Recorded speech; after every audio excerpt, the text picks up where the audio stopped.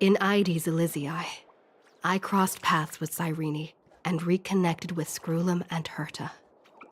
They revealed that the world-bearing core flame must be secured in the world's next cycle, but Lygus would stand in our way.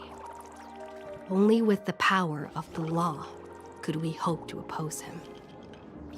We returned to the era of the first Flame Chase journey, where we met the Flame Chase heroes of old, including the Monarch Saridra, the Chrysos heir of law, and Hysealens, the Chrysos heir of the ocean who served her. To ignite law, we needed to overcome Fagusa, who had sealed the vortex. However, we discovered at the rallying feast before the battle that Lygus had already forged a pact with the reigning Saridra. During our clash, I was cast out of this world, and Saridra broke her alliance with Lygus. Guided by Herta's hints, I obtained the Garden of Recollection's aid and left Lygus's cage. Within the path space, a mysterious guest bearing the likeness of March 7th, Evernight, appeared with the world-bearing core flame and sent me back to Amphorius. While I was away, 1,000 years had passed in Amphorius. Amidst the desolation of Akma, Cyrene left behind memories of a long war between the Chrysos heirs and Lygus. Their sacrifices laid the groundwork for my return, and with it, the Era Nova. In the illusions of Styxia, the tales of Hysealens and the first Flame Chase journey were unveiled to me. Hysealens, who had been waiting in the ocean's depths, led me to the vortex.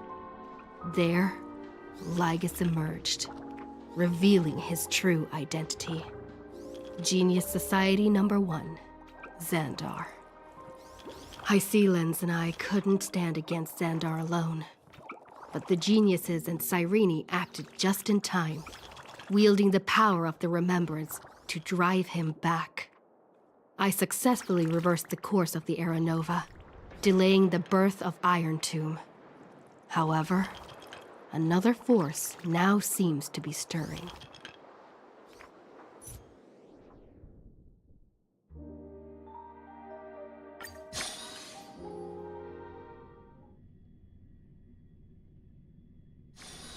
Peaceful days are like breezes carrying the scent of wheat fields.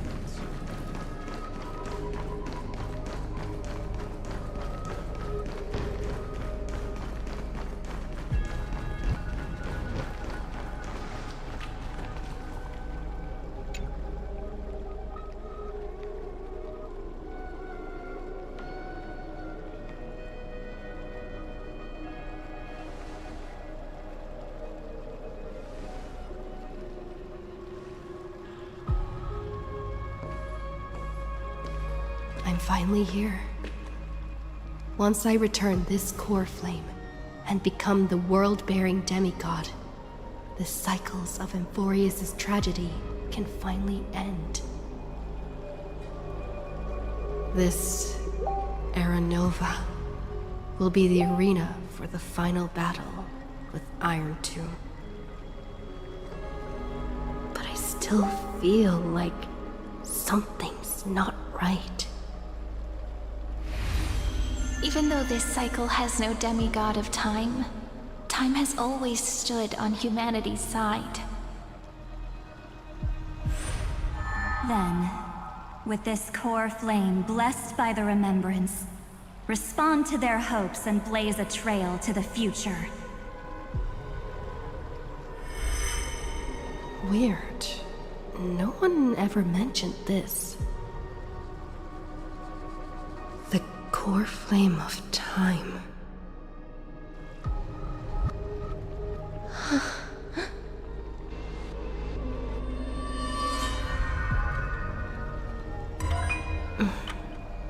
When did it get returned?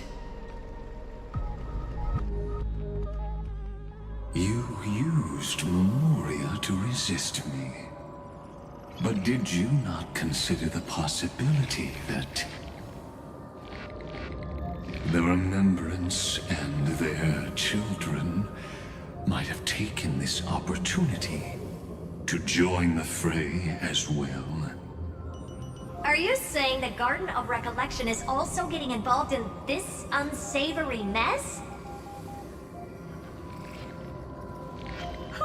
Then I welcome them. If the Memo Keepers can disrupt your little experiment of destruction, I'll give them a standing ovation.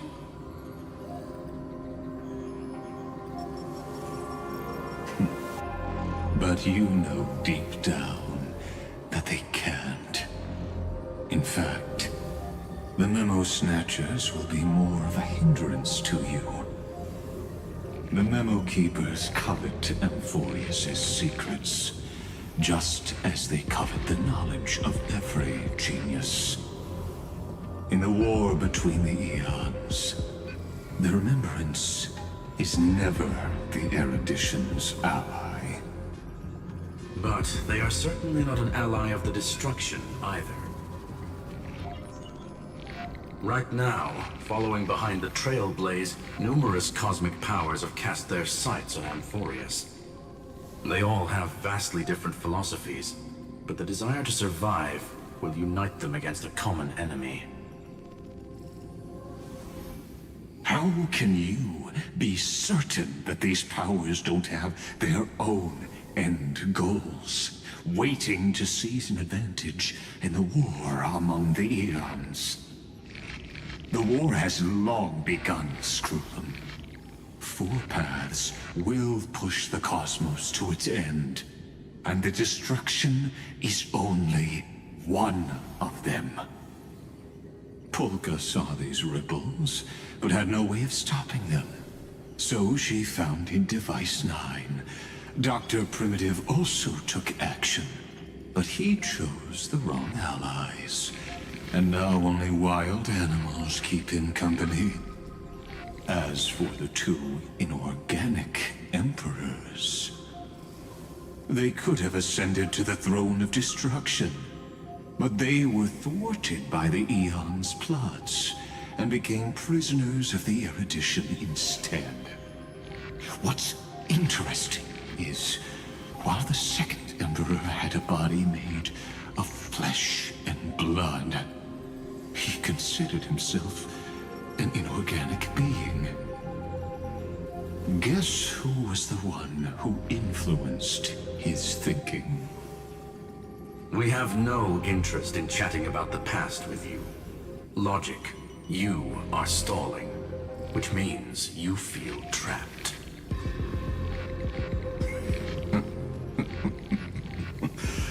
Trapped.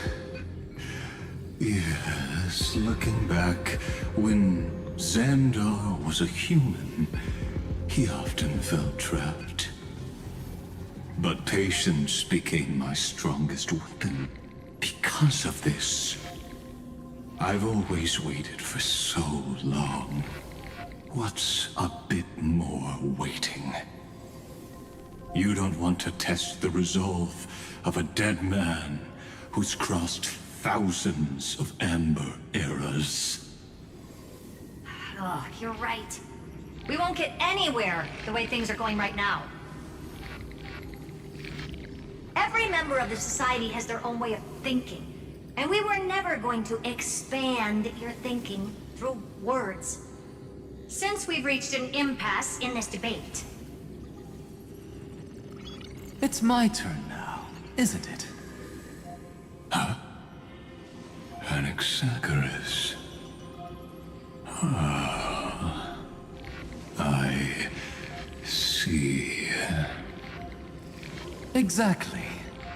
The benefit of dealing with intelligent individuals is that there's no need to waste words. The answer is exactly as you think.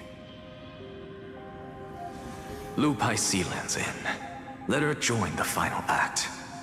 I'll transmute myself into a Philosopher's Stone and embed myself into the formula.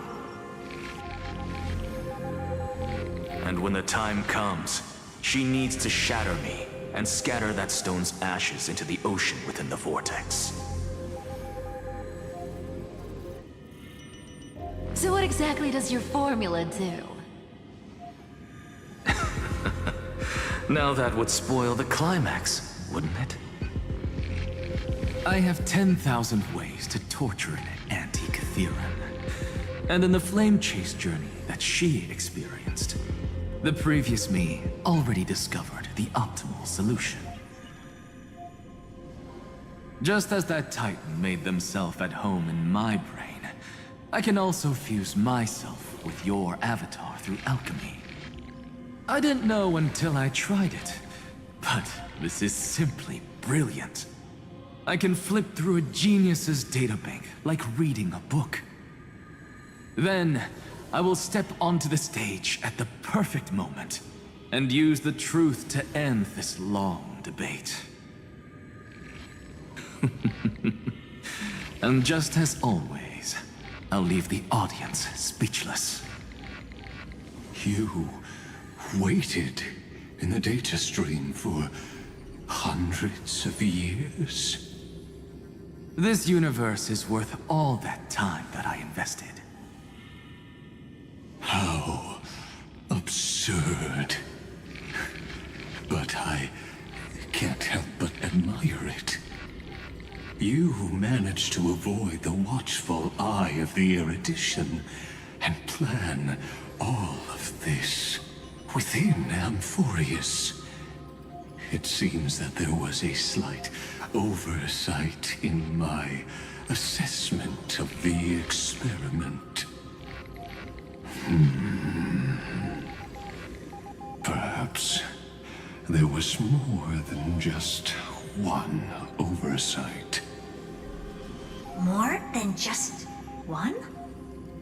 I underestimated the Remembrance's methods. A third party is about to join our discussion. Still haven't noticed it.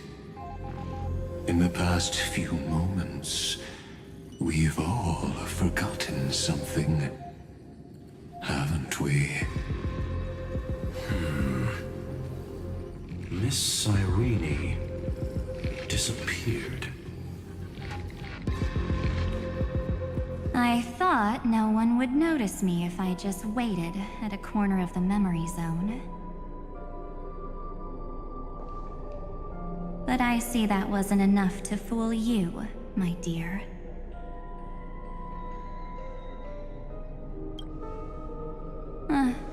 Looks like you're no longer that surprised to see me, even though I am an uninvited guest. That look. So full of memories. But I'm not her. Only you can see me right now. I only exist in your cognition. So that way, other people can't interrupt us.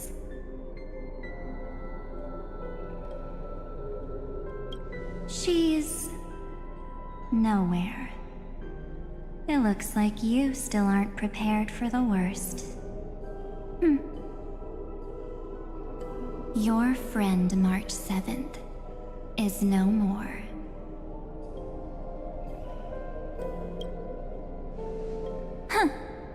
It's just like what she predicted. The truth shook you. Just like she said it would. March 7th entered this world long before you and Don Hung arrived at Amphorius. She embraced the path of remembrance to save you two, and burned away, like a lone candle in the fog. And I am the shadow cast by her candlelight. I've been hiding within the cracks of time all these years. It isn't easy to deceive a genius, but I can do it. I'll now answer your other question, about who returned the core flame of time in this cycle. The answer is simple. No one ever did.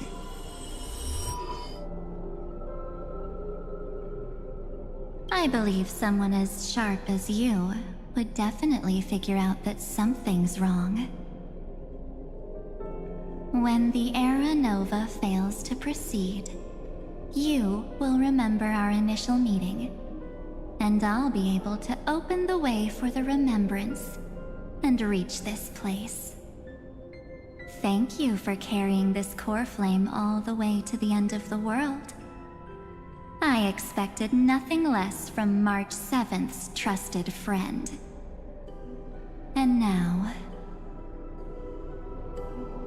I shall claim the divine authority of time.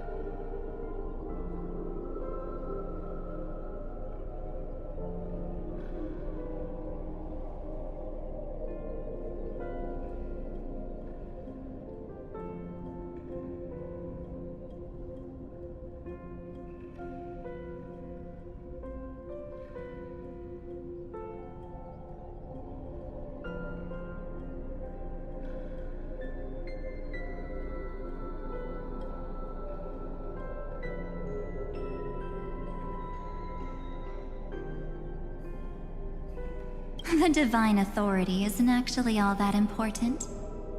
What's important is that I will use it to participate in the inner workings of this world. You already have a good idea of what the Era Nova does, right? It initiates extrapolations for the next cycle, based on the World-Bearer's memories. This immutable experimental mechanism is the key to the genius's resistance against Iron Tomb. And now, I'll be lending it just a touch more help. Let me filter your memories. Keep the appropriate seeds, and discard the rest. That way, we'll be able to complete an Era Nova that this world has never before seen. It won't take too long. You just need to step into the rain of sensation with me. I'll tell you who deserves to be forgotten, and who deserves to be remembered. With your memories as the base material, I will recreate the cause and effect of this world, and let a flawless Amphorius be born from the chaos. Isn't the fate of the entire cosmos hinged upon this fight? Then this is the best way to ensure everything works out. It will most certainly defeat the destruction, while composing an unforgettable chapter for the Trailblaze.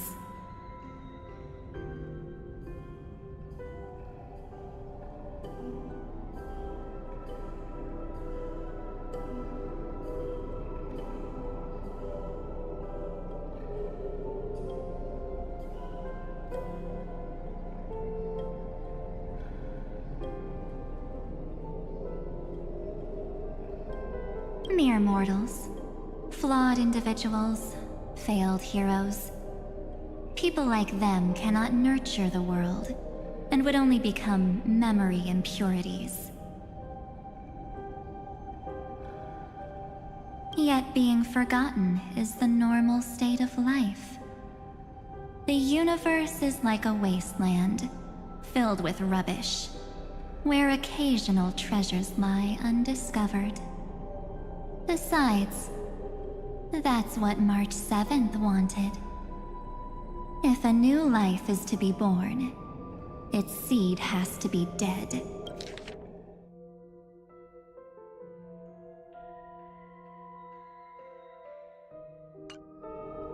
March 7th made a wish to me before she disappeared.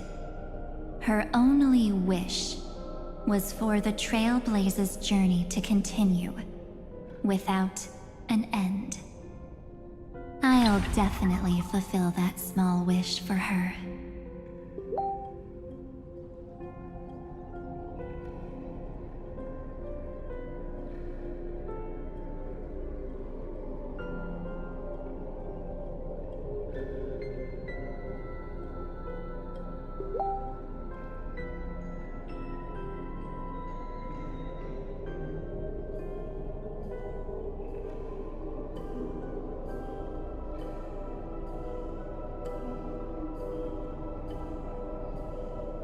Friend, what's going on? Your consciousness suddenly went so far away. I promise you that the Astral Express crew will definitely see each other again in that new world. So come, dear. Sink into the sea of oblivion and become my guest. So much time. Just the two of us. And guess what? You cannot refuse my invitation. Because this Memoria Tide comes from your companion, March 7th. It's her deepest and innermost memory.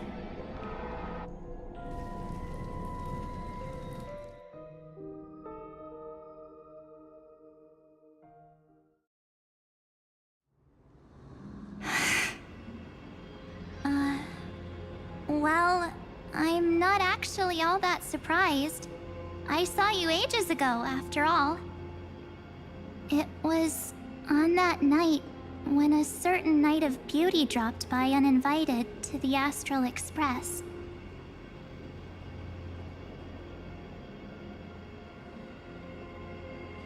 That was when you showed up, without even saying anything. Huh. I see.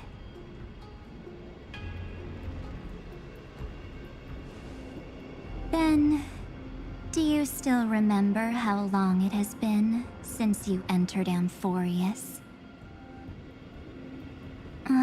That's gonna be tough to answer. 97 days. You walked every inch of this world in 97 days.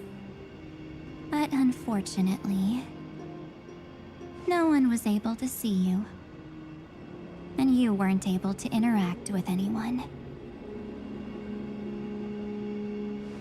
Like how the Memo Keepers renounce their flesh and turn into mimetic entities.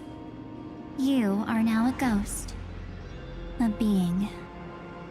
Unperceived by all. But I can't just do nothing. This world is super terrifying. She and Don Hung have already set off. The Astral Express could appear on the horizon any second now.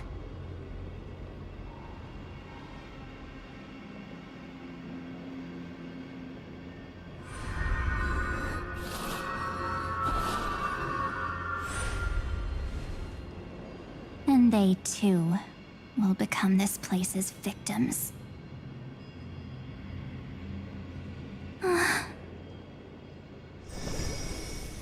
For ages, I've watched people walk through that door. They couldn't see or hear my calls. The voices beyond always promised safety, but I've never seen anyone return safely. They are all humans who got lured into this place. But these people's memories were tampered with. That's not what happened with the Express crew.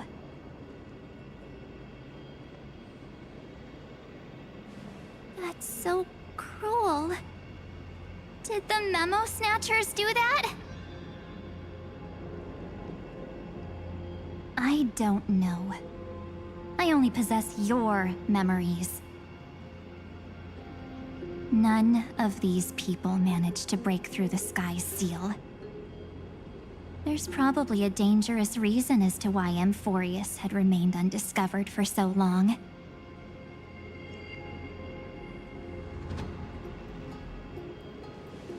Anyway, back to our initial topic.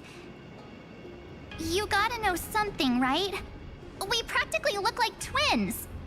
Maybe you know a thing or two about my past? Or any hidden powers I might have?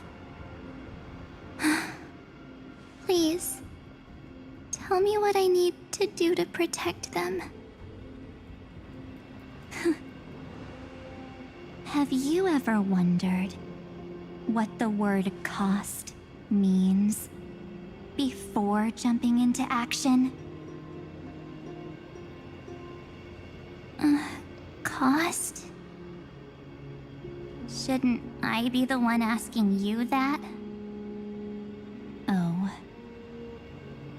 You always hid in my memories. Never wanted to come out. The only times you showed yourself were when I got into serious trouble. That's because you also don't want to get discovered by the garden's observers. Am I wrong?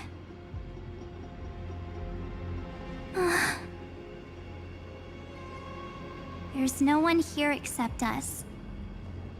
If you help me, then I'll help you.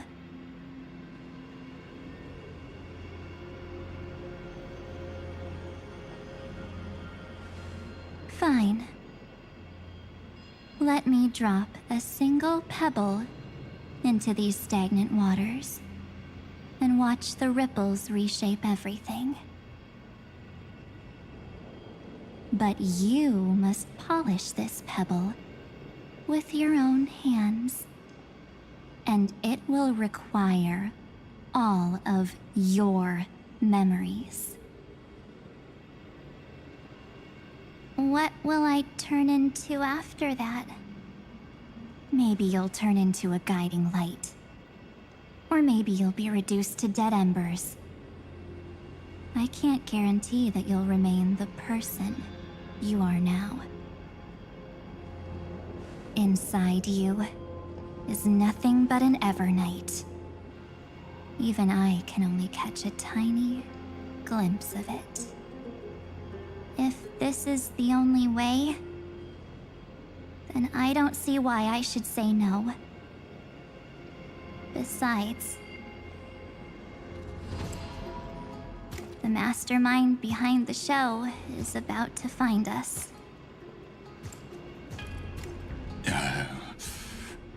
Apologies, lost young lady, but I simply cannot allow you to keep acting as you please.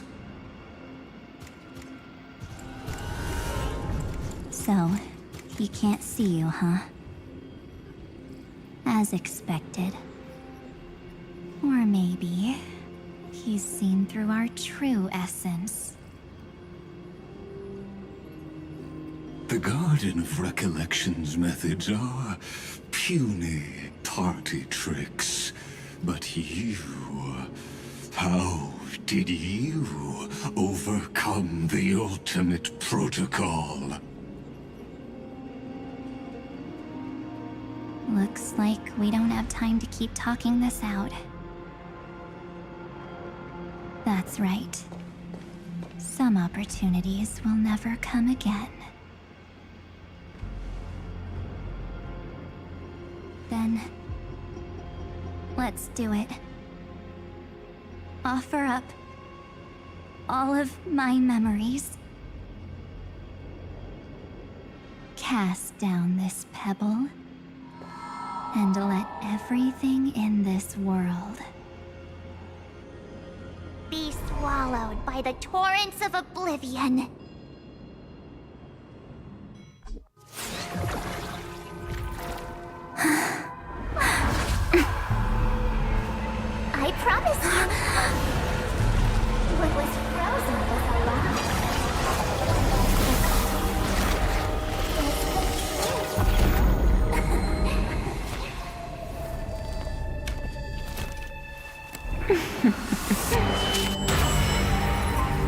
Now, let's bring the true Evernight to this world.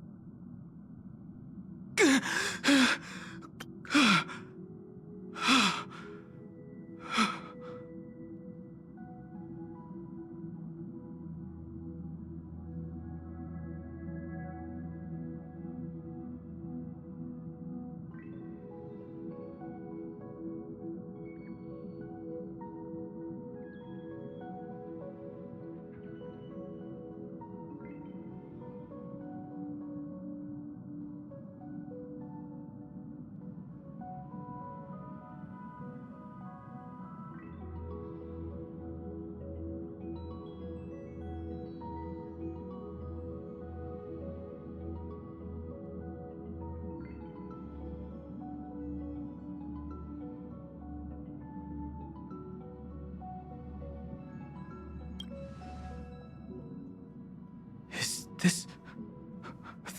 the parlor car? Am I back already? But... why don't I remember anything about... my journey back?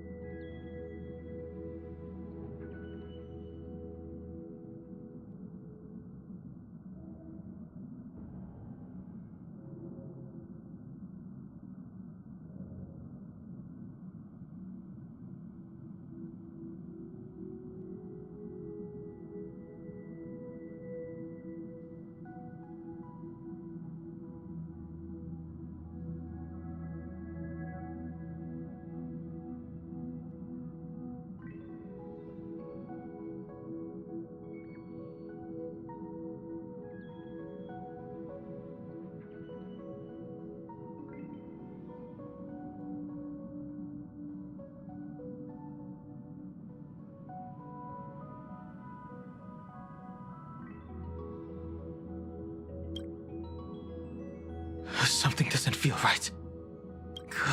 Think back to when she and I separated.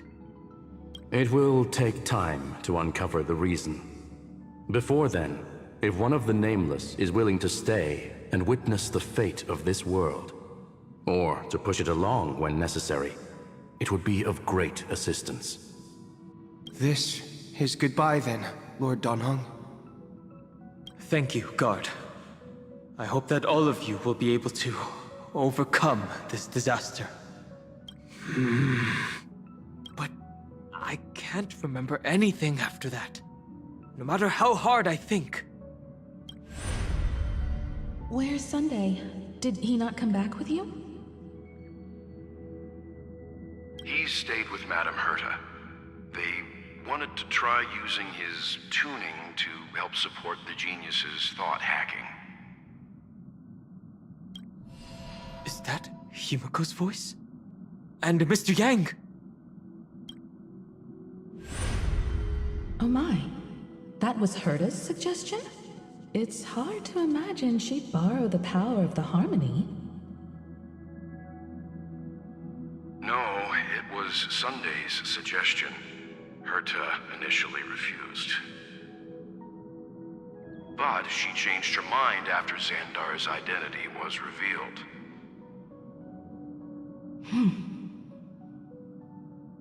And we still can't get in contact with the Xianzhou Lafu? I'm still trying, but this place is outside the interastral peace communications coverage zone, so there's a limit to what we can do. What about Aventurine's chip, the mini-transmitter? Surely it can get through to the IPC's lines. Himiko, are you all right? I've never seen you this anxious before. all right. I'm probably just tired. Let's focus our energy on the kids. Now's not the time for distractions. Right. Unfortunately, I left that ship in the dreamscape when we departed Penacony.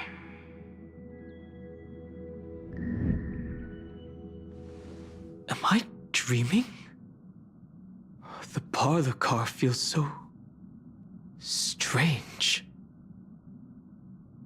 Are the voices coming from the passenger cabin?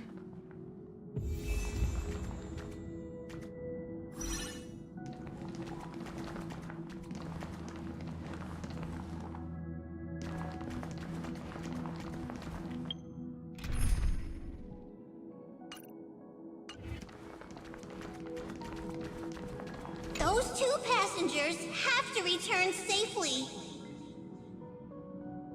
Don't worry, Pom Pom. They're both experienced nameless. They'll be just fine. Oh. I'm right here! But where did all of you go?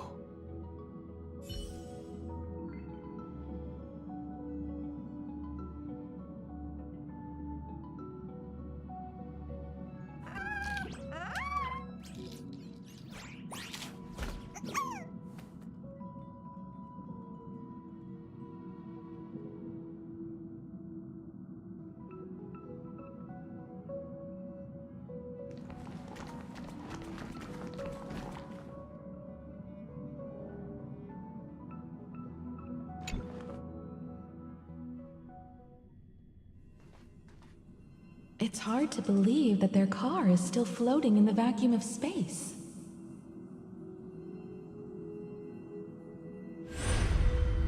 That's why the Express wasn't able to receive any landing signal. It's likely that the two missing nameless, like March 7th, also came under the influence of the Path of Remembrance, and only their minds entered Amphorius. We can analyze all we want, but the real question is, what can we do right now? I was just about to get there, Miss Himiko. Right now, Amphorius' memory zone is extraordinarily full. I can also take this opportunity to enter the world and seize as much of an advantage for the Astral Express as possible before the other memo keepers arrive. For example, I can light a beacon in the memory zone for the Trailblazer and Don Hong to follow back home.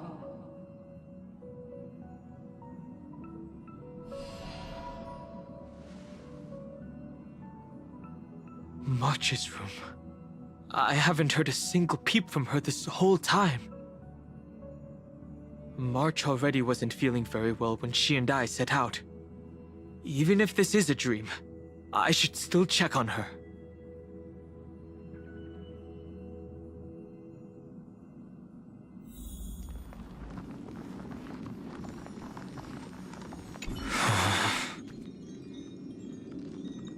No, that's not polite. March, it's me.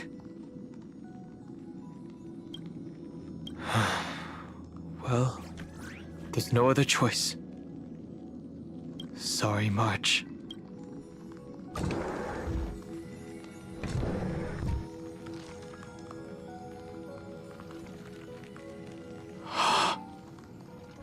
This isn't a dream after all. Based on what Madame Herta said, Don Hung should already be on his way back.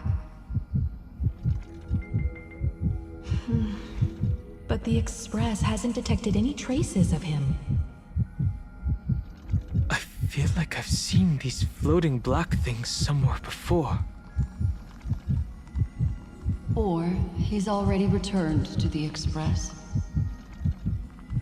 but fell into the trap of someone with ulterior motives. No, I've definitely seen them before. But I've lost that memory. The Memo Keeper's mimetic entities are truly everywhere. Don't worry. Normal memo keepers can't do anything to that little dragon. As long as he's awake enough, he'll find a way out.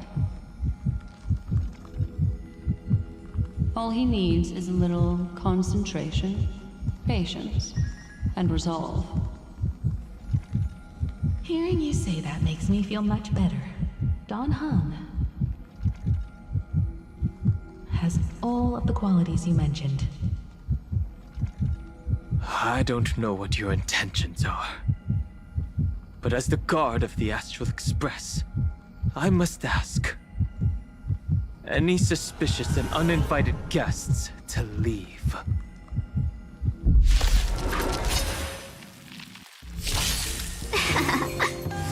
Lend me your strength. Future will come! Feeling spiffy? Can you find the answer?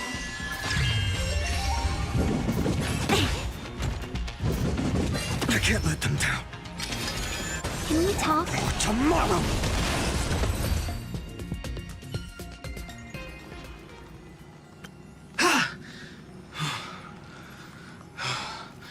Is the trap not taken care of?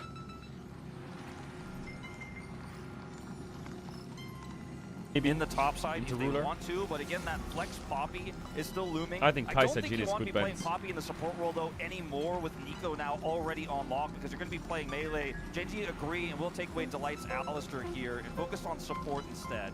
Yeah, I do like that these two comps are already beginning to form somewhat of an identity between the two of them. You've got Vi and Nico for the heavy engage, the Rise for the follow-up damage, and then you've got a lot of zone control with Orianna, Poppy, the Corki, who can always create some room for himself. So the Alistair gets banned away for more zone creation denial, and the Kai'Sa for that follow-up. Maybe a on Nord the ban engage from will be Genji denied feels away good. from Genji. And my guess is that they're going to ban Not another sure. AD carry. We're probably saving key counter pick for They R5. could just ban a Taking top the AD laner. carry on Yeah, okay, four I'm here. better. There's still a good amount of picks left that are okay into Corki. But Do you ban obviously it Cassante? really No, depends you on don't. You what just ban matchup Jin, I think, Delight here. will get. Knowing Delight, I don't really think that he's going to be playing for lane too much. Just going to be looking, I imagine for maybe like the Rel, just any engage support that synergizes well with the Orianna and allows you to really go for these big combo combos. Genji right now have a strong big engage tool in the Nico ultimate Severe. as well as single Actually, target good with ban, the Vi. So they can lock this Corki down even though it has good escape here. Having a stable I do AD kind carry of like that can Jin in scale Genji's well and comp help, though. you know, front to back in these team fights regardless of what Zeus is playing. He's going to fit the bill. They took the Kai'Sa away, which is super safe with the Nico. Now I'm the Bessa Super is ban. gone here for Ruler. So Ruler's pool thinned out a little bit here in terms of consistent damage he could look for. And the Ezreal feels is okay, the yeah. safe pick he'll opt for. Very Anything long difficult range? to get value into this pick as Orianna because of his arcane shift, his ability to I do think damage Nautilus is so strong far now. away. Normally you see this into a more clear dive Rel and composition, but with the Rakan feel expectation hard that into something Ezreal. like that Rel But is Nord coming feels a bit through, better. Feels a lot safer here to lock the Ezreal I don't know down. what Also means Rat Boy is that in a blind. He it could frees blind up Rumble, Durham but to make plays on the map I don't with really the know Nico. if I like Can it. be really Rumble Rel, obnoxious to deal with when you go to other lanes. a bit mobile. There Aurora is blind. now the Ooh, blind that's pick nasty. to come through here for Zeus. Aurora makes sense. That It's is one of the hardest nasty. champions to actually shut down. It takes away a lot of power from some of the expected picks. What does that Keen normally play can into go Aurora? towards Does he the just play Rumble, I think, Cassante is and take always it, or the does he play like biggest giveaway, Jace? as Rel for the I feel like Lions Aurora to top is surprise so them. hard to I think counter. Primal Life's draft has really strong identity. It's got a lot of They could upfront put burst Ezreal damage top and into the Corki to Aurora. follow up from range and then clean And just up pick house. Sion here. Great engage, plus the extra stability that the early game Poppy can give you, and the objective control that Peanut will be able to provide with his ultimate.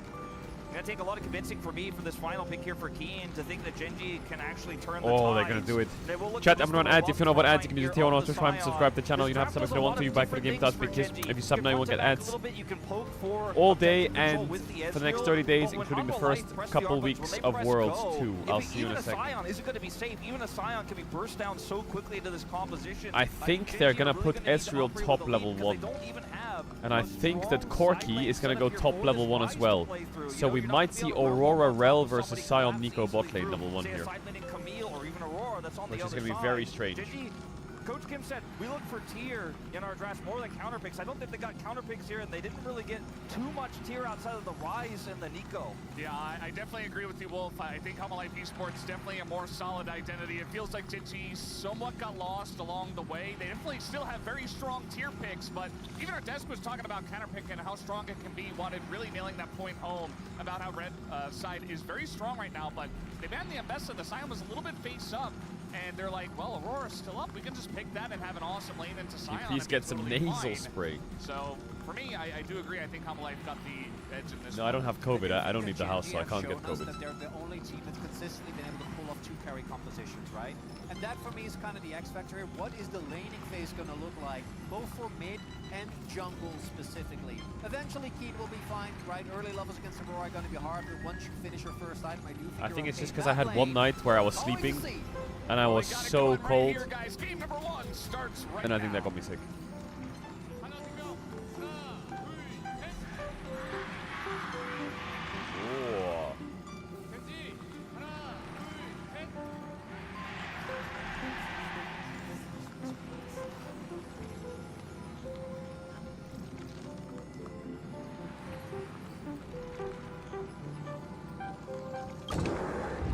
Dan Heng! Miss Himiko! I'm back. Even if it's just through a spirit warp jump. You could hear our conversations? Yes. It was thanks to your voices that I could pierce through the memorial barrier.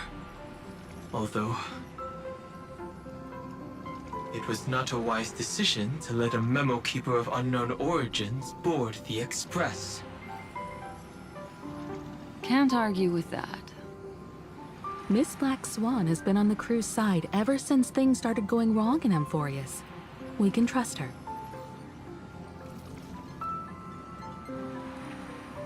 So many baffling things kept happening one after another. I don't even know where to begin.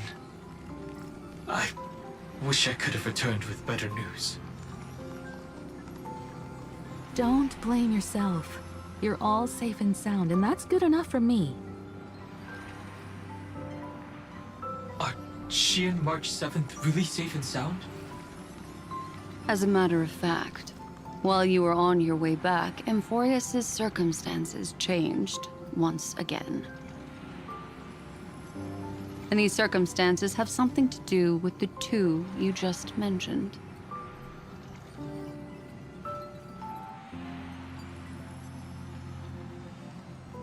Are you saying that she has been kidnapped by an unidentified Remembrance Path Strider? So you're saying that person's appearance is identical to March 7th? It's too early to say that, as I haven't seen her with my own eyes. I've only detected a similar aura in the memory zone. We have no way of knowing what March 7th has experienced. But I can assure you, if we sink too far into the Memoria tide of that Miss March... what will happen? Everyone here will be torn to pieces. Please, trust me on this. But I also trust in our trailblazing companions. I know this isn't what March would want. No matter what secrets are buried within, we'll do whatever we can to find that March 7th and bring back her and the March we all know. I mostly understand what we've learned about the erudition and the destruction. But what roles do the remembrances intruders play in Amphorius?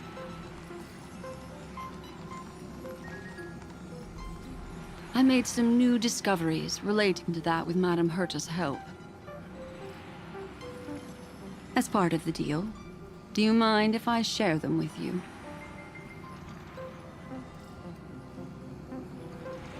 All right then.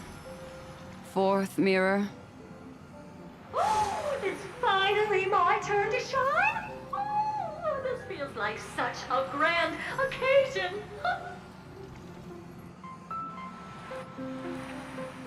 It's really been too long since I last appeared. This friend here is Madame Herta's very capable assistant. They were the ones who helped you complete the spirit warp jump. Additionally, it was thanks to them that I was able to learn the secrets of that group of extremist memo keepers. appreciate the praise, but I didn't have to lift a finger. I mean, mirror. You did this through a mirror? The garden has strict rules for collecting memories. But not all memo keepers are as proper as I am. Herta Space Station often has uninvited guests, and they never seem to know their limits. That group of memo snatchers has been taken care of, and they are now trapped in the fourth mirror. How many of them are there? I can't quite remember. I didn't really count carefully either. Maybe around 42? There's still room for more. I carefully dissected the memories of these colleagues of mine. Individually, their goals are not worth mentioning. But when you piece them all together, you come to a conclusion that can't be ignored. The Garden of Recollection is secretly salvaging the memories of a path disappearing. In other words, their goal is to gain the memories of a god's death. The moment an eon falls? That would indeed be a spectacular sight for someone dedicated to recording these things. That's exactly the problem. They seem to have been aware of the destruction's movements early on, but they lacked a decisive power and had no way to penetrate Amphorius's firewall. So, what did they decide to do? Hide the truth and wait for an opportunity. Now it seems that letting Memo Keepers guide the right people here was also part of the plan. This also confirms one of my suspicions. They have already infiltrated deep within the garden. They would not hesitate to associate with the destruction in order to salvage memories? Could they be the cremators? I don't know. Perhaps there are even deeper things at play here. The majority of Memo Keepers believe that when the universe inevitably reaches its death, unable to sustain increasing entropy, Fu Li will use the memories of everything to reforge the cosmos. Amphorius, as a scepter, can be viewed as a mini-universe. This is why Memo Snatchers have been frequenting the Herta space station. Without a doubt, these extremists wish to record the cause and effect of Iron Tomb's destruction of the erudition. They may want to use it to simulate the end of the universe, or to probe into the unfathomable will of the eons.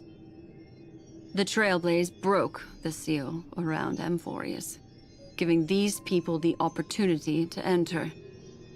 Now, they'll do anything to prevent outside powers from interfering. Because your involvement will certainly influence Iron Tomb's final outcome. You said that March is closely linked to the Remembrance. Is what she's doing related to these Memo Snatchers? I do not believe that Miss March is on their side. In fact, when the car you used for landing first made contact with Amphorius, a violent surge of memories flowed past. Combined with what we know now, I have reason to suspect that the flash of power came from March. Exactly. She was the first to be hijacked by the Remembrance, but she used Memoria to neutralize the firewall, allowing you two to enter Amphorius.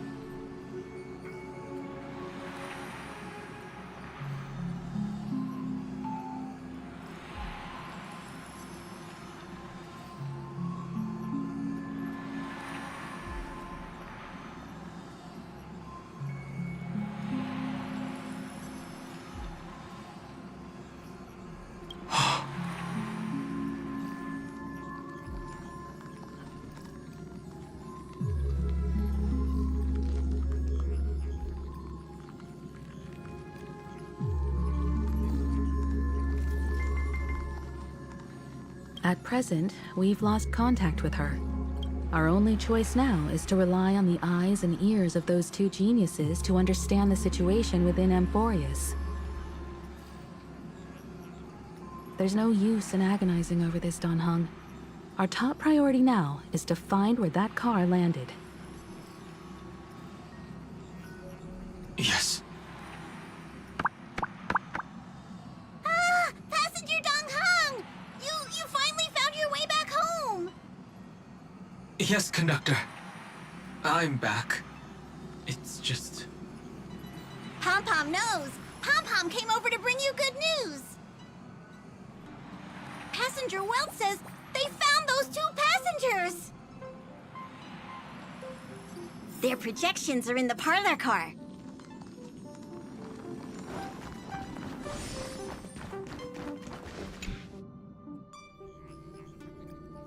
Welt.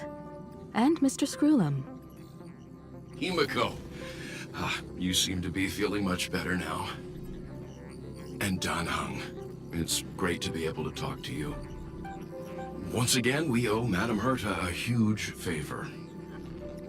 Madame Herta doesn't care much for favors, but she'll be happy to receive everyone's praise. Back to the topic at hand. Mr. Dan Heng, we did a sweep of the area surrounding Amphorius' celestial body for organic signals, and we finally discovered the bodies of you and Miss Trailblazer. The two of you were very fortunate, as there was something protecting your bodies. All vital signs are still present, and your functions are all intact. Was it March protecting us? Our preliminary determination is that the bubble enveloping you two in the vacuum is made of a substance similar to Memoria. Conjecture. This substance is connected to the lost Miss March. It will take some effort to bring your bodies back to the Express, so you should get some rest first.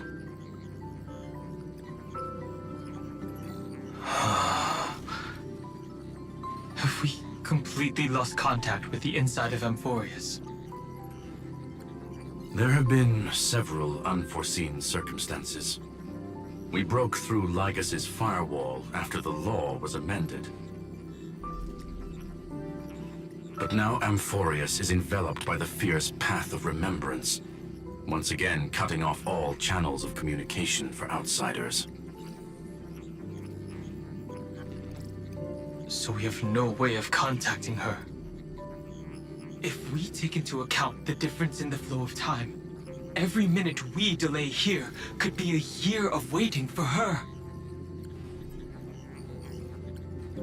Dan Heng, what are you thinking? If it was March who helped us get past the firewall initially, then does that mean only she and I have the travel permit for Amphorius right now? That is a logical inference, Mr. Dan Heng.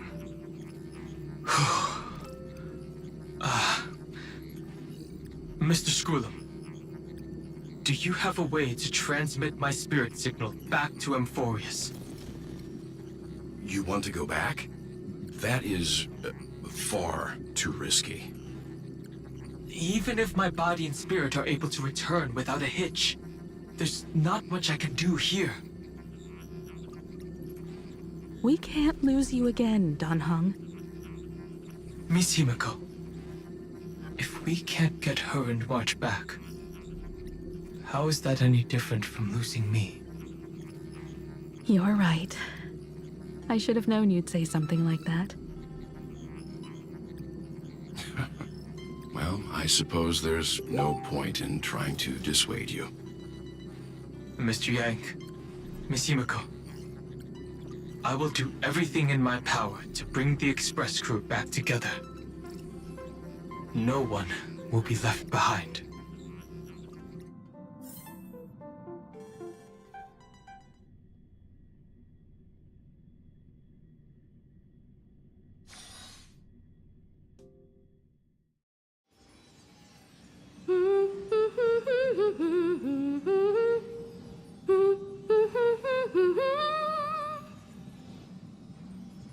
may notice a hint of sweetness in the air. That would be the fragrance of the 7-colored bath salts from Marmorial Palace.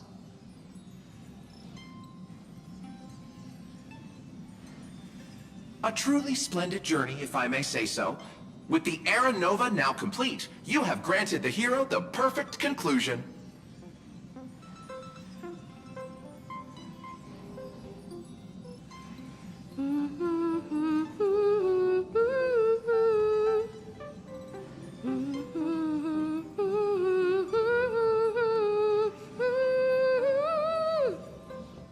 Losses were a constant on the Flame Chase journey, until your radiant arrival turned the tide.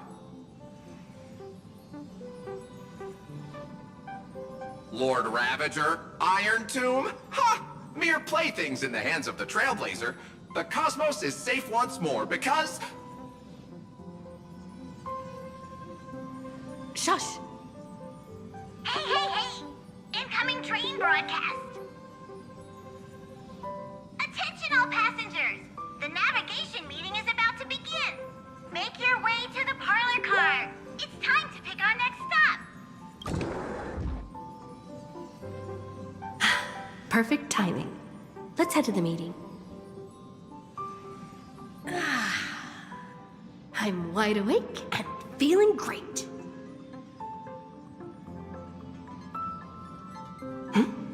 What's this? Who left this note? Strange. It's like I...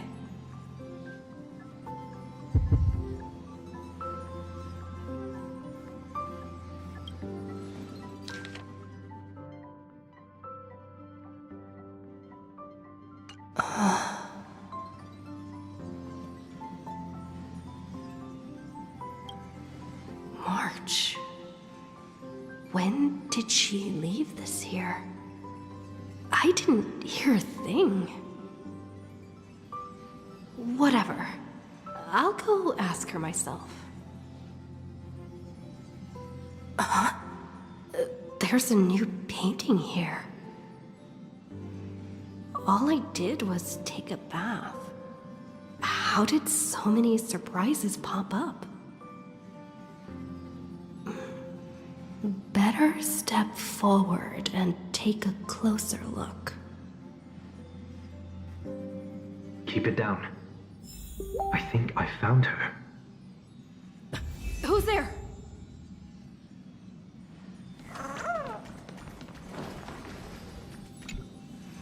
What's this?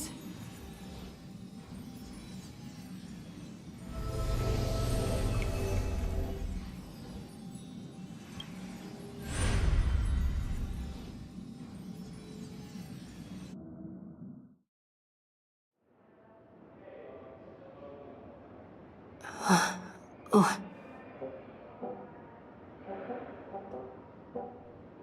Is this the Reverie Hotel?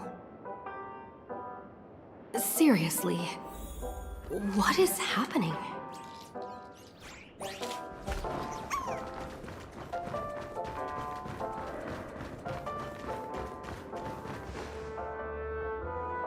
There you are!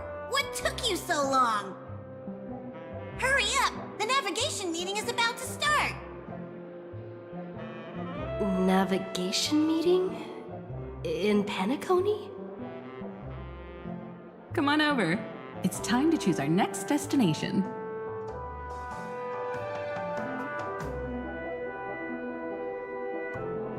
Perfect timing. The meeting's at a standstill. Lushaka or Melistanin? No one can make the call. The vote's split 2 against 2. Everything hinges on your vote now.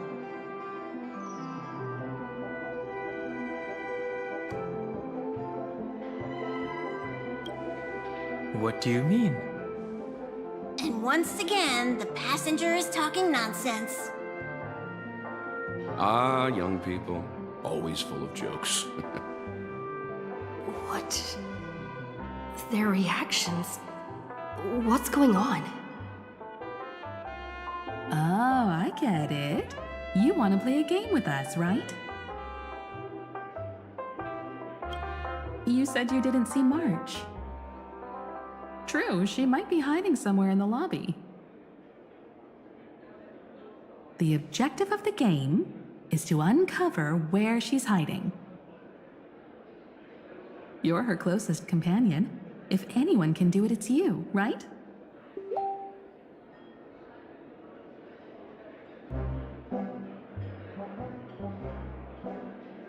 Is March 7th playing hide and seek with me? Youthful games like this are a bit much for me these days. I'll step aside and let you all take the spotlight. The future belongs to you now. Something about Mr. Yang's attitude feels a little off. You seem in good spirits. Rest assured, wherever our next stop is, I'll make sure you're all protected. Huh? Dan Heng being this forward? That's not like him at all.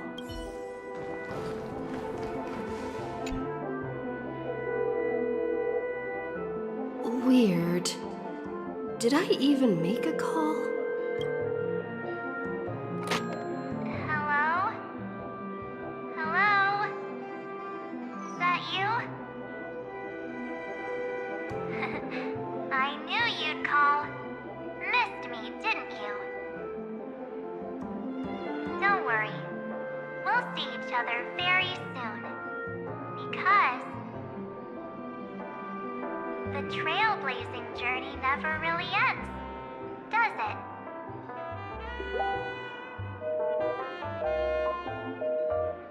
March.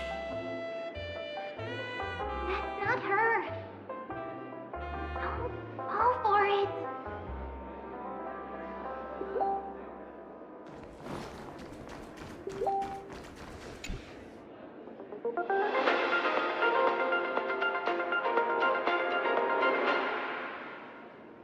This is the Interastral Peace Broadcast.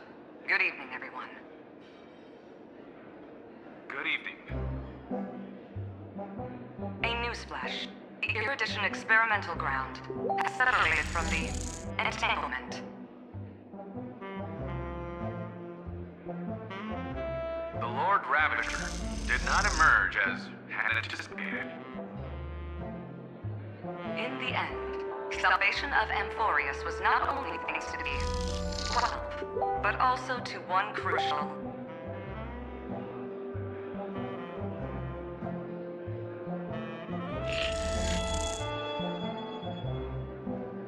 It won't be easy, I know. But you've got this. Find your way back. Find yourself.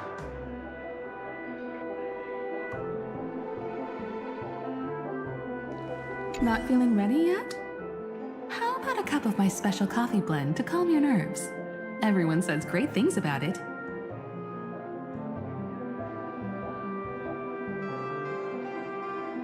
Wait. Everyone is saying great things about Himiko's coffee?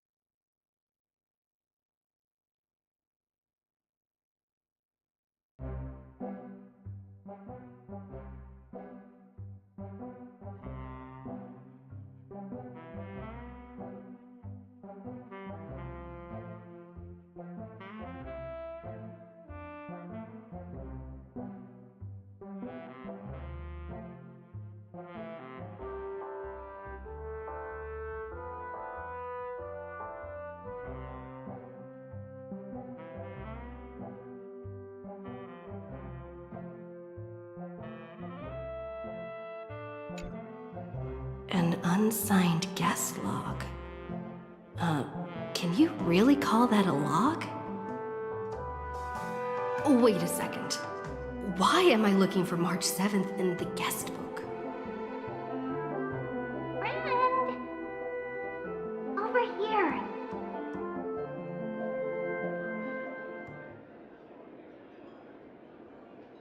March 7th isn't here. Faint, fleeting voices are speaking to me. But where are they coming from?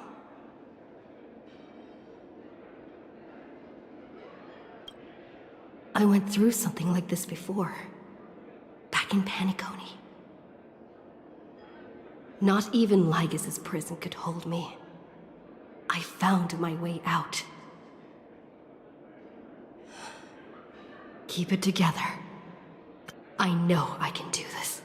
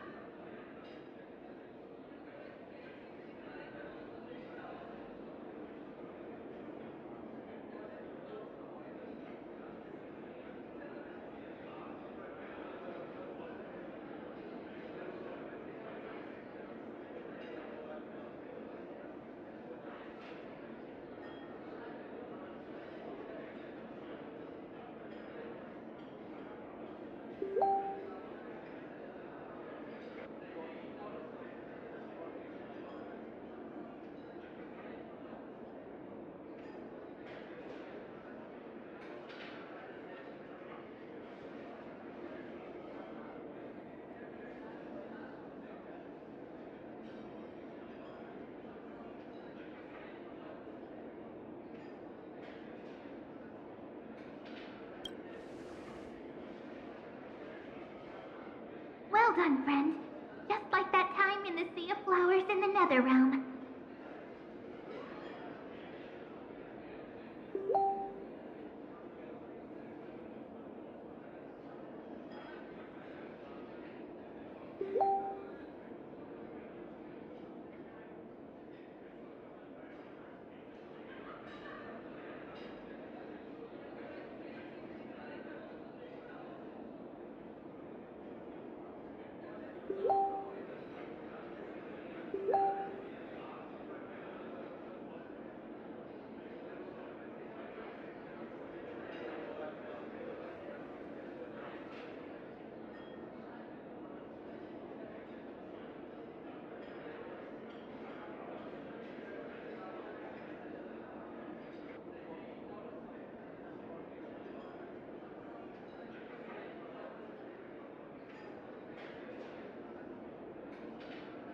Match up my colors, okay?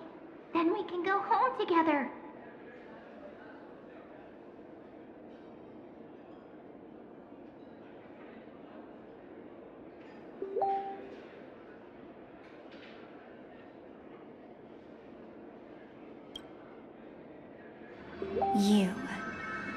You're trying to tamper with the remembrance, too.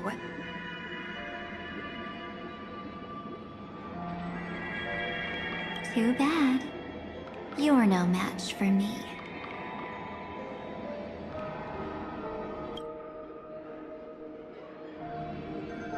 Did you find her?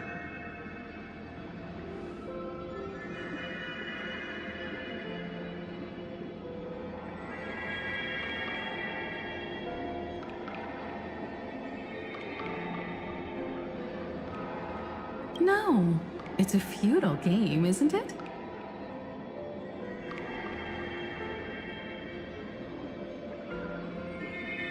In truth, you don't have to go to such lengths to find March 7th. Because in this memory zone, March is everywhere. We're protecting March 7th's wish. You... You seriously can't sense it? She doesn't want to say goodbye to the Trailblaze. She wants to keep traveling together. Forever and ever. We are her memo sprites. For the sake of her wish, we must give it our all.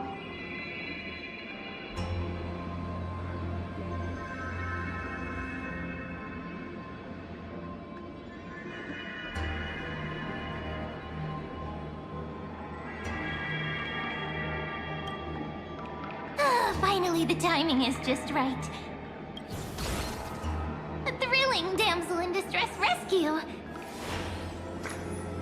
Wait, maybe I got that backwards.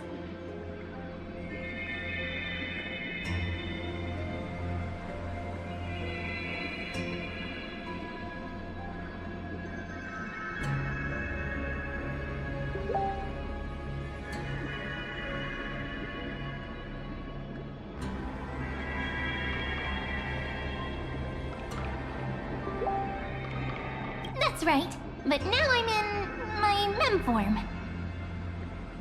Seriously, one mysterious and cute memo sprite is more than enough. Friend, come with me. We're getting out of here.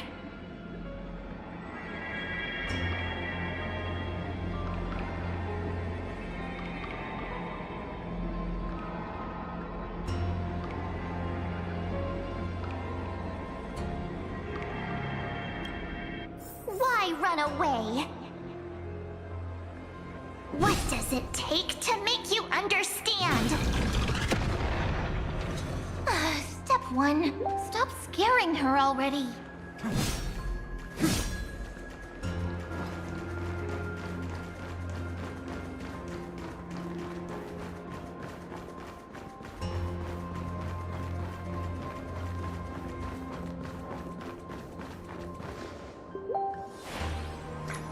In this form, I'm way more suited for the memory zone. I'm totally in my element.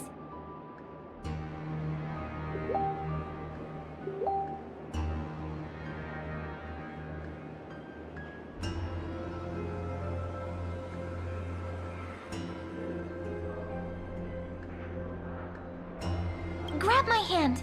Let's hide away in the deepest corner of your memories.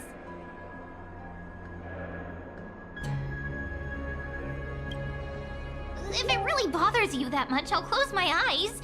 Just take my hand and lead the way. Lift the curtain of memory. And stir up ripples of past reverie.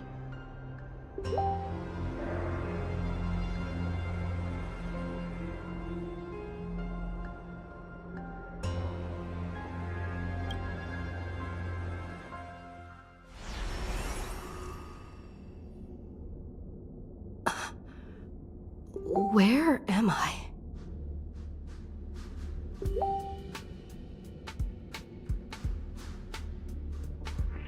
The space station. Where it all began for you. Looks like we made it. What's that?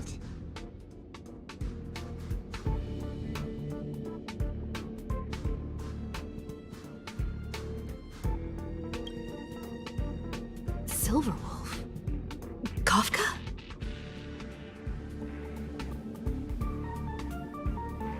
It's your secret.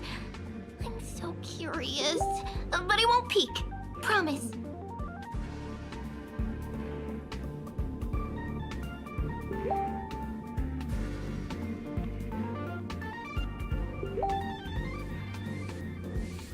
When I first met you, I remember they were there in your memories too.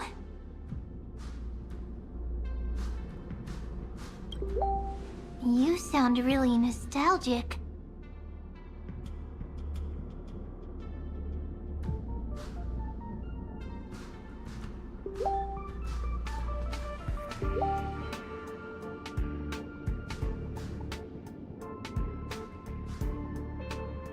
You sound really nostalgic.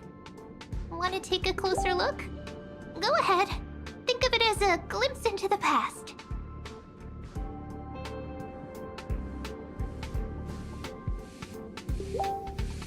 I'll stay right here. I promise not to disturb you.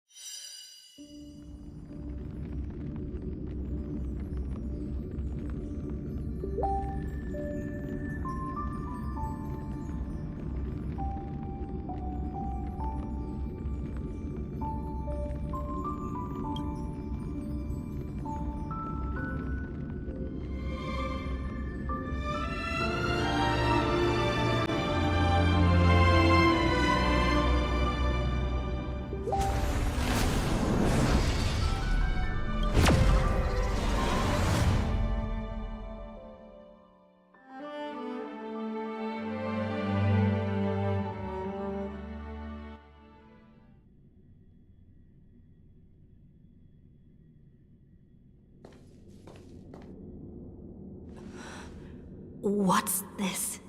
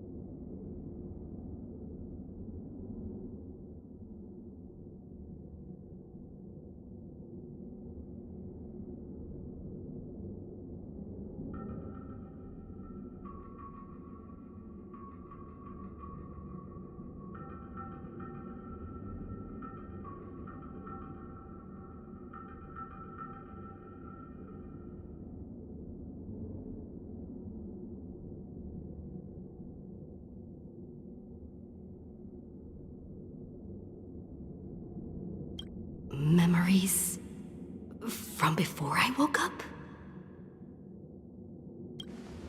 So, Silverwolf, how long till she wakes? Hard to say. Maybe a few more minutes. By the way, that part in the script, could this be the right moment? Yes, looks like we're on the same page. In that case... Listen.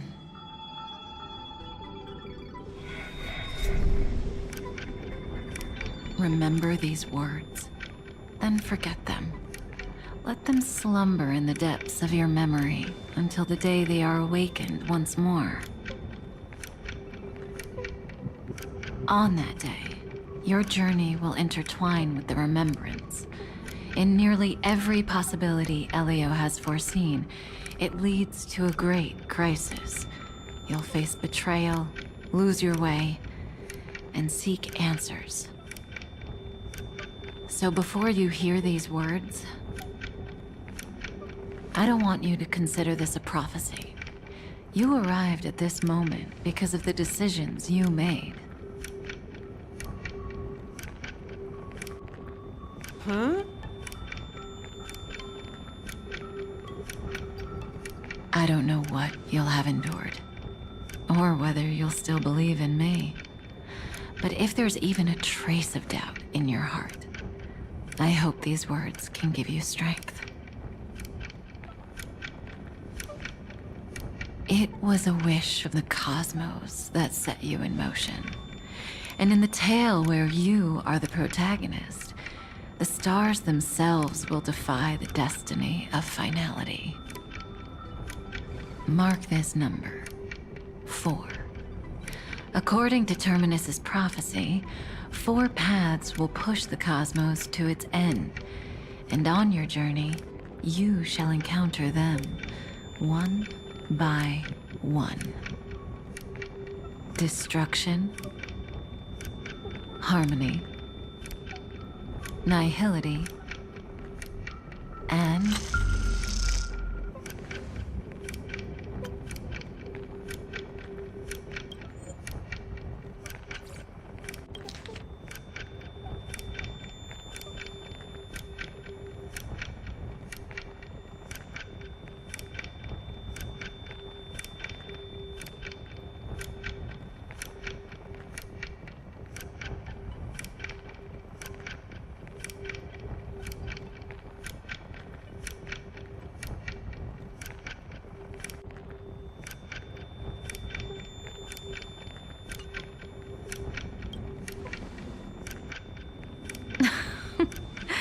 easy now. Trust what you remember. The 4th path has yet to fully reveal their face.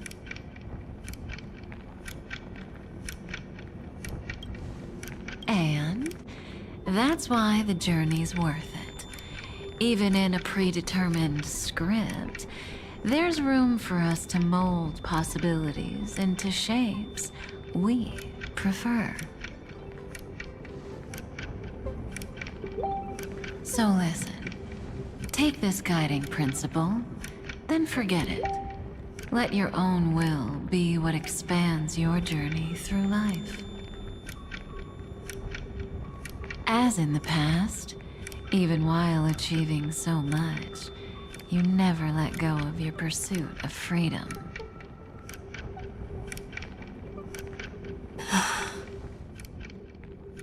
That was so sincere. I might actually tear up a little.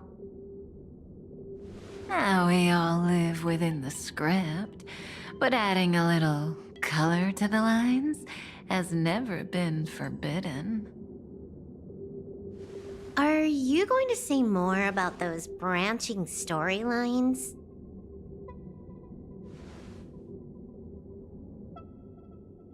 Never mind. Best not to tempt fate. Get ready. She's about to wake up.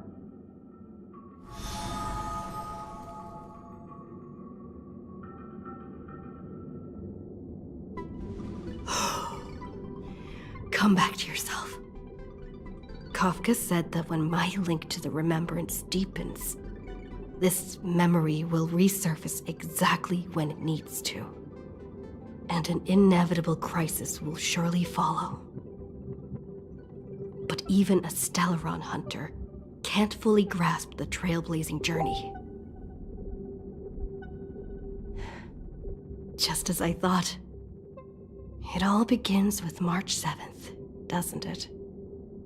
Even if the Express had never arrived at Amphorius, her secret would have come to light eventually.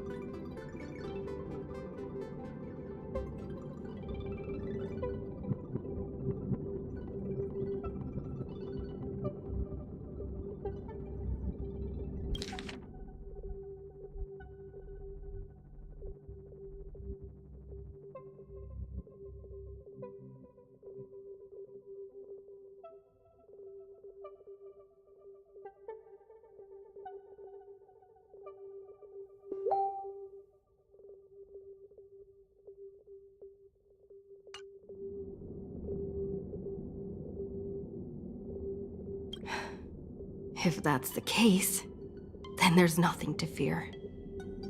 Collect yourself, and go find Cyrene.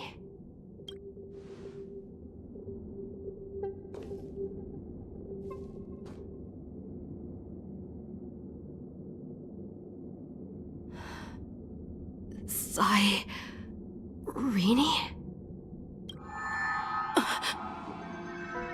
It's a breakthrough! A breakthrough! How could that little pink girl possibly beat us? Little one, you really don't know how to behave, do you? You were meant to stay in those beautiful memories and wait for all the disasters to pass.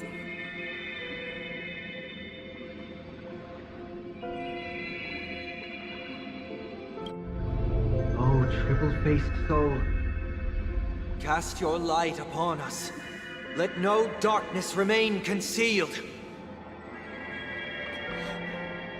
Sunday? Raise your hands high and embrace this boundless light.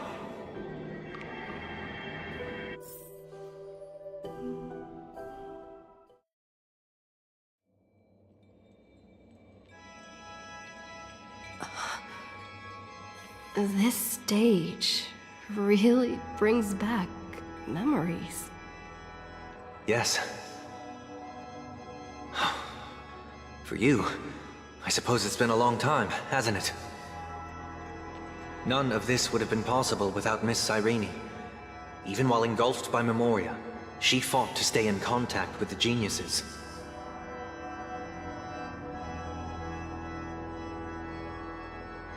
Only then, through tuning, was I able to undo the memory zone's effect on you.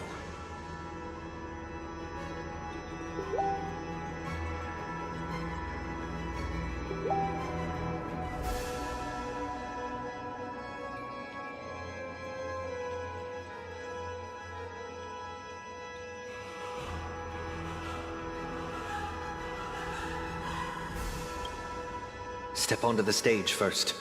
Ms. March will come for us soon, and she won't be alone. Those memo sprites will follow. We need to prepare early. Only then can we get you out safely, and go back for Cyrene and March 7th. Please, be careful. Amphorius is being overwhelmed by an unusually violent Memoria tide. I'll do all I can, but even that might not be enough. Black and pink. Two memories twisted together. Time is precious. Let's pick up the pace.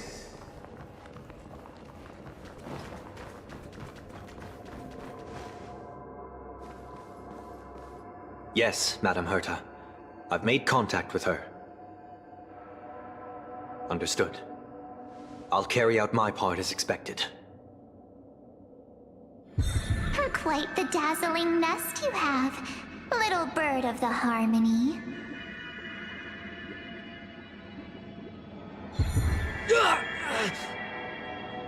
Your grasp of Memoria is unexpectedly profound, but playtime's over.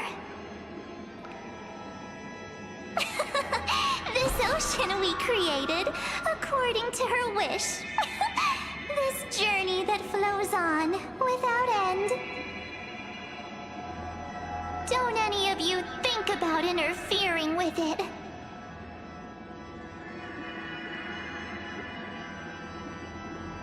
She's coming. Is it me she's after this time?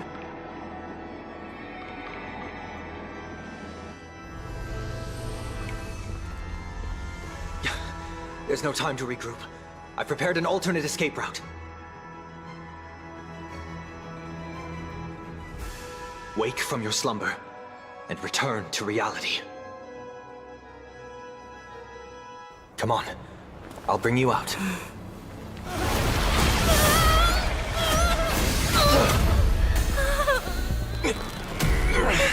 Ow. Self-righteous past rider of the harmony. You think you can do that?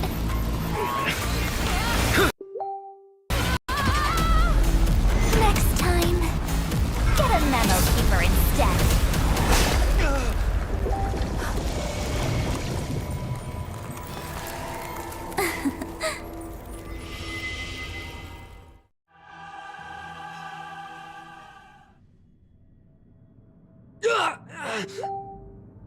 That was way too close. Good thing I was there to fish you out. Sunday, are you all right? Mr. Yang. I couldn't get her out. I'm sorry.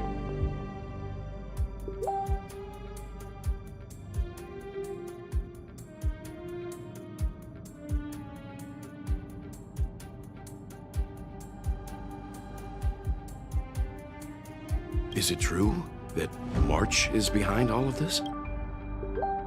Yes. And no.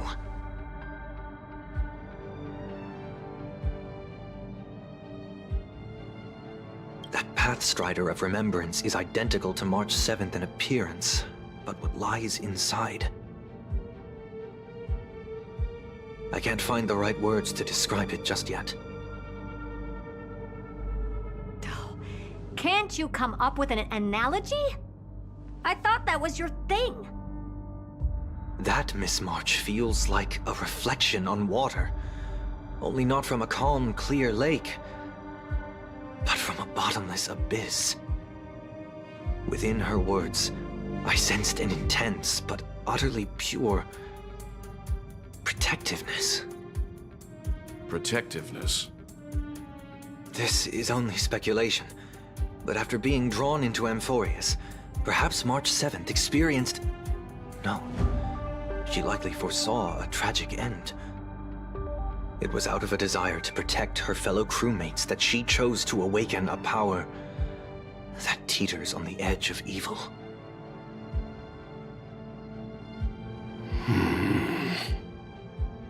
Well, on the bright side, at least March 7th won't have to face any danger again. After that battle, I'm afraid I'll no longer be able to join the fight through tuning. So... has Miss Black Swan's progress remained on track? You don't need to worry. She used your disturbance to mask her movements. Current status? Advancing upstream within the memory zone.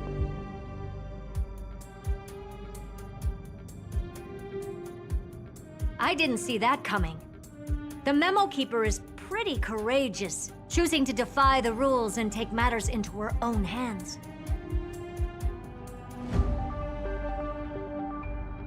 This means she's chosen to stand against the Garden of Recollection.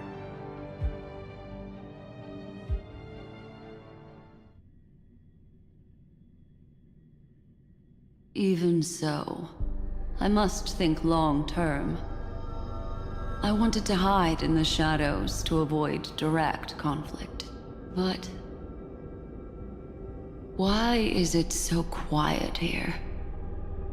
The air is thick with memoria, yet it's so chaotic, like broken memories all mixed together. Memo Snatchers should be swarming into Amphorius. I was expecting this place to be very lively.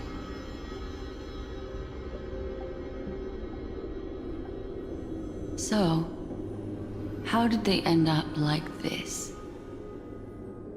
Now I'm getting very curious. An empty shell. The consciousness that maintained this Dharmakaya has disappeared. So efficient. Not a single trace left behind. Alternatively, she might have sacrificed herself for an even more mysterious purpose. Either way, what exactly made these fanatical believers end up like this? Memory. It is indeed a deep ocean of dangerous allure, where fascinating secrets always hide beneath the waters. I keep getting the feeling that the same thing happened in Penacony.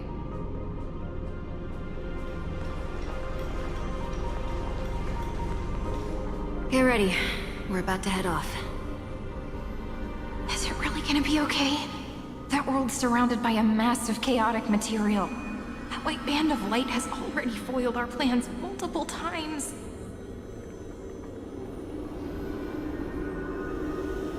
Don't worry. After the pink girl from the Astral Express broke into Amphorius, that obstructive force preventing the garden from entry disappeared. That's the trailblazing nameless for ya. A huge help.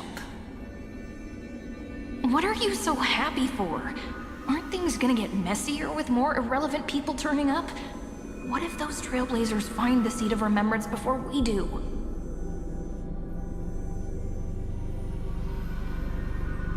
Then we'll just steal it back. Simple. By the way, there's a messenger and a memo keeper on that express.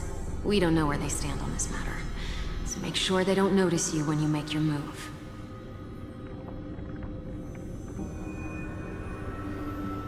You folks are truly everywhere. These Memo Snatchers are different from the previous husks. These ones seem to have had contact with her. We'll introduce ourselves to gain your trust. We are the Garden of Recollection. You should be very familiar with that name by now. This memory ends so abruptly, as if a shapeless hand snuffed out its candlelight. It appears the secrets ahead are even murkier than I imagined.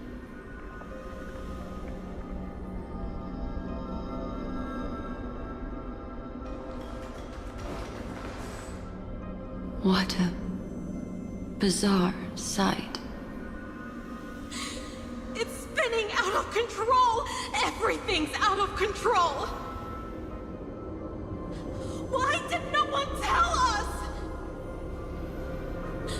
That girl is the Memo Keeper's nemesis! Is she talking about March 7th? That Evernight! Those black memo sprites! They swallowed everything! Those who came here first, all drowned. Not even a trace of their consciousness was left behind! I wish I'd never come here. I don't want anything to do with Emphorius anymore. Please! I'm begging you!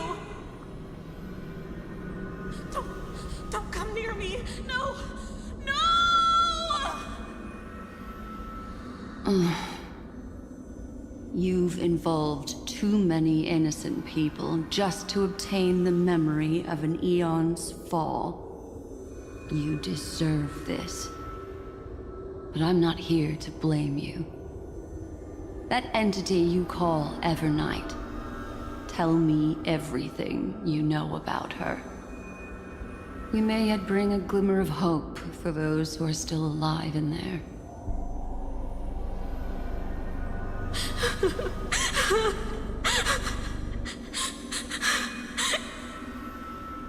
Eden, a blessed insight! Huh?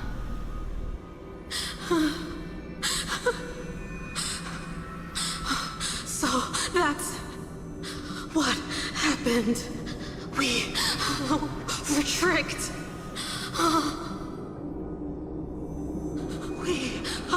We are the sacrifice the garden used us. The pure child of Anasrava abandoned us.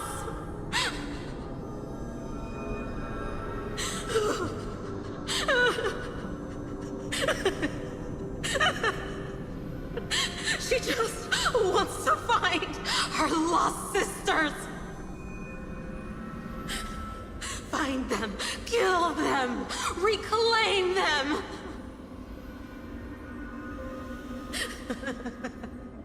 If a new life is to be born, its seed has to be dead.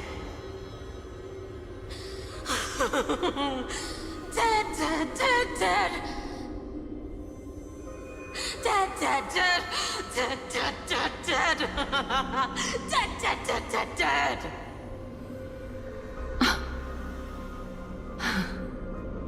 I can finally understand your fears now. Thank you for the information. It was very valuable. I'll take your remaining consciousness out of here as a gesture of thanks. It'll serve as both protection and a punishment. You'll reunite with your peers in a genius's mirror, where you can reflect long and hard on your past actions. Well, provided that I can survive my encounter with her.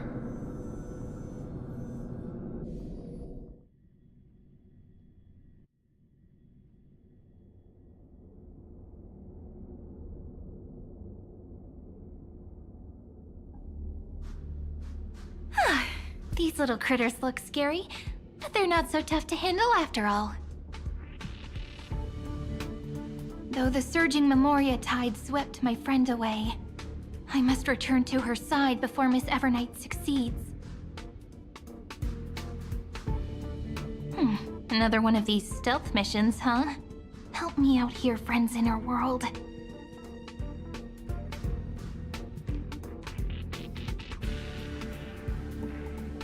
A scorching and dangerous aura. This power shares the same origin as Finan. And then there's that enigmatic, bottomless aura that seems to jolt awake at midnight. Must be Miss Evernight. Better steer clear of her. There's a beam of light over there. Full of energy, yet uncontrollable. More familiar than the others. As if it's coming from someone close by. Could it be... my friend? Maybe it's the Stellaron she mentioned. Memories of the Stellaron are flowing deep within the Memoria tide. Let's go there to find my friend. Ugh, jeez. So many little ones gathered here. Did you know I was coming? You're being a bit too enthusiastic, aren't you? Thankfully, her presence hasn't weakened. I feel like I'm getting a bit closer. Huh? They're guarding something. Is that my friend's photo stone? What's it doing here? These memo sprites are completely still. It's as if they're drawn to this thing.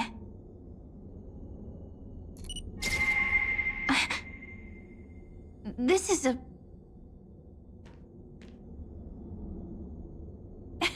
even cuter memo sprite. No wonder the photo stone can't store more memories. Have you been hiding in there all along? Find my travel companions. What? How could that mean? My companions. Are you March 7th?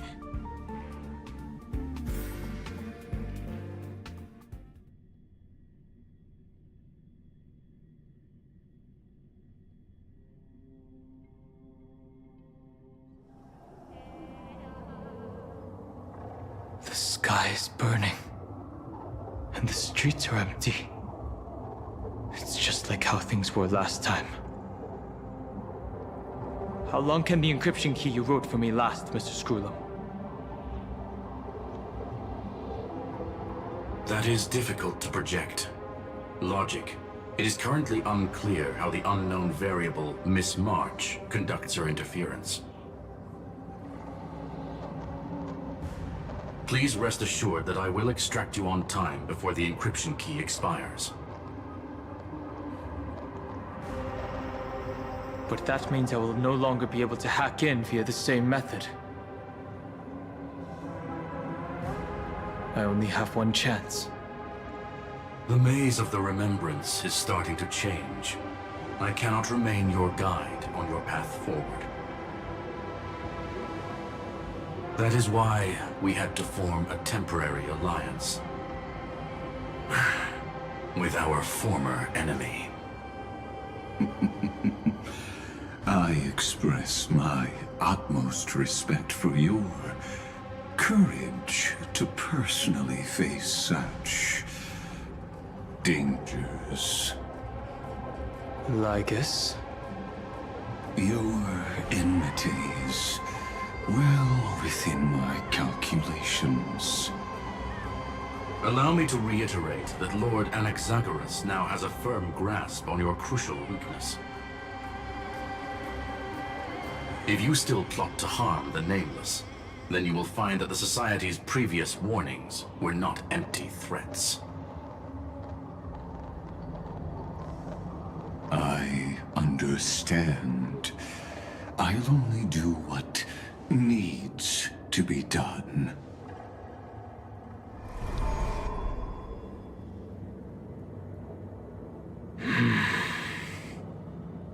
I never imagined that I'd one day walk alongside a genius who offered himself to the destruction.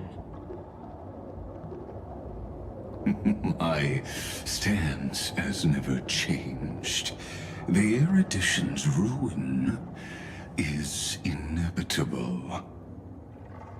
But before that, I'd be very willing to witness the reunion of the Nameless and to escort you on your way home. More like her appearance completely interrupted your plans, even forcing you to seek out collaboration. I'll remember that. Your words are as sharp as ever. But remember, happenstance is the only true constant in the universe. The demise of the progenitor of all dragons is a testament to that. Come with me. I am honored to guide a scion of permanence. You created this wasteland before us with your own hands. Such sights are no longer able to stir anything in my heart. Ha! Are you saying that once upon a time you were actually moved by their defiance? I'm sorry to say, I never was.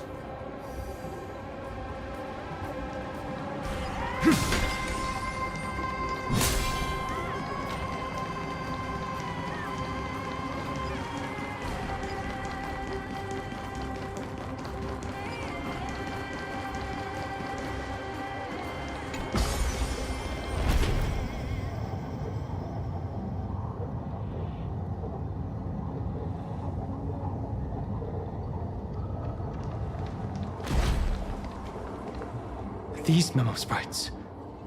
Is it her? The mimetic entities of the Remembrance are everywhere. That lady wove a giant web in my blind spot. She hacked and infected the Time Titan, converting the built-up data of Amphorius into puppets of the Memory Zone. Sounds like you two have quite the history already. Any variables that desire to influence the experiment deserve my attention. But you never mentioned her before. Could even a genius of the erudition get his brains hacked? Lord Dan Heng, I'm simply stating a fact. That lady is also a threat to you. A threat that you cannot afford to ignore. She snuffed out the Remembrance without any effort and left nothing behind. Her actions were so determined, as if she had an unquenchable hatred against that path. Contradictions are often the keys to the truth. Lady March 7th's past is a bottomless darkness.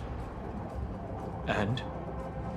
Do you expect me to join forces with you because of that? All I need to know is that she has something to do with March 7th's past. Fine. I am only giving you a possibility for you to ponder. The choice is still in your hands. A heavy past is like an everlasting night. As to what kinds of sins lurk within, you should know that better than I do, former Vidyadhara High Elder. Yes, I indeed know how to face the past. Better than you do, first genius. I have no intention of refuting that. Let us keep going, Lord Dan Heng.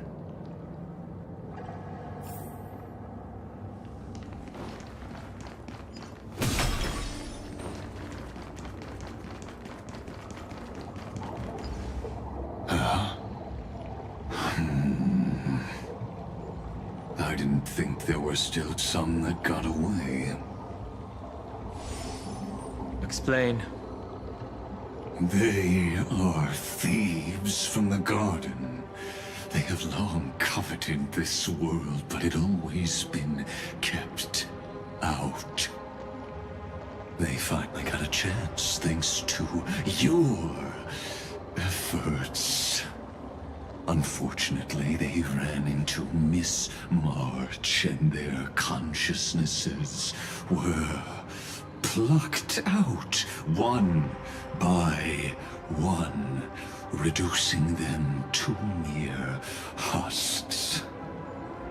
Those who were lucky enough to escape her drowned in the black tide, becoming these twisted figures. But they look very different from the usual black tide creatures.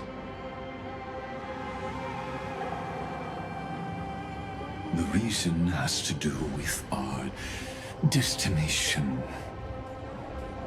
Let us deal with the threats before us first. Then I'll reveal the answer to you.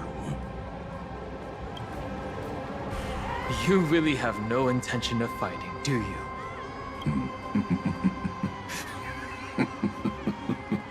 I have no grounds to assist you.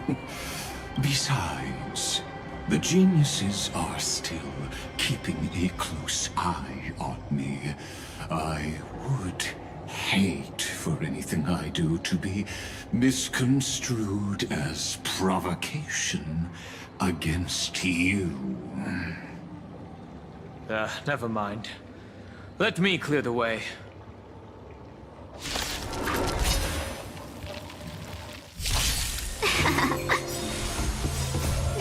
Fight as one! Lend me your strength. To guard and defend. Crush them. For tomorrow!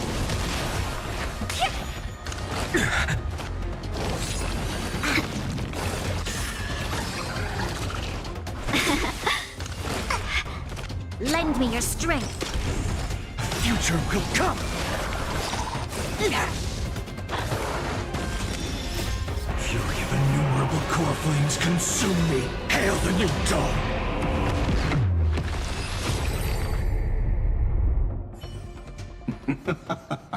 What splendid spearmanship! Truly remarkable.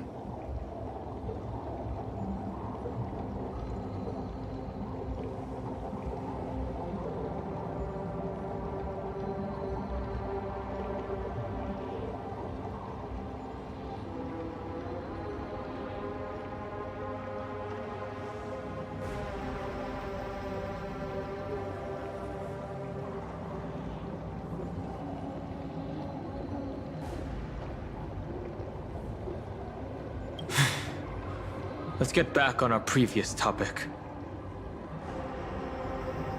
These memo snatchers attempted to infiltrate the breeding ground of the Black Tide to steal Iron Tomb's memories. That sounds like a surefire way of destroying themselves. Well, our views differ on that. They had a chance to reach the truth precisely because they did not fear death. That futile world-bearer turned himself into a seal in this cycle, attempting to suppress the Black Tide's spread.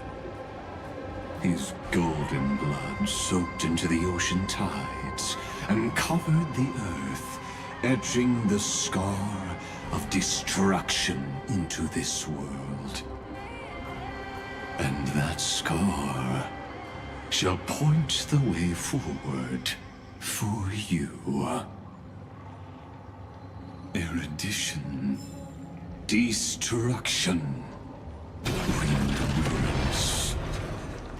When the three paths cross once again, Amphorius shall face a most magnificent end.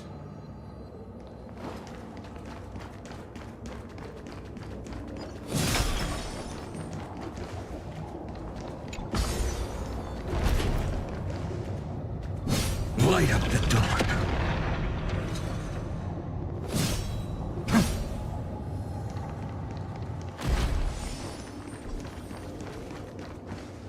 Dawn Cloud. have witnessed 30 million futile ends atop this cliff. You may not agree with me, but I've always believed that this number has made me the person who understands Kozlana the most.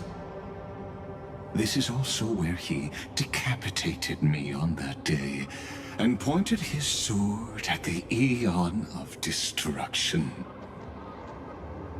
He suffered a tragic defeat, but also achieved a legendary deed.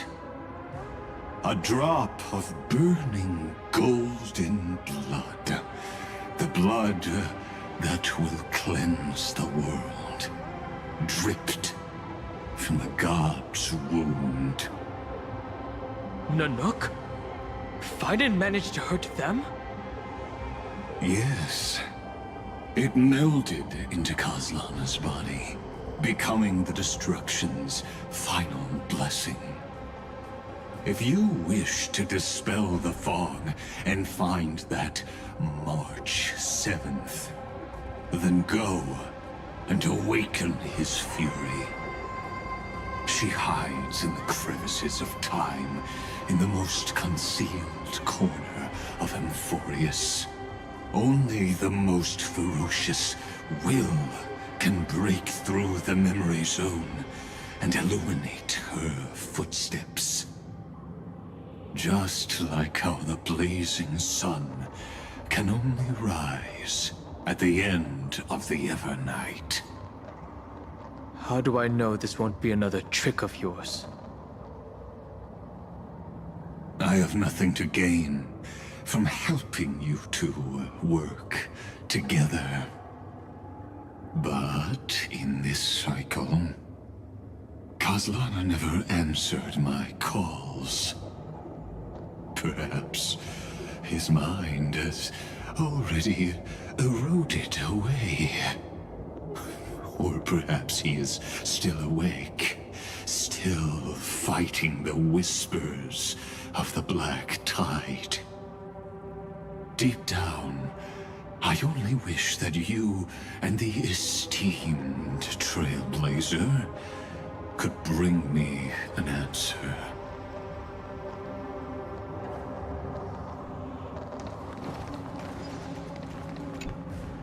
Is there really no other way? How long has it been for you? Kozlana. Finen. I'm back. What? The moment you took the world upon your shoulders without hesitation, you lost the chance to ever be yourself.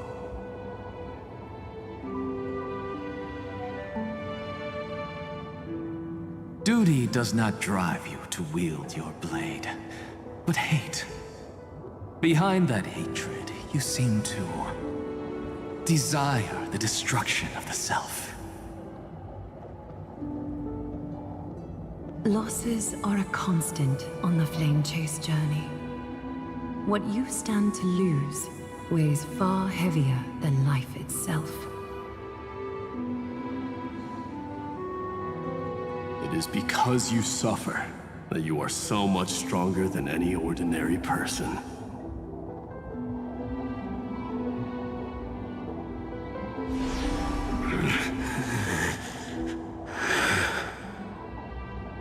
Partner. And Dan Heng. You still remember us? Those two names are like brands. Then I'll tell you that those two names only appeared for a blink of an eye in your long journey.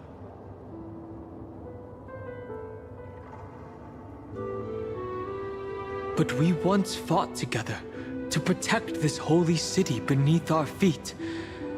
And we witnessed each other's resolve at this very cliff.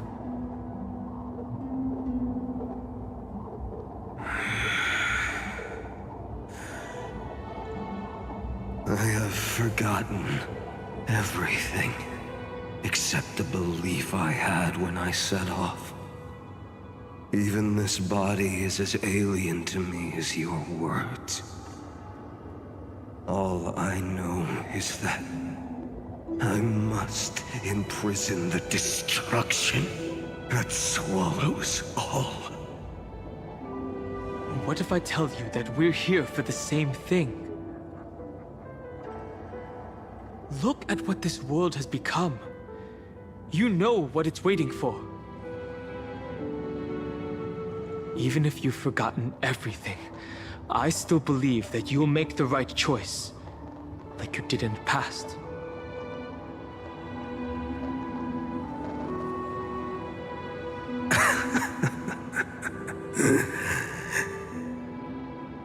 When have we ever had a choice? When were we ever masters of this world's fate? Even though I shoulder the dreams of millions of lives, I could only forge the destruction's evil will.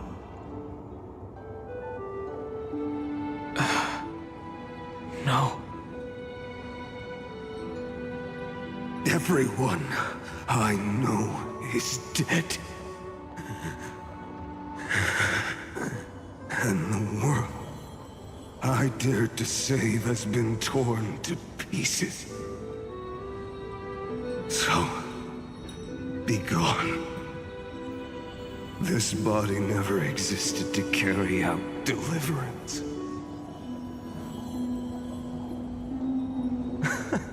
There's no need to be so serious.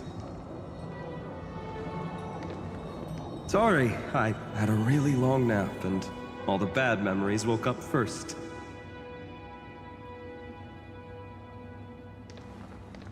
Long time no see, partner. Well, it was only a very brief farewell for me. We once walked side by side and trusted each other to watch our backs. That memory will never fade away, even if all else does.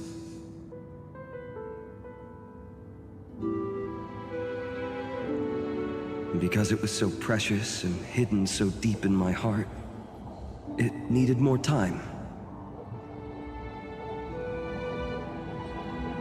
to wake up. Trailblazing. What an interesting concept. Surely on your worlds, that is also a titan revered by the masses. There is no need to further confirm your resolve. Today, we inherit the duty of the gods, safeguarding the inhabitants of Amphorius.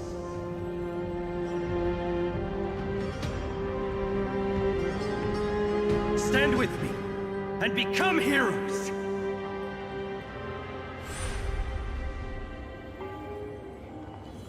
Did you hear that? Heroes! I have never forgotten the weight of that word. Even though I am no longer a hero, and the only thing remaining in me is the boundless flames of wrath. But lighting a fire can also illuminate the path ahead. Everyone I know is dead, and the world I dared to save has been torn to pieces. But there is still a group of heroes that I know. And they will bring the true tomorrow to Amphorius.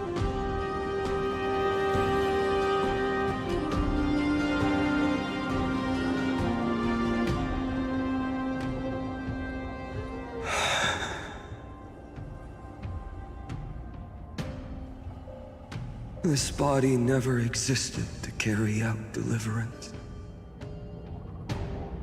It only ever burned for world-bearing.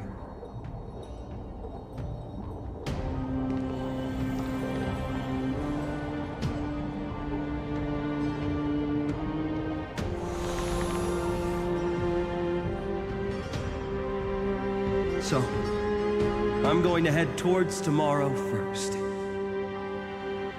Don't make me wait too long, Donna. Partner. Deal. What if we were born from the destruction? There is no need to question your heart. No need to crave victory. If I am born to be a vessel of sin, then I shall roar at evil and trailblaze a dawn for future generations to come.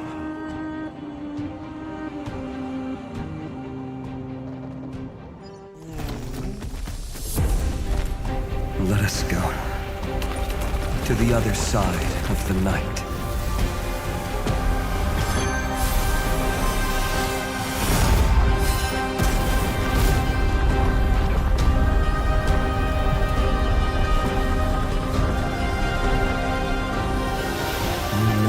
Dawn is there, and the blazing sun, destined to rise.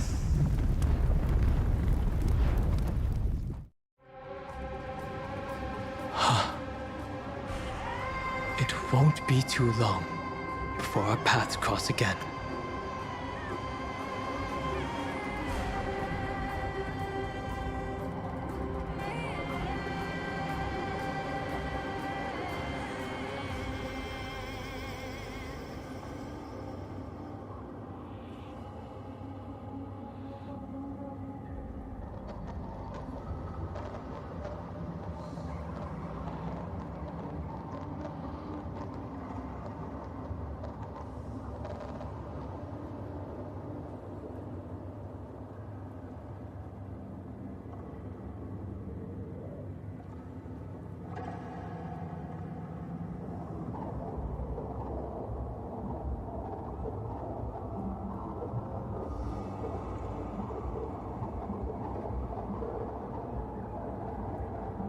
There is a ruckus coming from the Grove of Epiphany.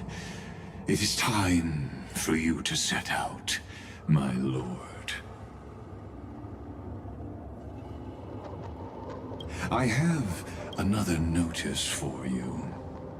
In this cycle, an eccentric demigod deviated from their flame-chased destiny. In a history known by none, Terravox, the Earth, fell. This matter has remained extremely mysterious, contradicting the extrapolations of 13 million cycles. I have reasons to suspect it also has something to do with Lady March 7th. As of now, clues that yield no conclusions are not important. Finan already pointed me in the right direction. Open the way.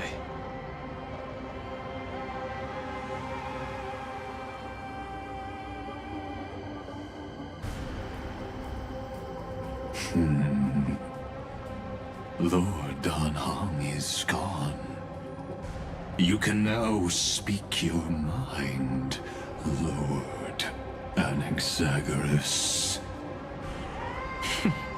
Thanks for the honor. And here I thought you weren't ever going to acknowledge your old friend.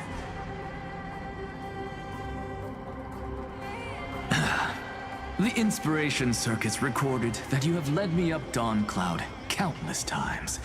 And the last time was right in the previous cycle. Oh, and Kefali even lowered their hand to welcome. Surely you didn't move into my head to browse such trivial content. But if that's the case, I wouldn't mind recalling some fun Dromus trivia for your pleasure. You seem pretty relaxed. Indeed. The experiment's variable will be eliminated by my enemy's very hands. A beautiful way to kill two birds with one stone, isn't it? You know very well that everything I said about that Remembrance Pathstrider was true. Both my hypothesis regarding her identity and my recommendations to Lord Don Hong. Yes, I know. You haven't told a single lie so far. But I noticed your thoughts would generate a curious ripple whenever you mentioned her. It's almost like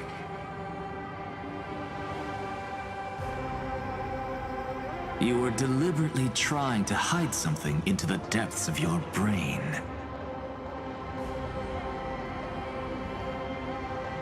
Since you're talking in such a blunt way, I'm assuming you haven't actually found any concrete evidence. That is correct. Thanks to that mechanical body, you can control the boundaries of your thoughts, opting to only show partial truths.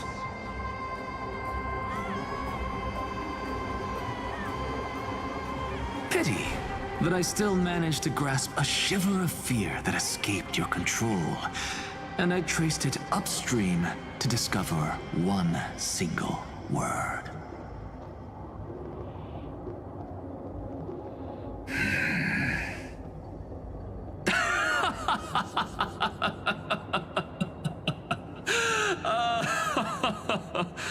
Oh, like Kyrgyz, tell me, what is the Demi-Urge?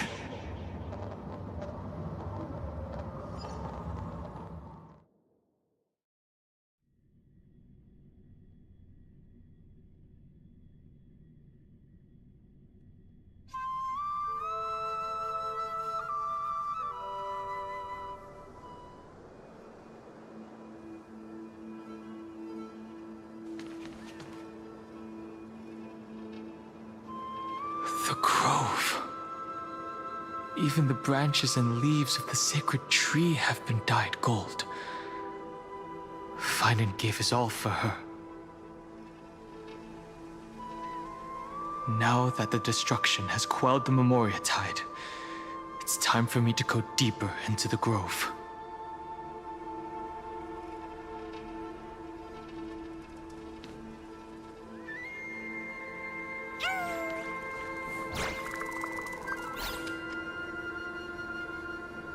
Who's there?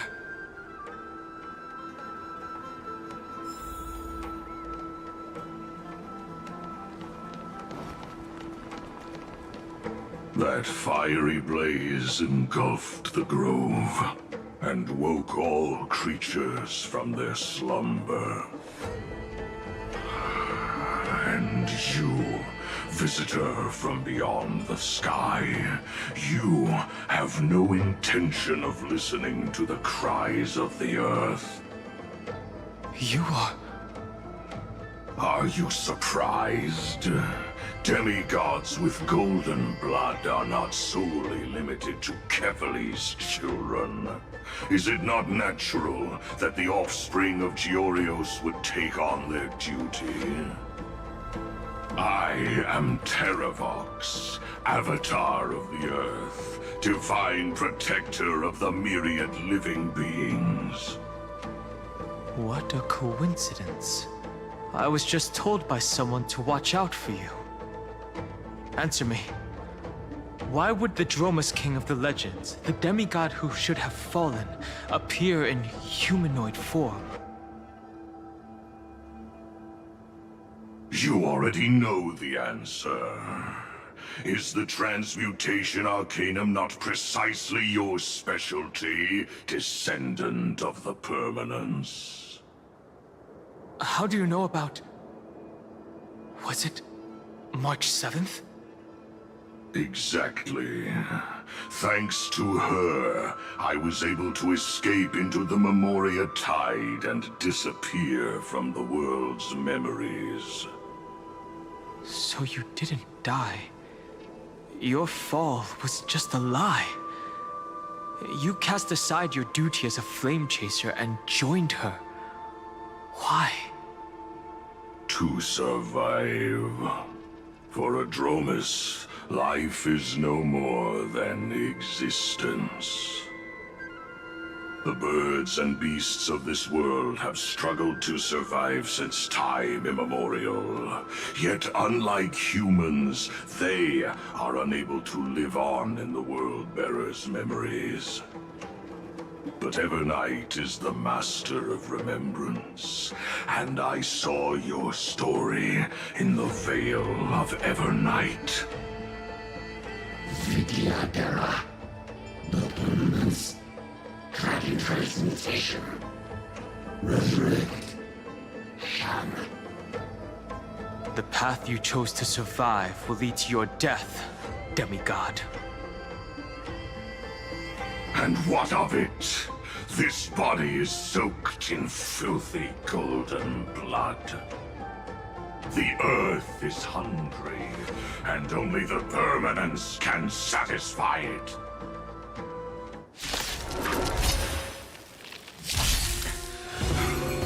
This madness seems exactly like Mara struck. The future will come! Can you find the answer?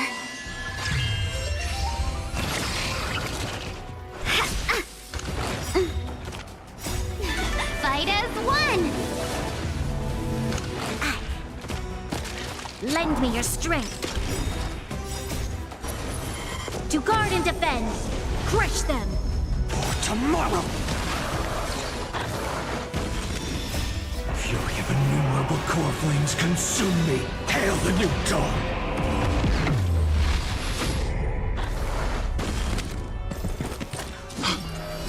Cloud Knights? How is that possible? Remember agony! It's endless. Has the Memoria Tide returned? The fires of abomination reignite. Why not join that water-mirrored moon and be fully imbibed? Immortality!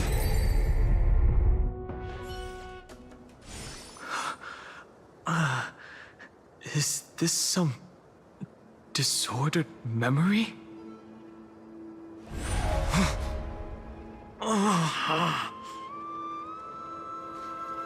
The mists of the past shall drift away. What? Scatter, fade, turn to foam.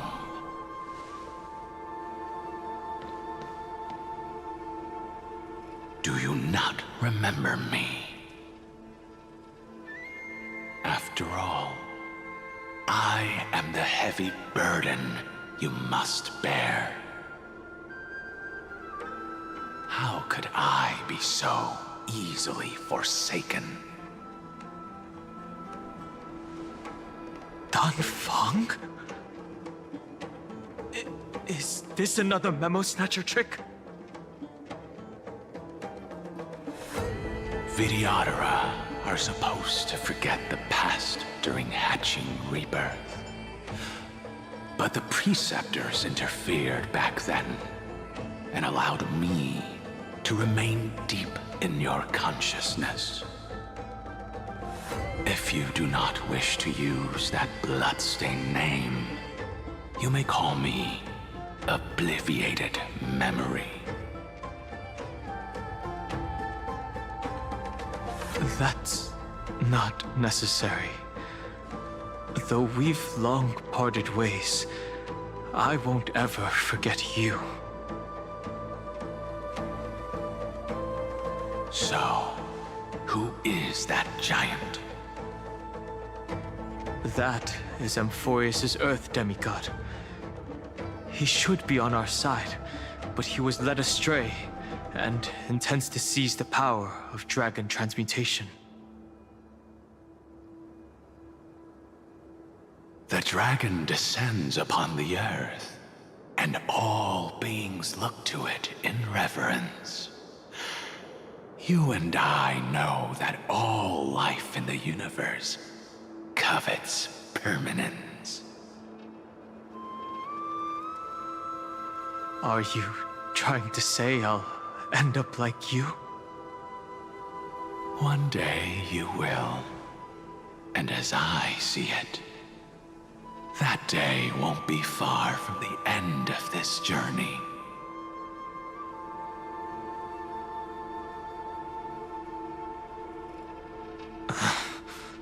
Let's move on to another topic. I have no intention of passing judgment on Dan Feng, and I have even less desire to become entangled with him again. I only have one concern right now: bringing my companions back safely. You can either help me deal with these abominations, or return to the shadows of memory. Dan Feng.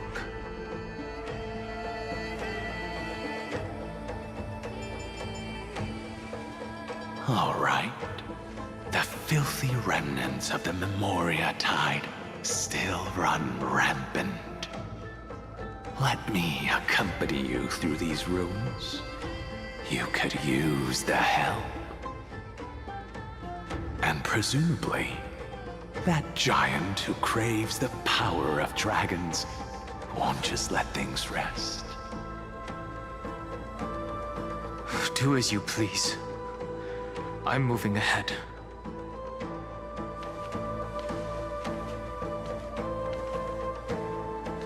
Speaking of Terravox, his aggression just now was probably some distraction. His madness is plain as day. I agree.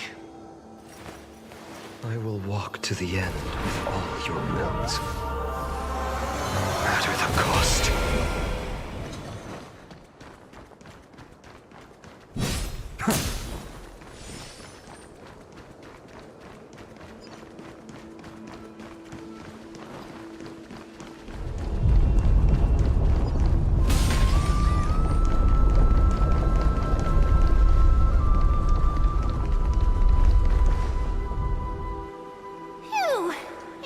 Good now. Yanis's blessing is full, and the hidden passage can be used again. Now, the Imperator's legions can launch a surprise attack from the grove. Who knows if Terravox will be able to succeed? Huh? Who is this warrior? Lady Tribios, I am Dan Heng, the Trailblazer's companion. Dan Heng? Nice to meet you. I didn't realize Little Gray had more companions in addition to Little Cyrene. There is no need to elaborate further. They are merely a collection of your memories, just like me. No. If they were my memories, they would recognize me. Dan Heng? Even though we don't know you, we'll still ask you to get somewhere safe. A terrible battle is about to break out here. Iceland's, Tux Gladiorum, is not far ahead. The evacuation efforts are almost over, so go now, or it might be too late. Iceland's. I see. In that case, I'll go look for her now. Thank you. No problem. We need to go deliver some messages, so we'll be off. Please, take care, Dan Heng. Memories crazed ramblings. What do you think? It's too early to reach a conclusion, but this memory is most definitely not mine. There are two possibilities. This memory either belongs to Terravox, or it belongs to her, the person you're desperately looking for. But the probability of the latter is very low. You should know better than I do. After that final battle, even the first genius couldn't determine where she went. Correct. But the conversation I just had gave me an idea. Let's forget Evernight for now. In the Vortex of Genesis, there was someone else who went missing along with her.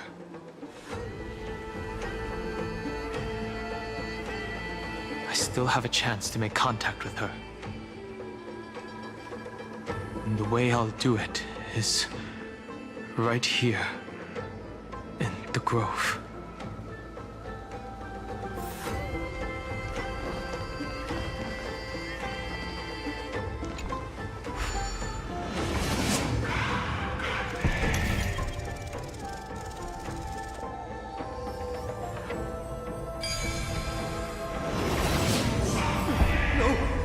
Stay back! Cursed beast!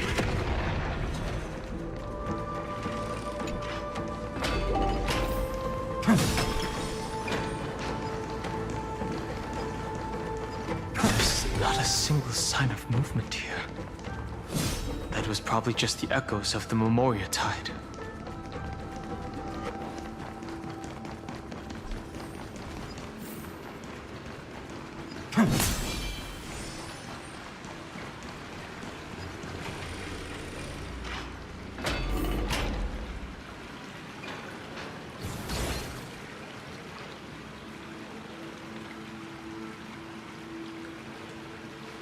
Are you the spirit thief? Bartolos? I see. Thank you for the advice. My Cloud Hymn magic will take it from here.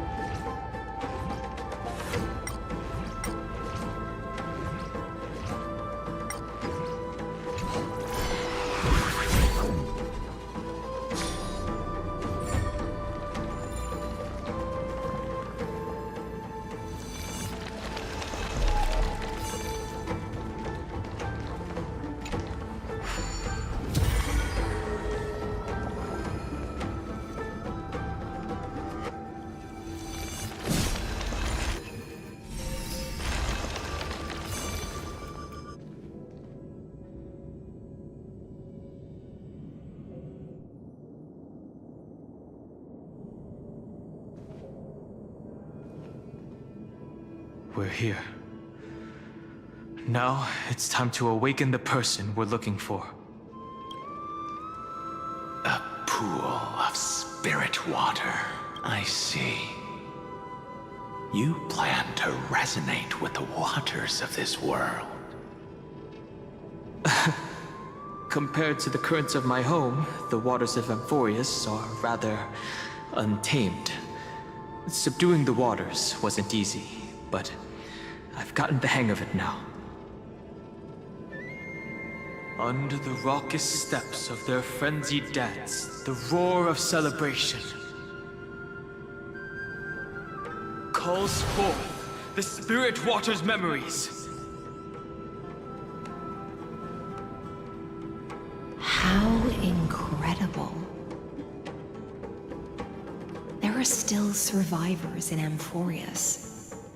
And this one even knows how to use the arts of water. Very good. It's nice to meet the ocean demigod, Lady Hysealence. A green dragonfish. Are you Dan Hung? I hope I've remembered your name correctly. Scale Gorge Waterscape is your home, isn't it? In Greyfry's memories, I saw you two standing side by side. That's fortunate. It means I won't have to introduce myself. I can get straight to the point. Tell me, where are Evernight and her? The stranger snatched away the deliverer right before my eyes. I commanded the waters to surge after them, but layered cliffs blocked the water's current. You must be careful. Earth has abandoned the Flame Chase mission. Though Terravox still lives, they are not an ally of the Trailblaze. That's no surprise. I've already exchanged blows with that mad demigod.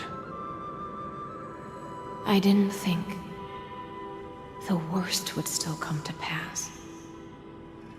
He also intends to get his hands on a dangerous power. As his comrade in arms, do you know what his goal is? Terravox has only ever cared for life born from this soil. If they covet powers from beyond the sky, I suppose it's out of the same care. Even so, their behavior is far too unusual. I presume they wouldn't have made such a drastic and irreversible decision if they had not exhausted all other means. But embracing the permanence may result in even more misfortune. While I admire that demigod's willpower, my position has not changed. It seems that if I want to find Evernight, I will have to confront Earth. Since my opponent has already turned into a vicious beast, what I do won't weigh on my conscience. Then allow my specter to accompany you, Lord Dan Hung, as the demigod who witnessed the end of this world. At least let me sing an elegy for my last comrade. That doesn't sound like something you would normally say. Huh? What I do won't weigh on my conscience. I can certainly guess what you mean by that. I will never hesitate for my companions. I am a nameless. And what I'm going to do is defend all the hopes that are on the verge of fading away. Then I misspoke.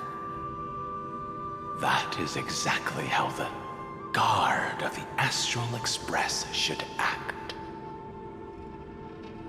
If you please, Lady Hysealence.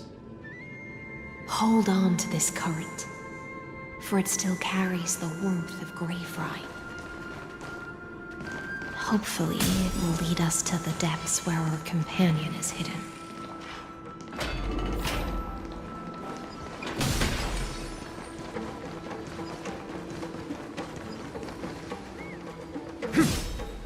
Light up the dark. Electra, is that you? Who's that? You're right on time. Let the ocean sink into the Memoria tide and become part of the sacrifice to resurrect the Earth.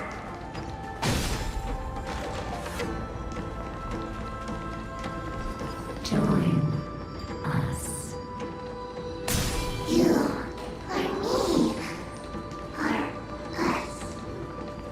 From permanence, gain eternal life.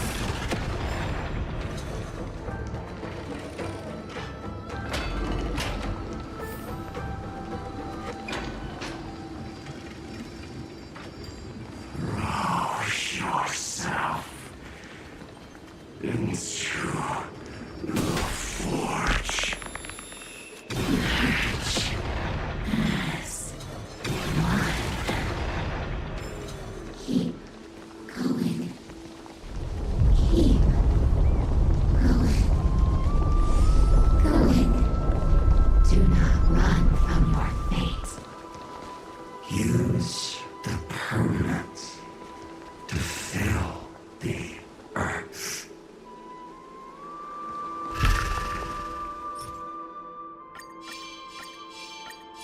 Light up the dawn. The Yadara might not even be considered people if we did not resort to beastly actions. Why did Dunfeng choose me all those years ago? Long Sire, fall into oblivion! The Memoria tide surges violently. Hold on, and don't let your focus be swept away.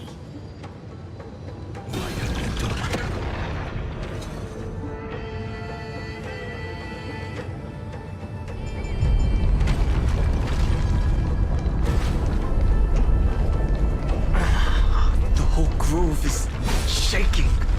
Of 5 people. 3 must pay a price.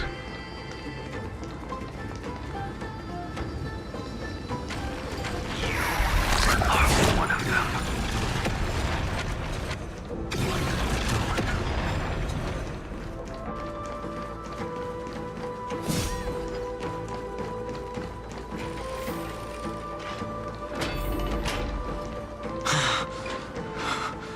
Is it over?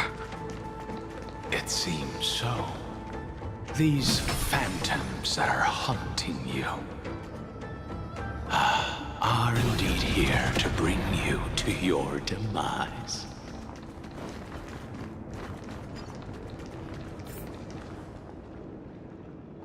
It's unusually quiet here compared to before.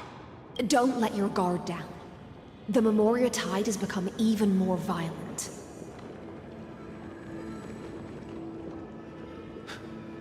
Is that?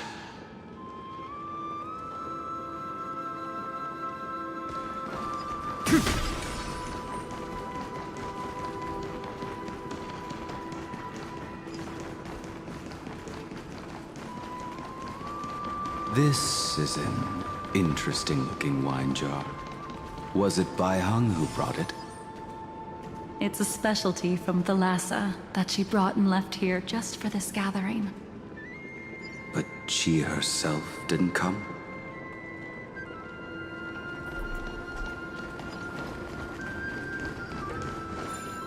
Your mind retains far more of the past than I had imagined. I've seen this farewell more than once in my dreams.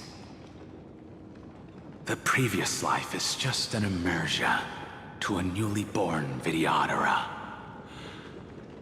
You know rationally that these are your memories, but it doesn't feel like you experienced them yourself. I use dragon transmutation for selfish reasons. And close friends turn to enemies. You probably want to ask me if it was worth it. The Military Affairs Office is placing more importance on the Yuchue's battle this time. And the Yaoqing called her back for a patrol mission.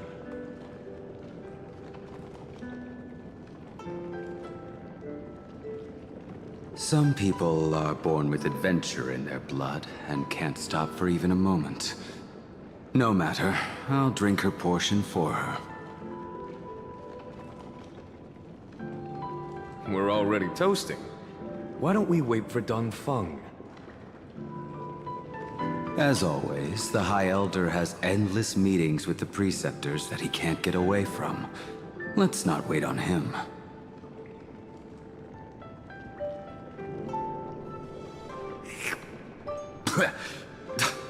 Isn't this just water? I'll relay her exact words.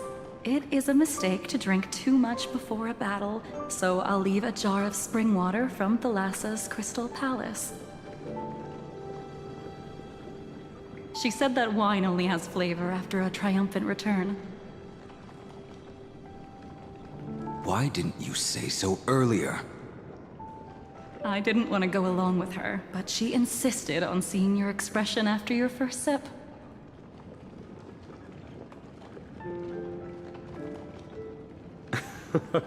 Any gift from a friend, whether it is water or wine, is rich in flavor all the same. I see you still speak as if every sentence must add something of profound value. I see you still speak as if every sentence must add something of profound value. Ah, you're just in time. The punishment for making us all wait should be 3 cups of wine. Spare me, please. I've already suffered enough next to the ancient sea. I've convinced the Preceptors. Vidyadhara Cloudhim Magi will join the battle on the front lines, and our armies will fight side by side.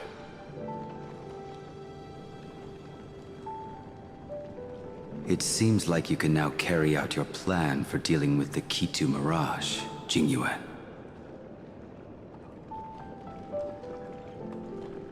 Thank you for standing your ground against the dissenters, Dongfeng. I never thought those Preceptors would ever relent. After all of this, countless Vidyadhara. Countless Vidyadhara will lose their lives, with no chance at a molting rebirth. We all understand this. But the Vidyadhara cannot become a part of the Alliance's destiny if we do not share in its joys and sorrows. We would only be bystanders to everyone else's suffering. That is something we all understand as well. That is also why we've gathered here. Come, raise your cups. This toast is not for bidding farewell to each other,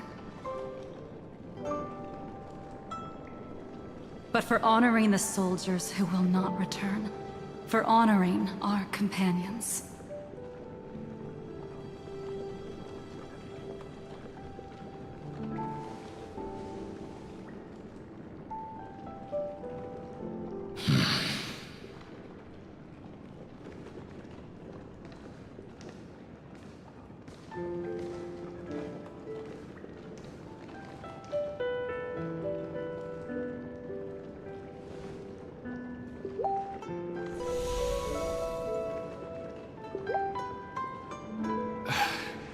Apologies.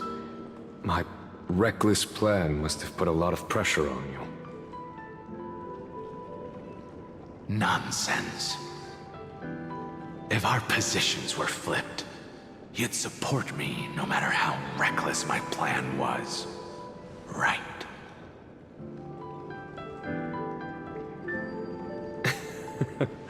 Of course. But let's try not to be too reckless.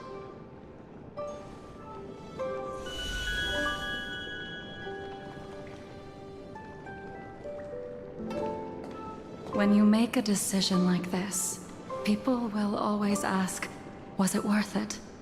And you will also forever question yourself.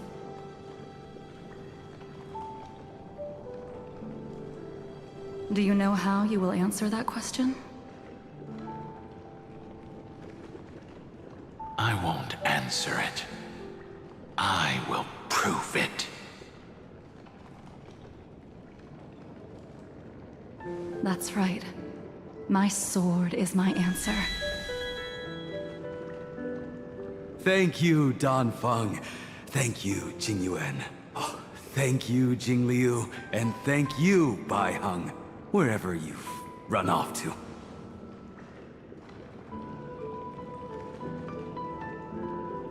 Ridiculous.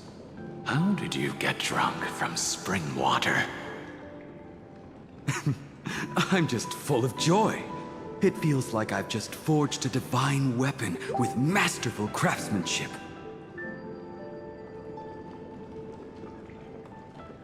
I'd rather leave this world in a blaze than live until the end of time.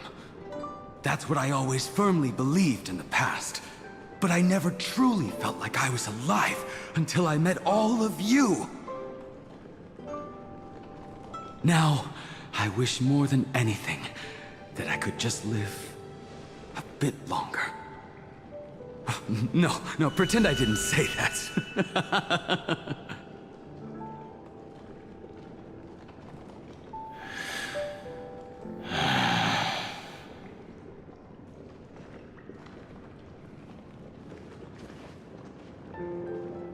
It's over.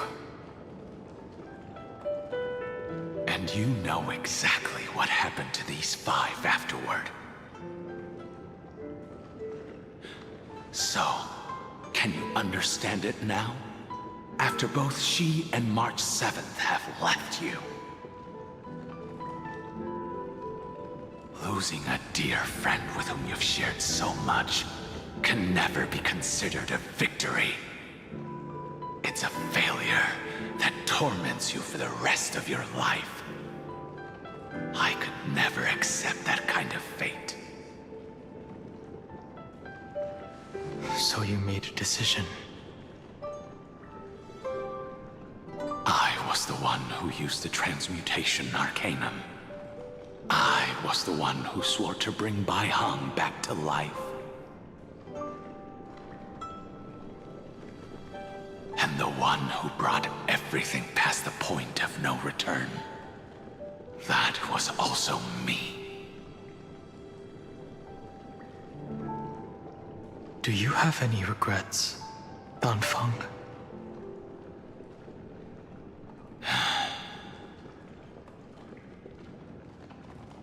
Even if I could reverse time, I would not choose differently. And if it had been Jing Liu, Jing Yuan, or even Ying Xing who died in battle, I'd still choose to do the same thing.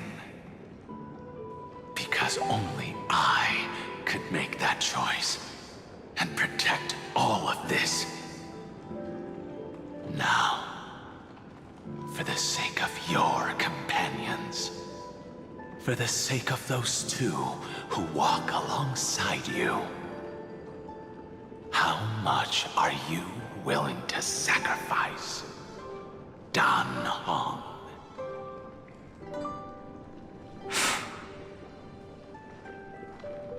Everything.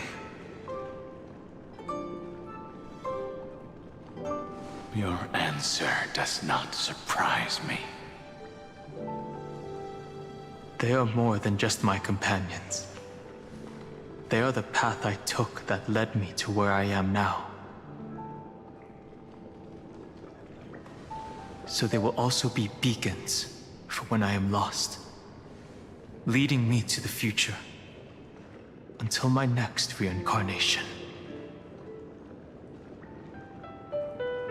Then let me see how you'll carry out your convictions. Let's leave this place and go settle things with that mad demigod.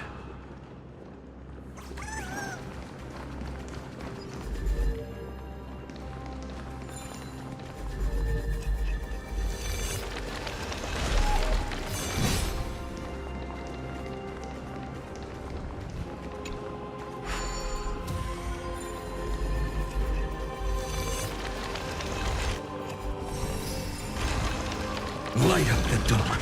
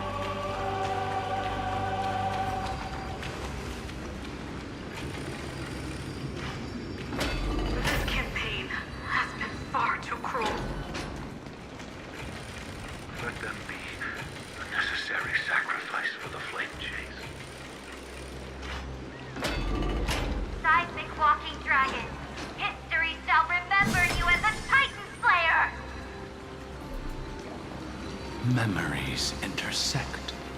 Another betrayal. Another catastrophe. Regardless, I see the destination that the destruction points to. Golden blood is gurgling out. It's almost like a heart that has burst open. Follow the current and calm its frenzied pulse. Cool it. Watch this. Show your courage. As expected, someone's been waiting for us. It's you. They are here. A scion of permanence. And your old comrade in arms. Terravox, my old friend. Indulge yourself. Let this Memoria tide swallow everything. Be prepared for the worst, Lord Dunhung. This mountain dweller must not be underestimated. Geocles the Mountain Breaker. Earth's Dromus Rider. It's been a while. Mountain Breaker? He's not Terravox? I remember you, little fish, and your despicable master. I didn't think you were still alive. Death is just a return to the earth for mountain dwellers. Thanks to Evernight's gift, I was able to come back to the mortal realm and keep watch over my dear friend, the Earth demigod who was sacrificed to the flame chase plot in vain.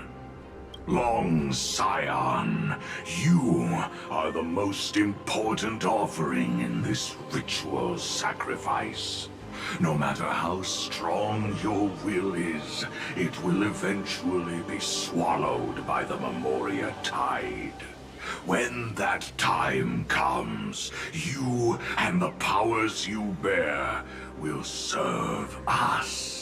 We will use the permanence to awaken the fallen giant dragon and give the earth an everlasting body. I see. So you pretended to be Terravox in order to lead us here into a trap. If it weren't for the Imperator's tricks, the name Terravox would be shared between us anyway. They made the right choice for Amphorius's tomorrow. But the tomorrow you speak of only ever had a place for humans. What, my old friend? I will once again start a fire that burns away the chains that shackle us! Why don't you leave this to me, Lord Dunham? Use that hidden passage to reach the opposite shore. Perhaps Greyfry's there, deeper inside.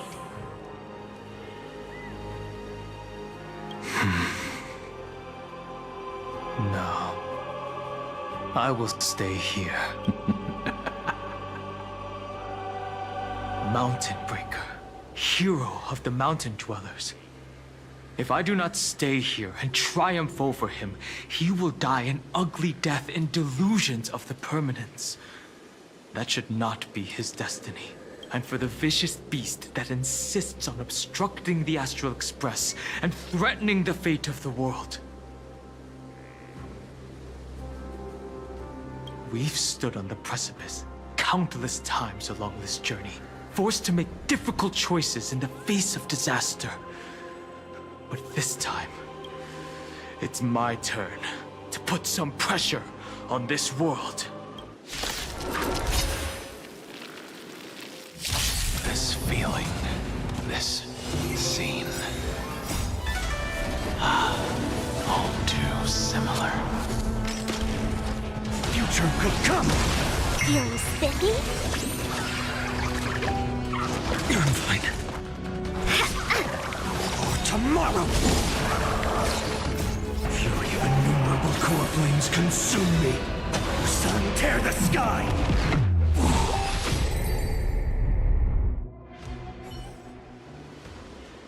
It's time to stop struggling, Geocles. Go to your death with dignity. Before that, tell me, what kind of deal did you make with Evernight? How was the Great Mountain Breaker reduced to this?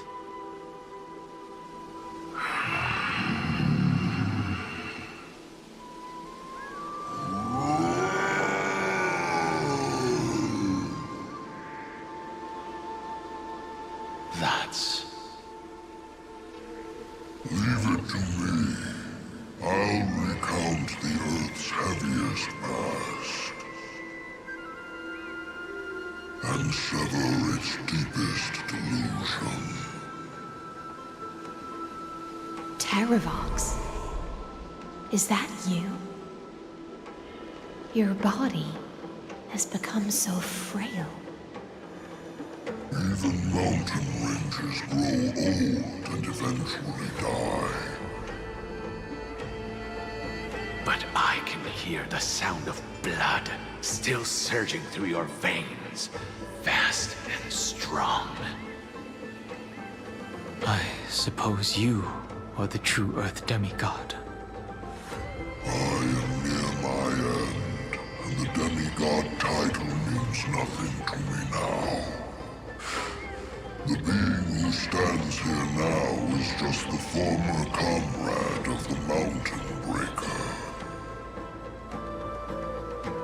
And the traitor who abandoned him. Traitor? Terravox was once a member of Geocles' Dromus Legion. This force was famous for its skilled riders and their brave Dromuses. Terravox himself was the Dromus King, the giant dragon who swore their life to the Mountain Breaker. In the battle against Georios, the Imperator could not surmount this mountain, and thus had to break it from the inside. Terravox's betrayal was key to the Flame Chase Army's victory. The age of the gods was coming to an end. Living beings had adapted to the changes amidst the rifts of the earth. And now they had to learn to survive in the crevices of the epics. Someone had to watch over the Earth, so I agreed to a deal. I would take the Titan's divine authority and sink into the cliffs, using my flesh and blood forged of stone to mend the land. But there was one betrayal I could never forget. The Mountain Breaker refused to believe that was my choice, even till his dying breath. Faced with having to surrender to the Imperator, he chose to die instead. So this is why you decided to conspire with Evernight. Time's strange visitor appeared before me. The great power from beyond the sky, called the Remembrance. It's incredible.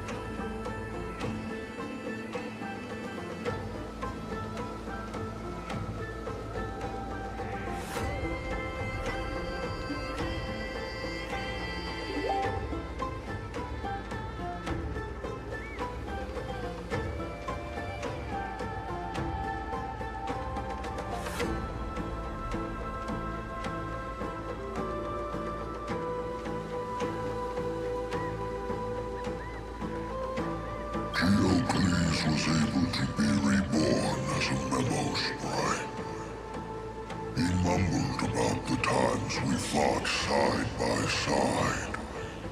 Just like how all the lives this body carries speak to me.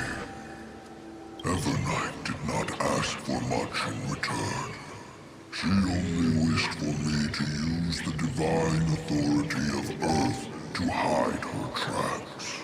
Since you're being so candid, does this mean you've given up resisting?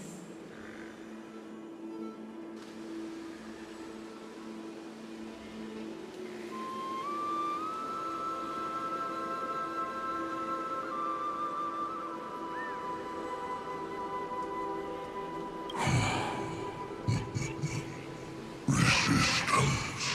For a beast on the brink of death. What is the point of resistance? I see. 1,000 years have passed, and your mind has long since been shattered. This frail body bears the weight of all those I've betrayed. And now, my only wish is to rest with them. In the unchanging past. Go, long Scion. That fiery blaze has already burned through Earth's protection, revealing the secrets underneath. The deepest depths in Amphorius, the great tomb where all the past is buried. The one you seek, Evernight, walked out of that place. Before her arrival, no one knew of its existence. In other words, that is the place where Evernight came into being. And it is also where she is now. You sank willingly into the past, and now your memories have turned into this form. Was it worth it? At least I still remember. As long as I never forget, they will live on.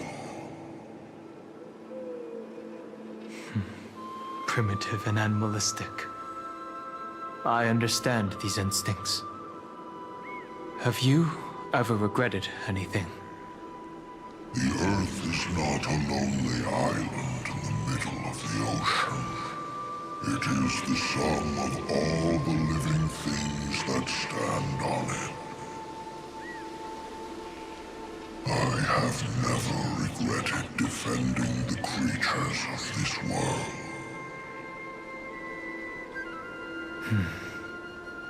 Then, a final question. Terravox, after all of this, how much are you willing to sacrifice for the power of the Permanents?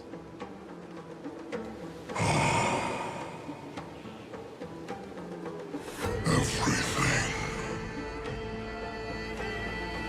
My journey up to here has allowed me to fully understand my destiny.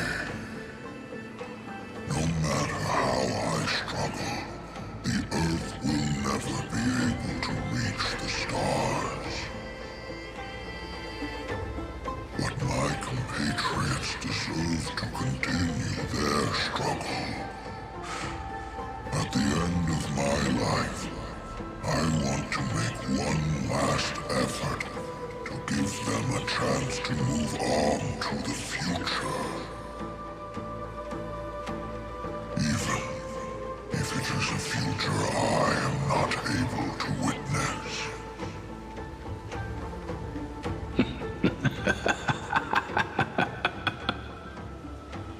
I understand. Then, join me in rebelling against this unjust fate once more. Even if the world collapses, the Earth must remain unshaken.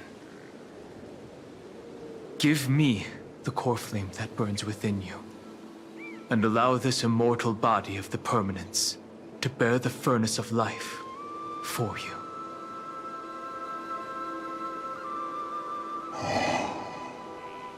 Long Scion, are you willing to bring them all into the new world? I won't give you empty promises.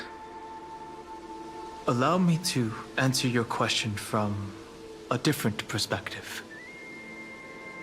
The Permanence is the path that dragons trod, and eternity is life's deepest desire. If you entrust the Earth's living beings to me, they will live in symbiosis with the instincts in my blood. With this body as an ark, I will deliver them to tomorrow for you. That tomorrow won't be the end of Amphorius' west wind,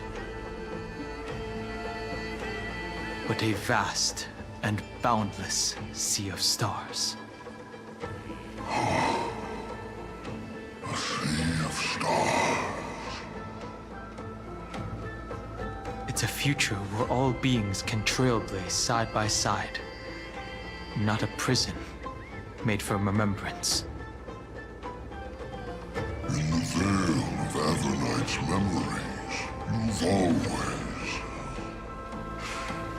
been someone with reservations. I misjudged your resolve. I understand. This is the only choice. Behold, this core flame that burns in my chest. This core flame born from the earth.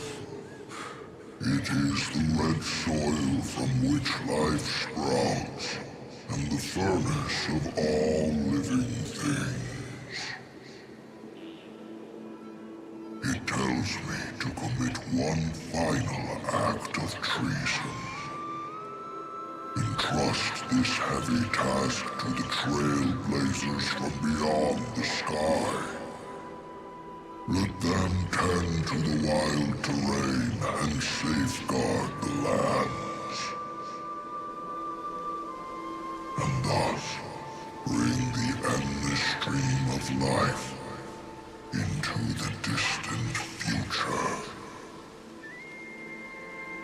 I promise you, Terravox. Good. When I hand over the divine authority, this place will fall to pieces. Are you prepared to hold up the sacred tree if it falls? Of course. And free what remains of my body, and let me give you this flame that turned away from the flame chase. I now relinquish my duty as a demigod. You shall dig your own grave and burn in the furnace of rebellion.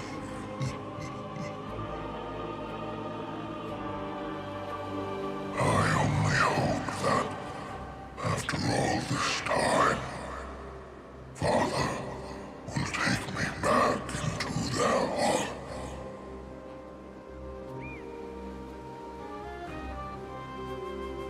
Come, crouching beast, for the endless life of this world. Rise from your dormancy, and follow me as soaring dragons of the wilderness.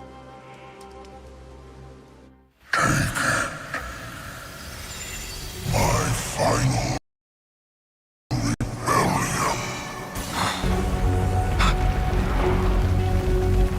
Then declare to the earth the name of the new god.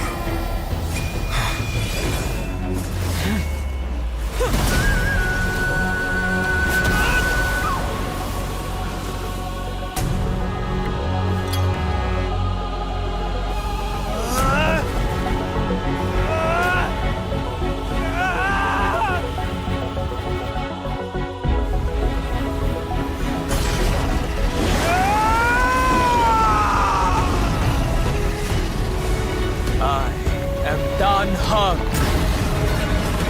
One who guards the Trailblazer's way forward.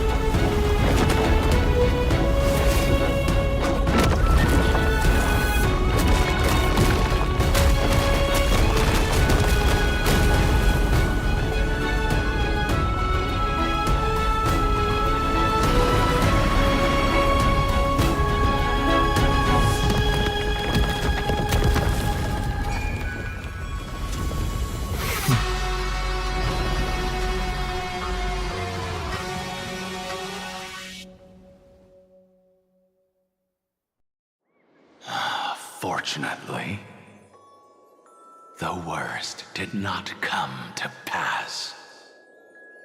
If your opponent had already turned into a vicious beast, whatever you did wouldn't weigh on your conscience. So what if that demigod had harbored ill intentions or vowed to fight to the death? Would you have pointed your spear at them and carved out the core flame with your own hands? There's no point in discussing what-ifs. Though, I'm glad it didn't come to that. Regardless, I will attempt to join this game and become a part of the Era Nova. This is the only way I can face my friends and this world with a clear conscience. Now that things are settled between us, it's time for you and I to say goodbye. Everything that I left behind has faded away at this point. Go and march toward your own permanence. As for how to tame it, I'll leave that to you. Thank you. We can't go back to the past and make better choices, but at least we can do better in the future. A dragon can only welcome new life by shedding away his old, scarred skin. For the first time in my life, I feel at ease.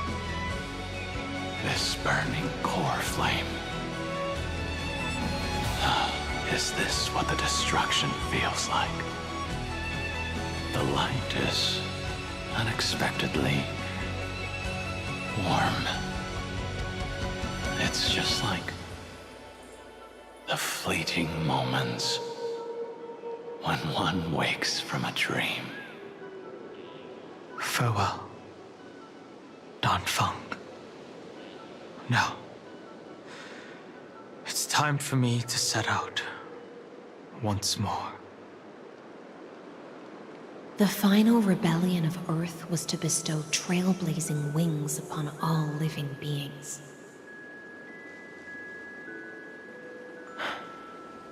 For Terravox, this was probably the best possible ending. Behind that scar lies what they called the deepest depths. The rising steam tells me that Greyfry is in there. But right now, she's trapped in a bottomless whirlpool. Is Evernight with her? I'm afraid I can't tell.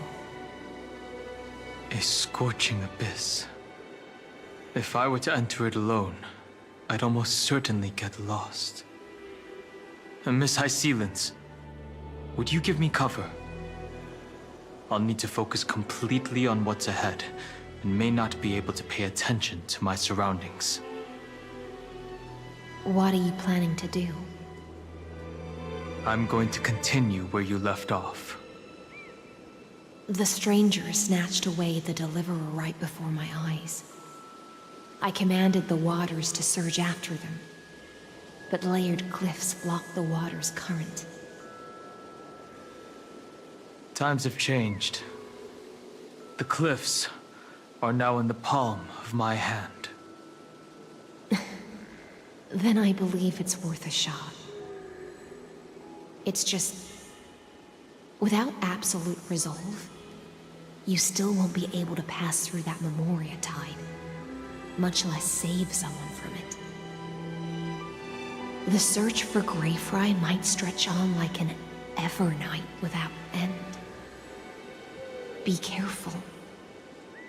Wandering through time is no easy feat. Don't worry, Lady Hyacinthus. Just as you kept your lonely vigil in the depths for 1,000 years, my determination to find her is even more unshakable than the earth itself.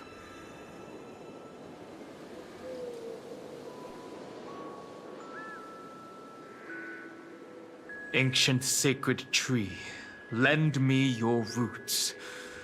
With the core flame I carry, let me resonate with this land. With heaven and earth as my map, and time as my compass, I will find that one singular point. Even if I must cross every mountain and valley on my own 2 feet, I will bring you home. Circe's giant tree, witness to Amphorius.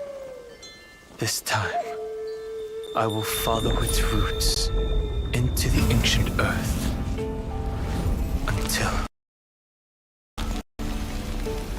I find you. On this journey, I will become the bedrock of mountains and bear the cities above. With the currents, I merge into the tide, crashing upon the land's jagged reefs. I sweep across the nameless barrens, scattering endless snow and frost. Entwined in the cycle of day and night, into the deepest depths of this world, adrift in the darkness that was before all else. When can I lead you out of this maze?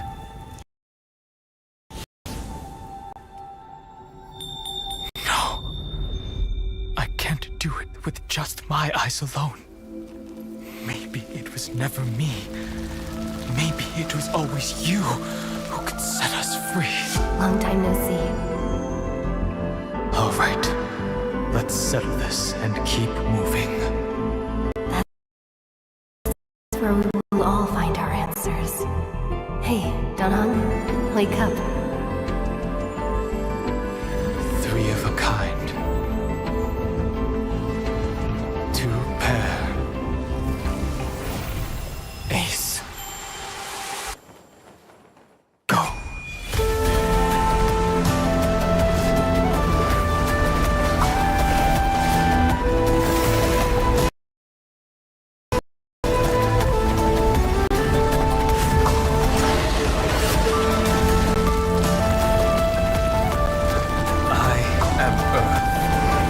That grows upon the earth. I am you.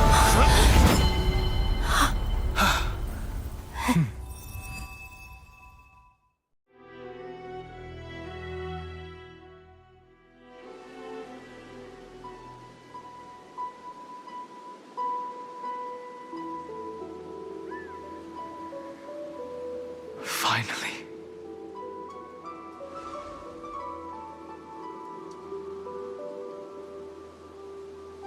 I found you.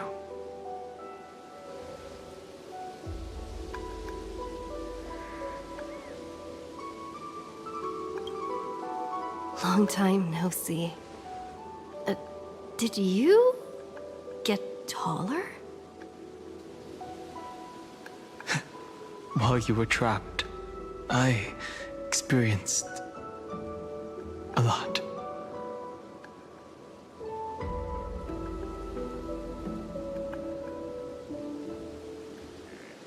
Thankfully, Evernight did not try to stop me.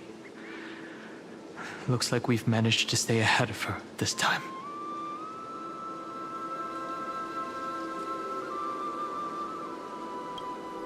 Rest assured, we won't abandon her. We'll all return to the Express together. No one will be left behind. You mean Mem? Sorry, I haven't seen her at all on this journey. Perhaps you were not the only one being held captive by Evernight. They never once stopped worrying about us. About you, me, or March 7th. They never gave up on trying to save us. Even from outside this world, Miss Himiko, Mr. Yang, Pom Pom, and even Sunday Black Swan and the two geniuses. They are all doing everything in their power to aid us.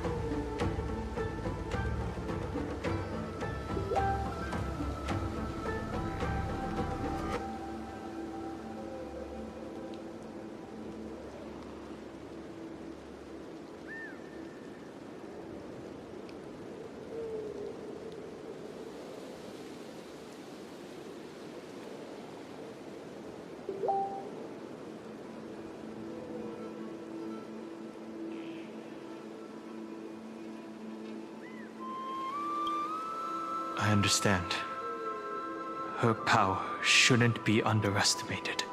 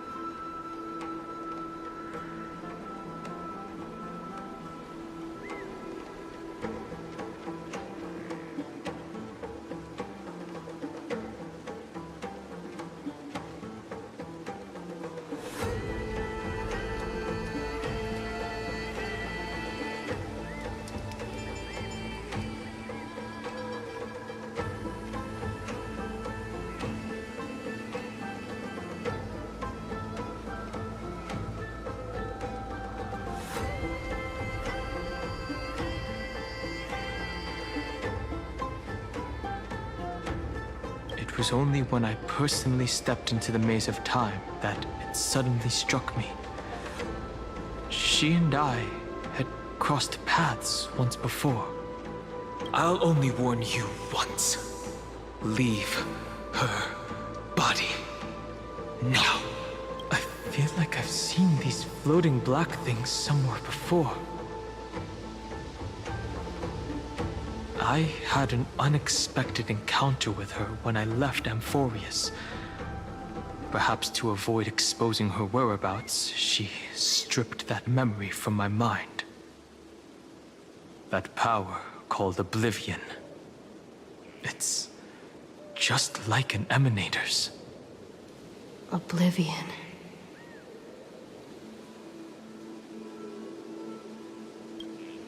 I know.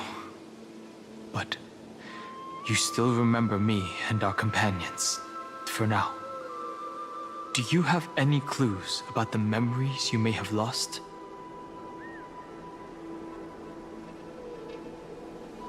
Are those Evernight's exact words?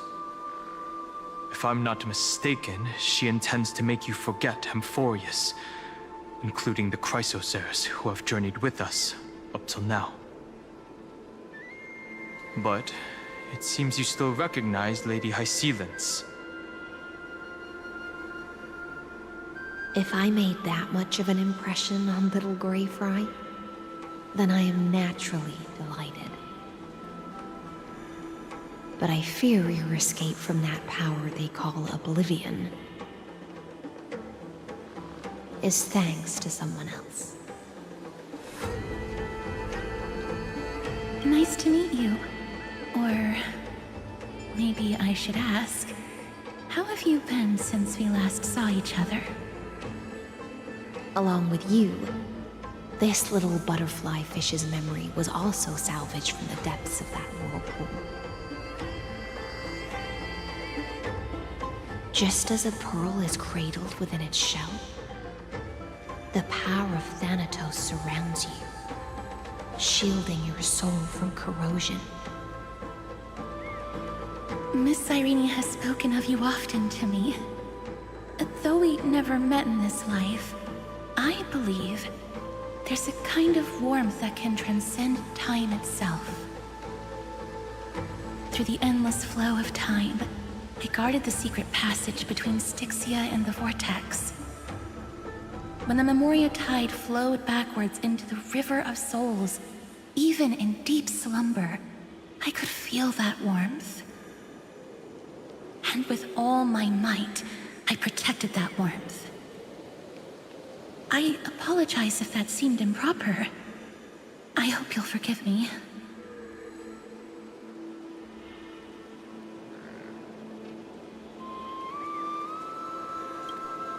She was just speaking metaphorically. This conversation feels familiar somehow.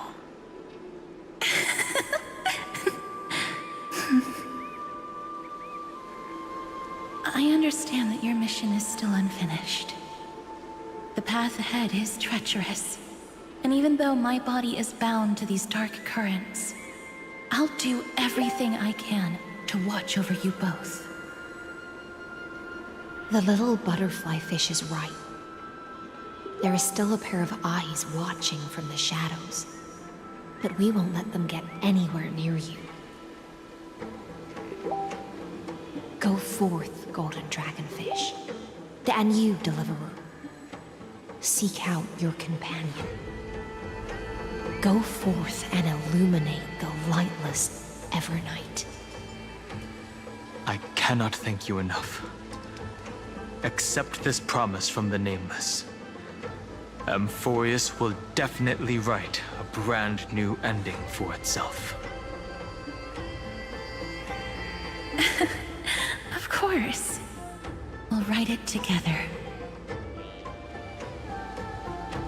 The Nameless will never stop.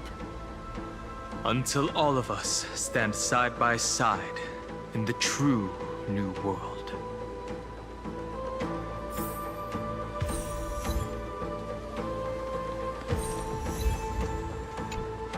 Go forth with courage, little Greyfry. My ocean currents will guard your arrival, and my songs will accompany your journey ahead.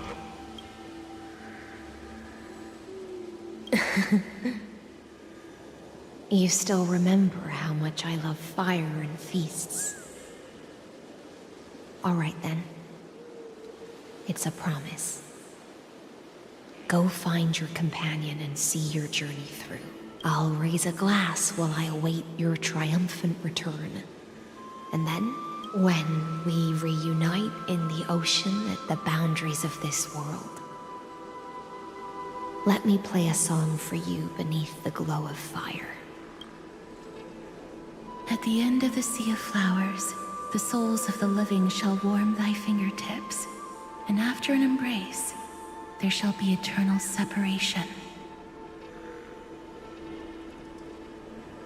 If I hadn't met you at the end of the world, I would have thought Lady Trinan's prophecy was wrong.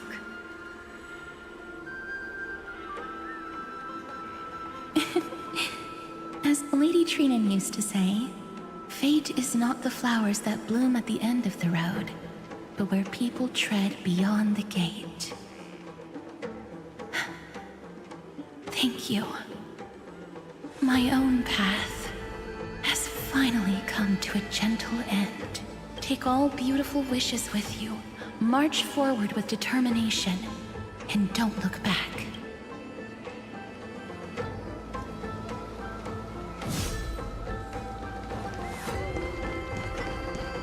This place was once Nestia's altar.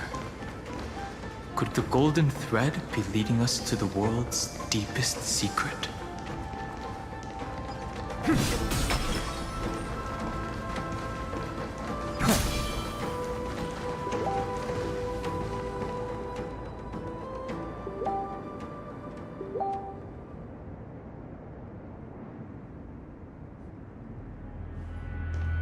Is this a symbol in the shape of Amphorius?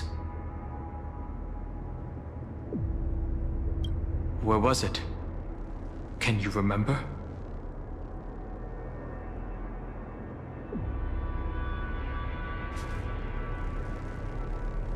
Which Titan is this?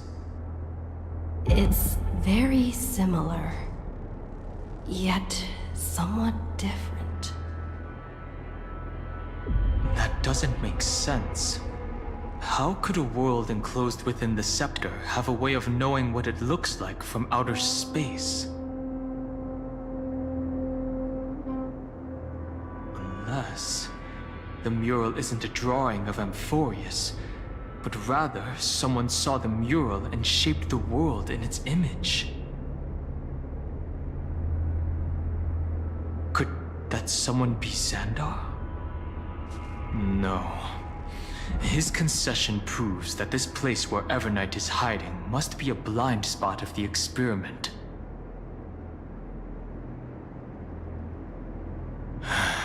I'm afraid not even Xandar knows about the existence of this great tomb, or the secrets buried within it.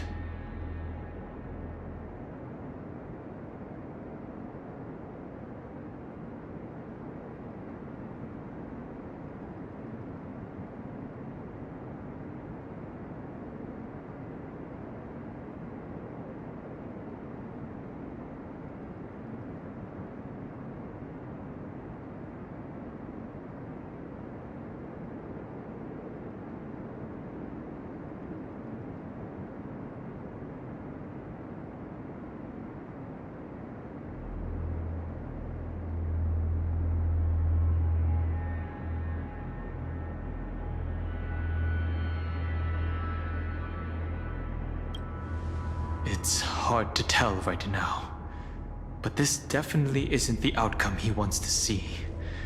For something to be hidden even from him, it must either be extraordinary or unimaginably dangerous.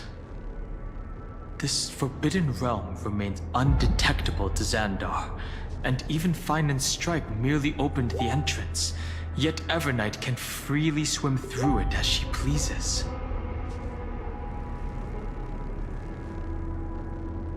Cannot be reached by the erudition, nor can it be erased by the destruction.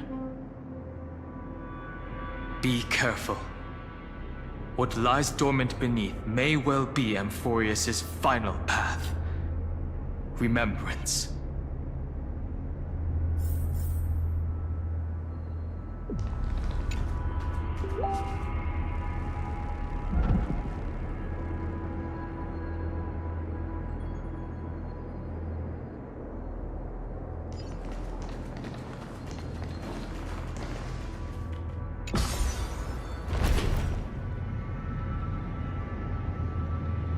It's endless.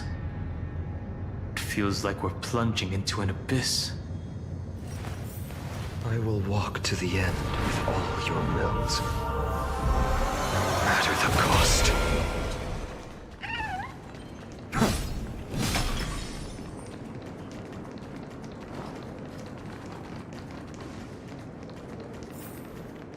Are those distant structures all entombed data?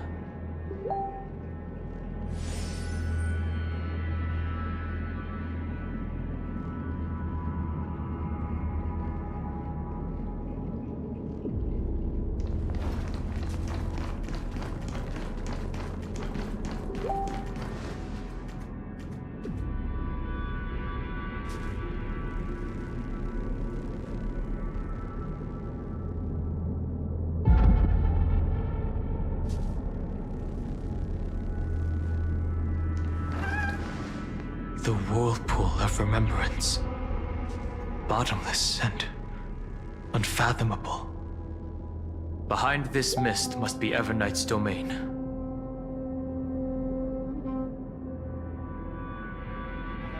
Power just yet. With the later on, start to get a little bit more map control. We can really start choking out the vision here and give Hololive the opportunity to further scale. As you can see, that's a lot of money. Chat, you're being a bunch of freaks. Stop it. On.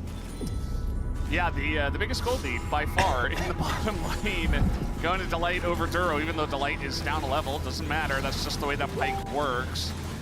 As Heartsteel finished for Peanut, they're going to look at this Rift Herald, and they're bursting it down quite fast with the Wait, is it dead? In comes Canyon. Over the wall? Over the wall? I'm certainly curious about this, but yeah, they just can't even get close. Easy to Herald, it. and Delight gets Delight it. actually going to pick up the eye. Not bad. Not bad. There, I suppose. Not bad.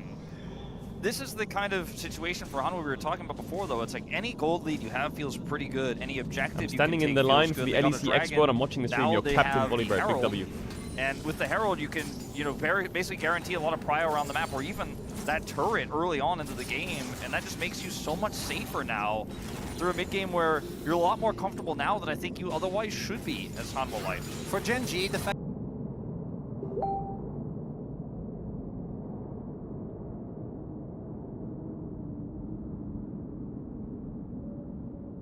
Ready?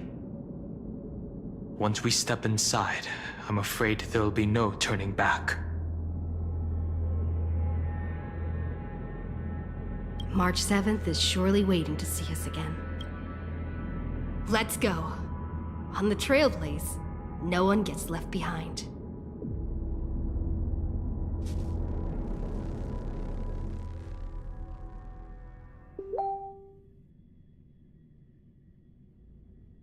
This maze is full of memory loss.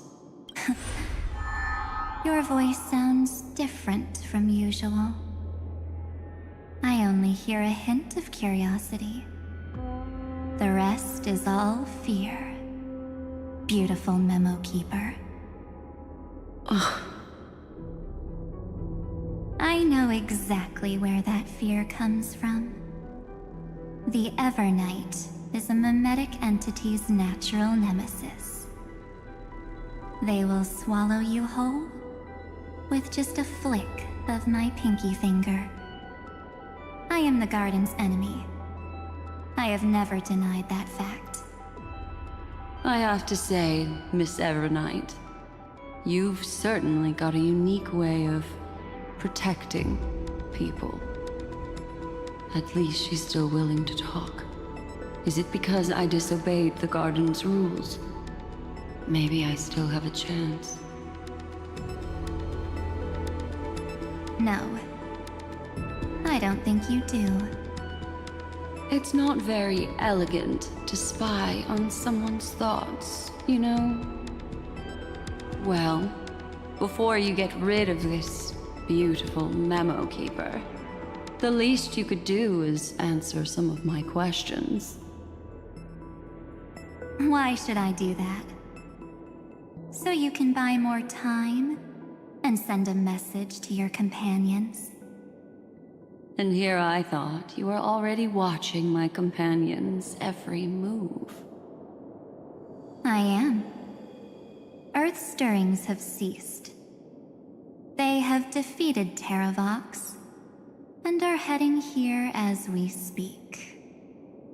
Don't tell me that's part of your plan, too. It's not. But I'll make good use of it. Fighting alone against an entire world, even I might miss something. But I know how to adapt to the circumstances. Just like right now. How I've decided to let you go. I like you, little bird. Your longing for memories remains pure. Unlike those memo snatchers. Your most precious quality is how you've yet to be tainted by the garden's dark side. I'll take that as a compliment. But I still don't understand why you've kidnapped me here. Well, Seeing is believing. So, why don't we take a stroll together? This ruin buried deep underground is called the Kernel in the language of erudition. But I gave it a friendlier name. The Heart of Amphorius. The great tomb of the Nameless Titan. The Nameless Titan? You'll see with your own eyes just how important the remembrance has been in this world. And how we will stir up the waves of oblivion to douse an eon's ambition.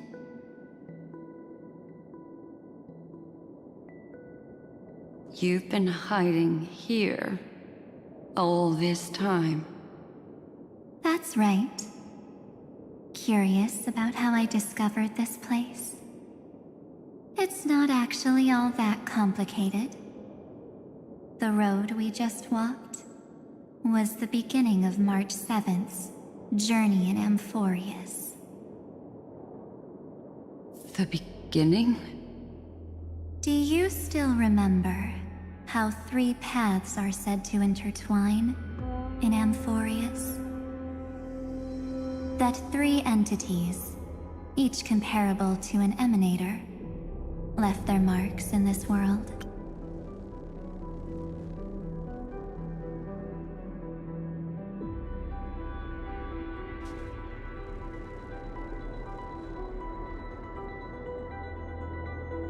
There's Xandar, Iron Tomb, and... That's right. To this day, there have been no signs of the entity corresponding to the remembrance.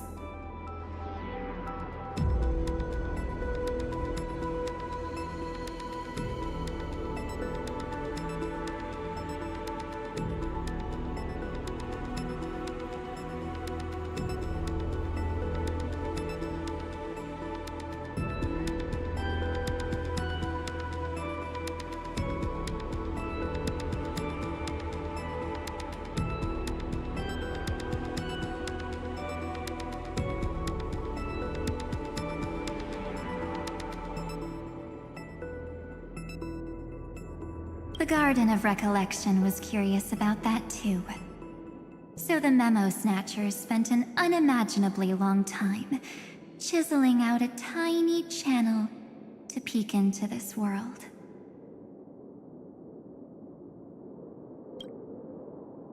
But there was always a power in the memory zone that kept them out. And when March 7th's consciousness was seized, it was a ripple of the remembrance that protected her and sent her in here.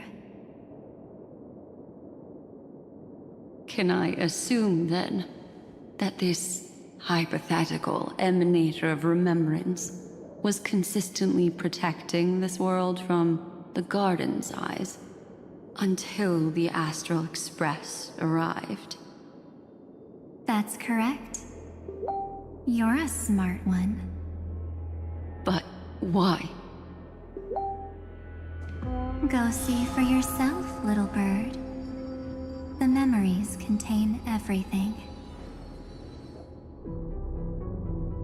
This gate is really impressive.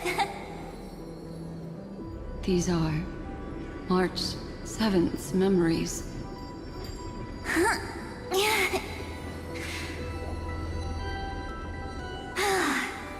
Didn't move at all, huh?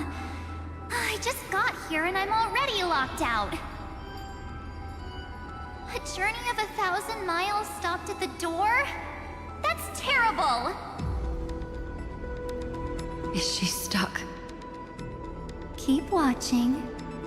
The fun stuff is just ahead. Warning. Object does not have access permission. What? Did I touch something I shouldn't have? Execute formatting protocol. What's going on? Formatting? Warning. Illegal operations detected. Warning. Illegal operations detected. Hey! Don't just activate like that! How do I stop this thing? Warning. Warning. Warning. Operation authorized. Protocol name back. Huh? Finally, it stopped. Wait, did you just mention her name? She's barely spent any time in Amphorius, and she's already famous? I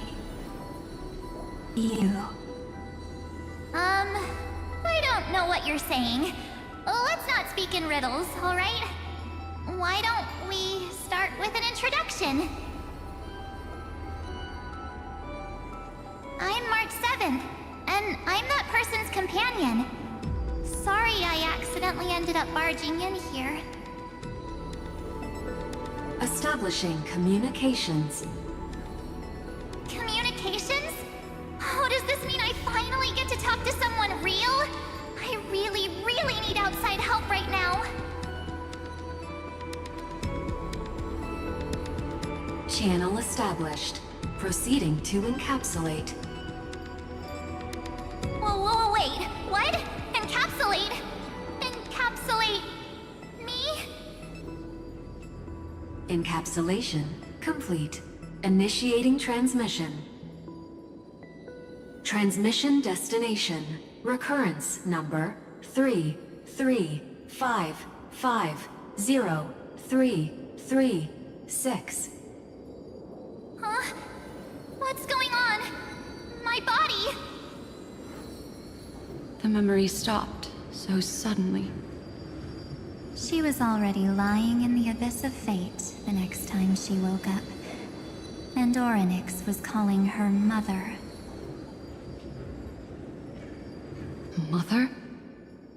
Maybe that's just how the Titan calls all Remembrance Pathstriders. Like how they call Thule Skyfather. So March 7th had already brushed against the inner workings of this world at the beginning of her journey. That warning in her memories must have been the Scepter's safety protocol.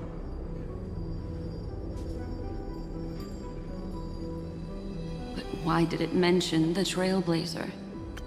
March 7th should have entered Amphorius long before she and Dan Heng did.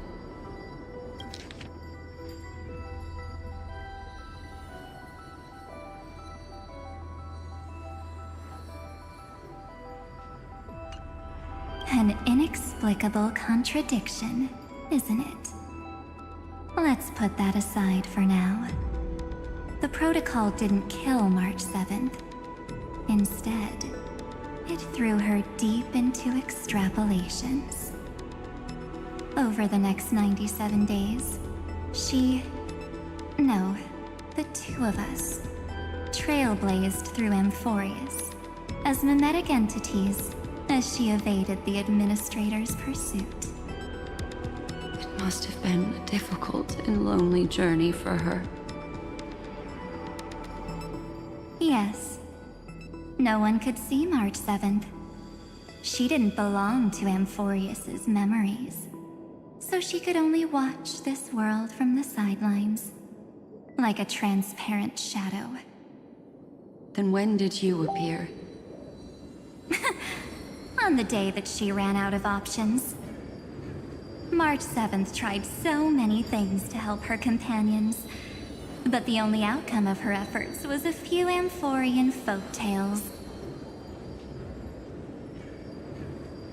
In the end, she had only one option left. Just as she wished, I erased everything using the power of oblivion. Then, I protected her and Dan Heng, and made sure that they were spared from the Memo Snatcher's clutches when they broke through the seal. And you've been hiding in the shadows ever since, while manipulating time and colluding with Earth, all the way till now. A journey of 1,000 miles starts with a single step. The story of the remembrance has just begun. Why don't we step into it together? As someone qualified to walk with me, you can now take in all the secrets behind this door. And witness how, in a blank space of time, another futile journey across 30 million lifetimes was forgotten by this world. I thought Evernight would have done something to stop us, but it's been smooth sailing the whole way through.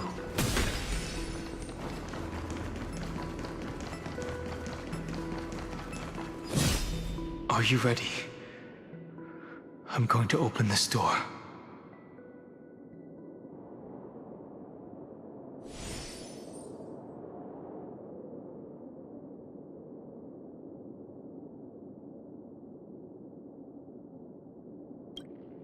Absolute silence.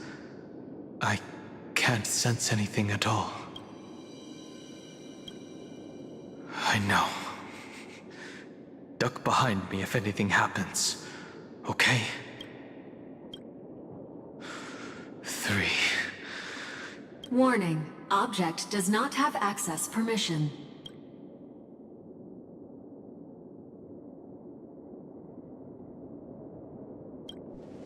It's got nothing to do with you.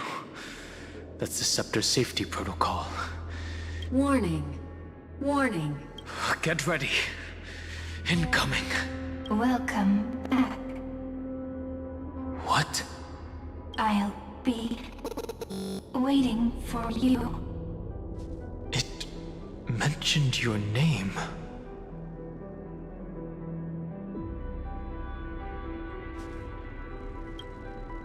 I'm getting a feeling of deja vu, like the first time I opened as I've written. Thankfully, Evernight didn't take that book. Let's try using it. Operation authorized. Protocol name. The seal's gone.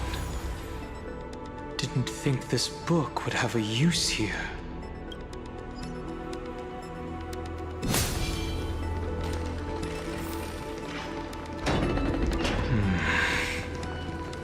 Is that...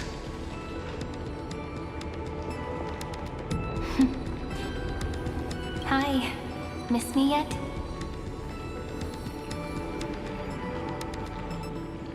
I'm just messing with you. This is the first time I have met you. Executing protocol. Format object. Formatting progress. 0.015%. And it looks like it'll also be the last.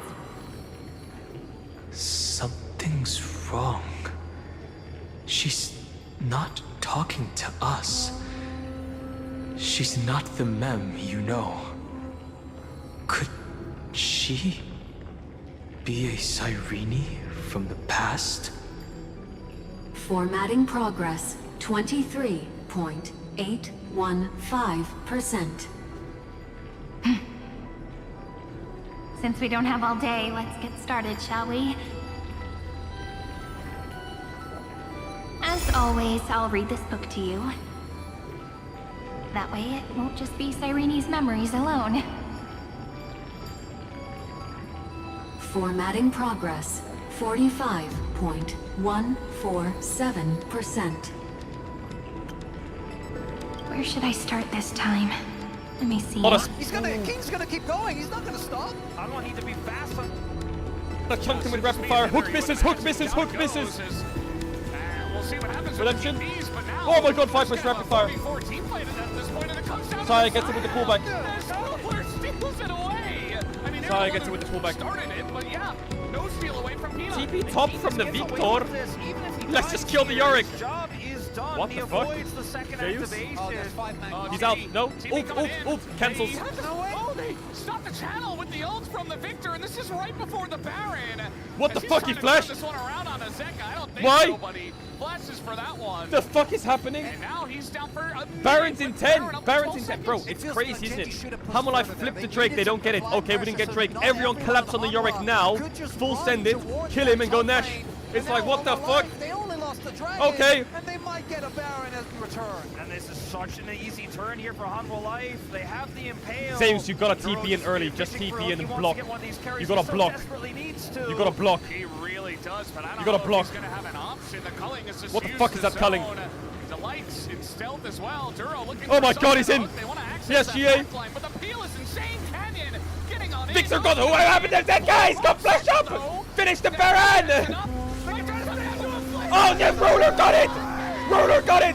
But Ruler will not be denied these objectives. Dashes out. And he's full health. He just keeps getting them. What the fuck? What happened to Zeka? Why are you horn ulting? Definitely on the chase here. With Knock up, flash. Hook misses. Zeus dead. Instead, he's just Top wave, top wave. He says Ruler hasn't had enough. Let's give him some more. They have to look for something. They know that this Baron might be with the top lane push, with the death timers.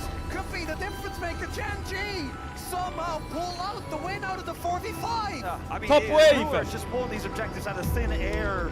And Ruler, What is level Zeka 18 doing is gonna be again? ripping this turret off the map. That top inhibitor is already down here. I don't think they'll be able to push for the mid one right now, but they can take out all of those inner turrets as a big injection of gold. Less important right now, nearly 40 minutes in.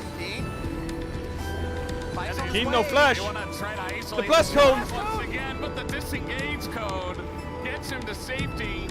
And not much you can do.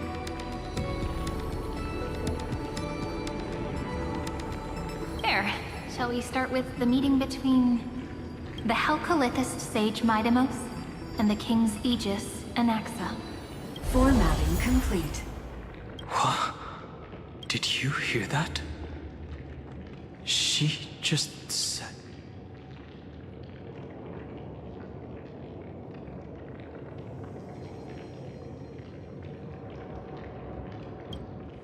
This is obviously not the history we know. It might be one of the possibilities in the 30 million cycles, but... Cyrene should have died at the start of every recurrence. So why is she here? And who was she talking to? And that book she mentioned. That's very likely. That door reacted to the book as well. Let's try copying what she did. Accessing recurrence number 335503337.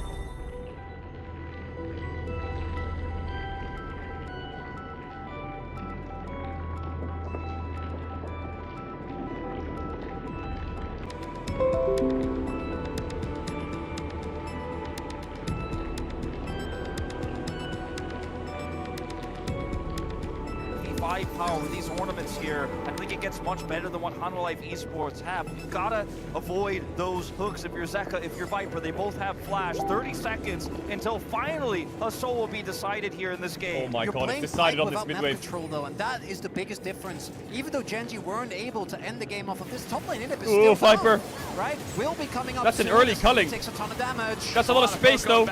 Ult onto the canyon. Finally get an impale engage, but Canyon is Hook onto... What the fuck is Zeus doing again? Casio is way too much for the Orn to deal They have to with. give the soul. Oh, Chovy! Follow up from Chovy is gigantic. It's a monster ult! Golden. Hook up the light! Come through, and that should be it, Gen.G. 10k damage from Ruler.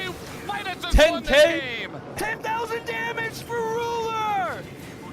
10,600! He had the smite button in this game, and his damage is off the charts. Who says the Victor scales? This Zaya It's over, is it's the over. biggest It's on the completely rim. done so. Feel like Oh. the Blitzcrank is scaling better than the Victor in this one. Oh. As Viper, he's desperate. He's trying come, to come, clear come. the GG. waves, but he's not gonna have It's it. cooked. Gen.G, get the revenge from Holy last fuck. summer, and they are your 2025 LCK Finals champion. They just don't stop winning. And Ruler!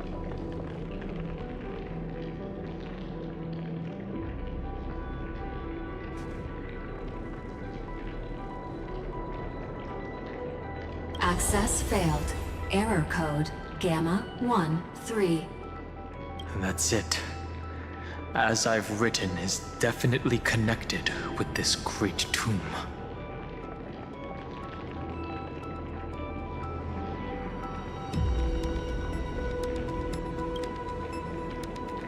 Probably referring to the eternal recurrences. It also proves the previous hypothesis that this place is outside of Amphorius's cycles.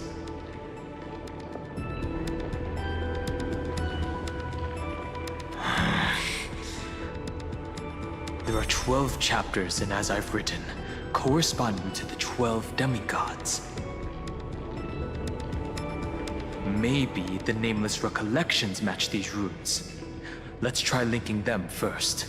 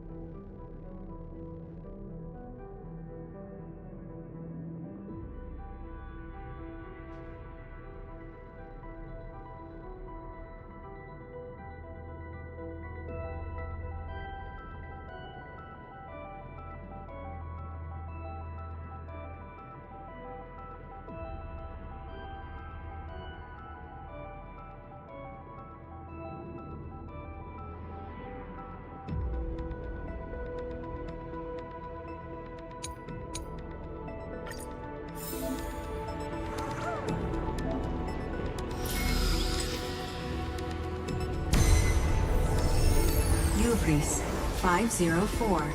Downloaded.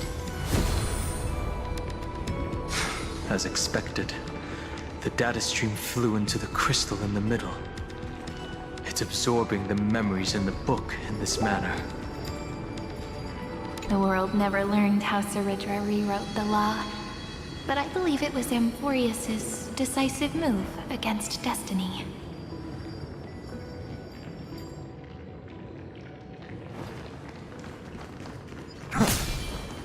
$30 million departures, 30 million shatterings, and the beginning of 30 million flame chase journeys. Fate betrayed Trebios, but she was never betrayed by humanity.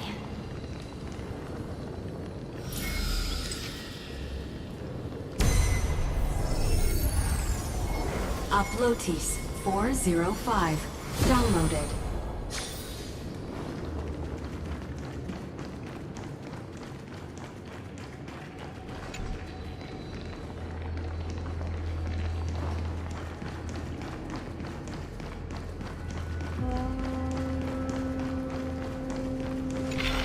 This room is so desolate. What exactly is it?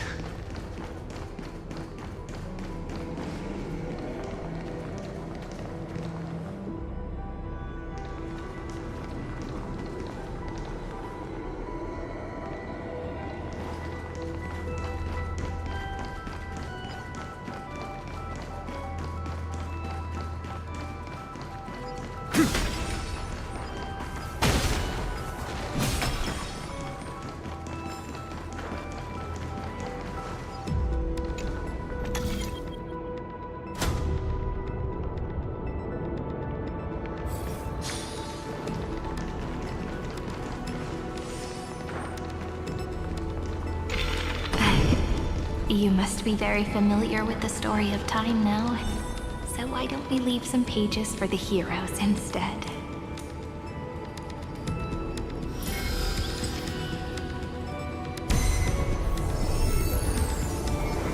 Euthea 093. Downloaded. Scopeo 365. Downloaded. Branch number 1. Archiving. Object recurrence number 3355033. 0.37. Progress 13.131%. Light up the dawn. There's a notch in the terminal that's just the right size for this book. Branch number 1 archived. Encapsulating encryption key.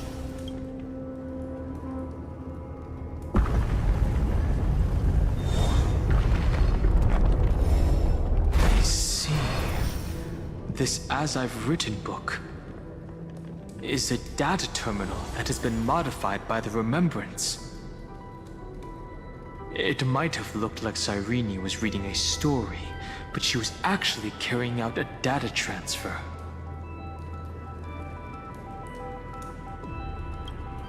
Right. That's a more direct way to think about it. No wonder these facilities are reacting to it. This book is a key. But Cyrene could never have known about the truth regarding the scepter. So where did she get this key?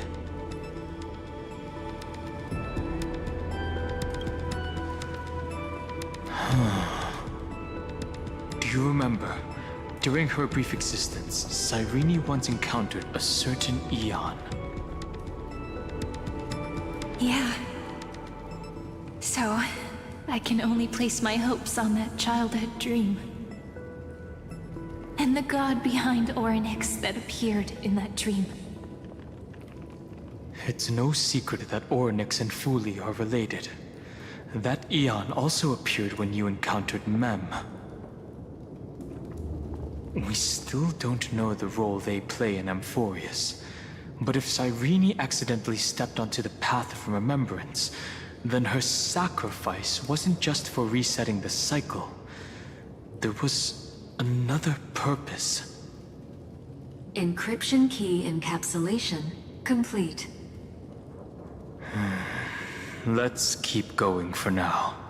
If my hypothesis holds, then the scene we just saw will replay many more times.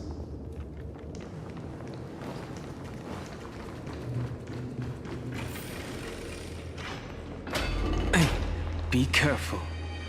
Evernight's eyes are everywhere. Don't get too far from me. The chronocognitive anchor will protect us.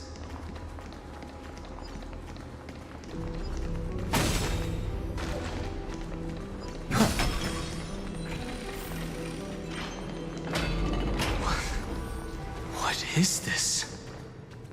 It's hard to believe. Is this still Amphorius? So many countless storage arrays. This would even rival the cyber prison of Inupis. Look, what a magnificent sight. Even this classical world contains a futuristic palace like this. Would ID Ciliciae end up looking like this after a few thousand years?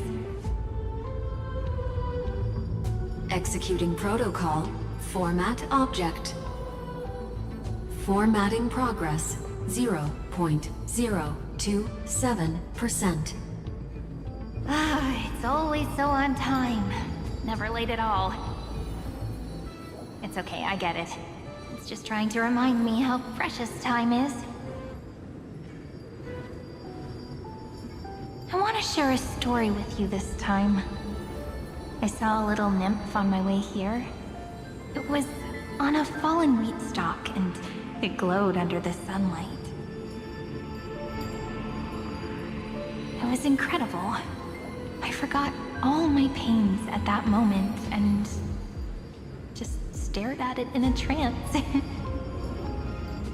I wonder, did every Cyrene in the past feel that the nymph was beautiful?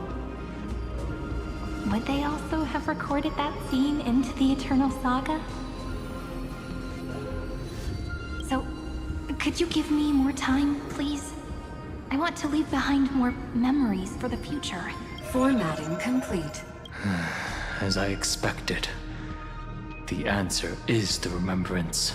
An eon appearing in her dreams, 3 paths intertwining in Amphorius, and the Garden trying to infiltrate this world at all costs. I have reasons to suspect that Fooley's gaze once swept over this world before the scepter completely fell into destruction, and that Cyrene basked in that divine gaze.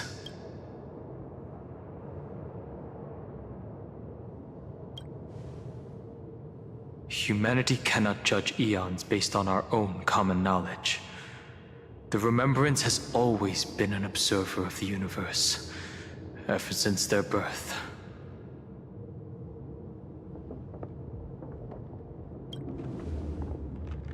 That's to be expected. The various factions are only followers of their eons, and Fooley was never known to be friendly with humanity. But there's still something I don't understand. According to Black Swan, the Garden is internally fractured, and there's a party that craves the memory of an eon's fall. They would do anything to achieve that goal. Yet, I feel as though those memo snatchers didn't try to stop us at all. Instead, it feels like they were trying to cover something up.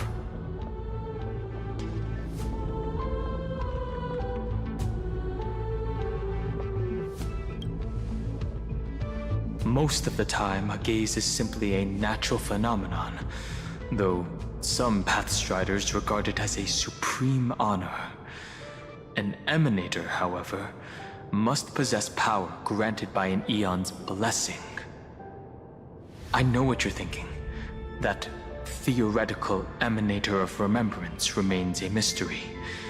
But now, I'm leaning towards the idea that what the Garden's mirror reflected was a kind of miracle that Fooley left behind. Yes, we're thinking the same thing.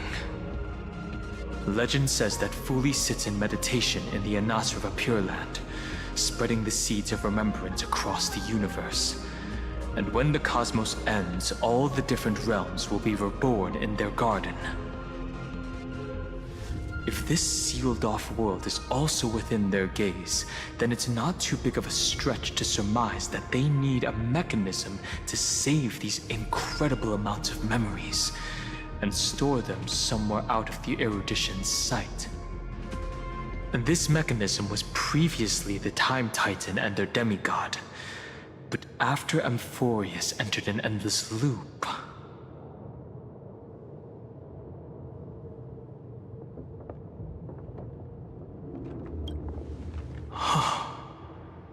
It's that ceremonial blade. Now, I can say with certainty, time is the page on which that eon records Amphorius. If it fades from existence, and all that it records is lost among the stars, that eon will surely direct their gaze here. And it will be a glance that spans time and space, transforming each incarnation of me into the power you shall wield to reset time, imbuing my soul into this ceremonial blade, and creating an endless flame-chased journey. The ceremonial blade killed Cyrene at the start of every recurrence, and at the end of every journey, Cyrene's soul took the extrapolated memories stored within the blade and buried them in this great tomb. That's how the memories of Amphorius transcended the loop and were continuously stored, while the scepter had to revert its progress over and over again because of loss in its logic. Fooley's blessing will not disappear as long as this process keeps going. I knew their gaze never left. As long as I record every page of this story and tell it to you, Amphorius won't be forgotten. Cyrene encountered the Eon's gaze and regarded them as the hope to continue her world. That's why she offered them memories over and over. even if she had to turn herself into nothingness every time. As to why she insisted on keeping her human form and offering the memories through reading a story, it might have been the only way for her to maintain her sense of humanity and leave her mark in this world, even though everything was just her wishful thinking.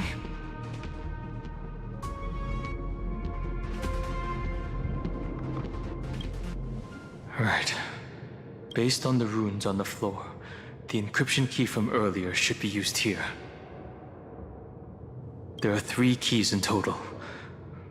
We're 1/3 of the way through. I'll leave it to you. You never say anything, but I know you're listening. Every story I've told is like a little key that opened a door in your heart, no? The path has appeared. Go!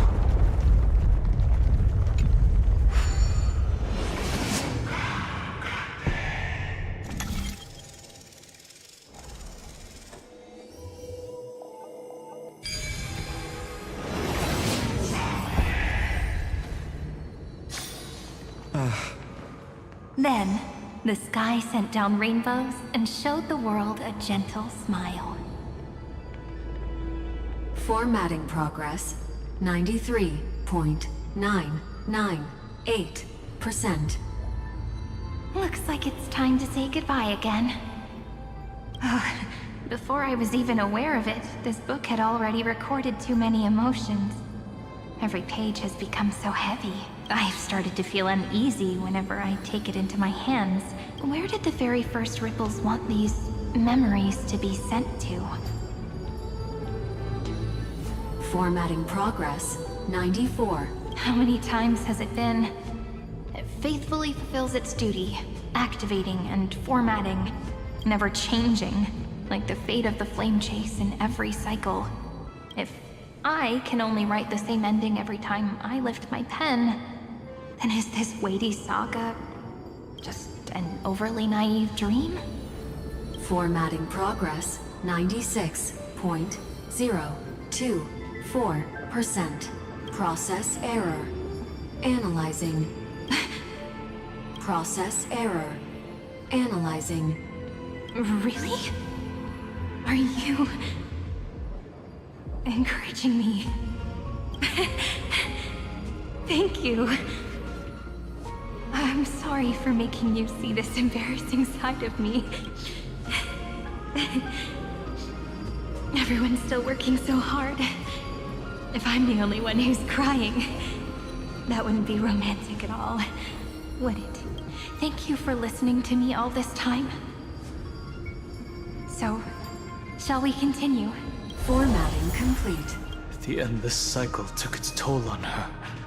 Even Cyrene could not resist despair when faced with eternal stasis. Like Aslana, she started to wonder whether everything was futile.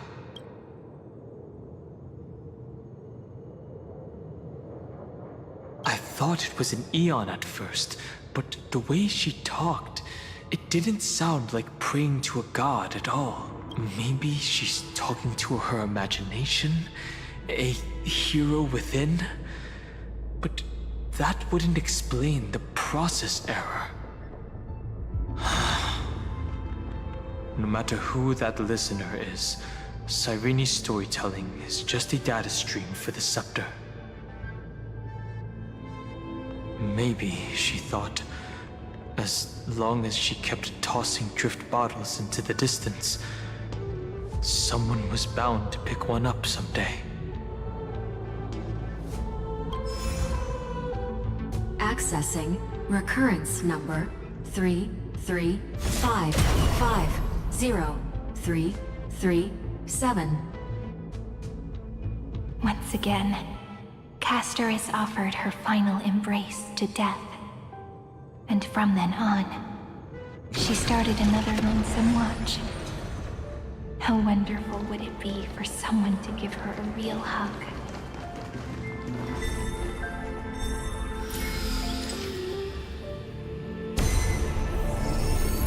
heeereeeeeee 216 downloaded.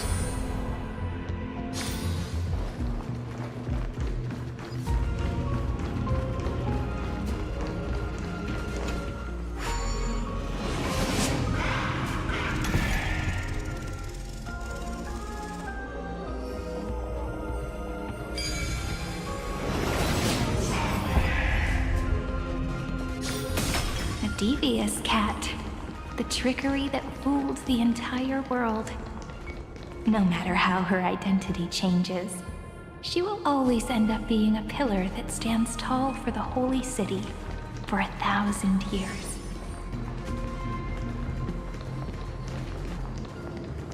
The Hand of Zagreus. Seems like we'll need it here.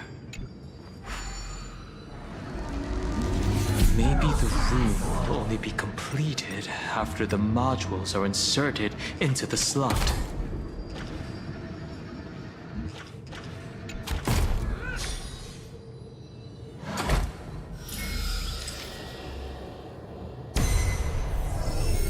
Orexis 945 downloaded.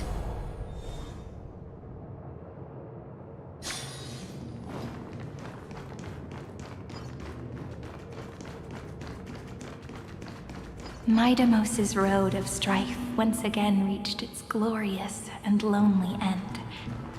As always.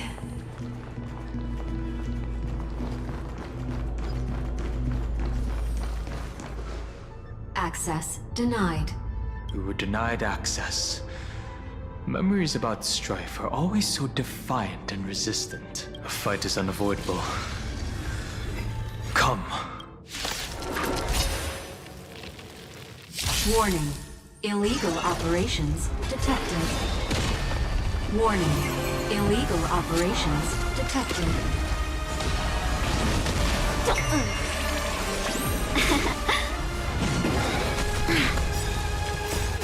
Fight as one! Fury of innumerable core flames consume me. Hail the new dawn! Empty shell, so without substance. Your sun tear the sky!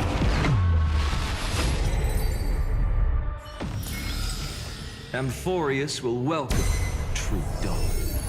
Polemos 600 down. Eleos 252 downloaded.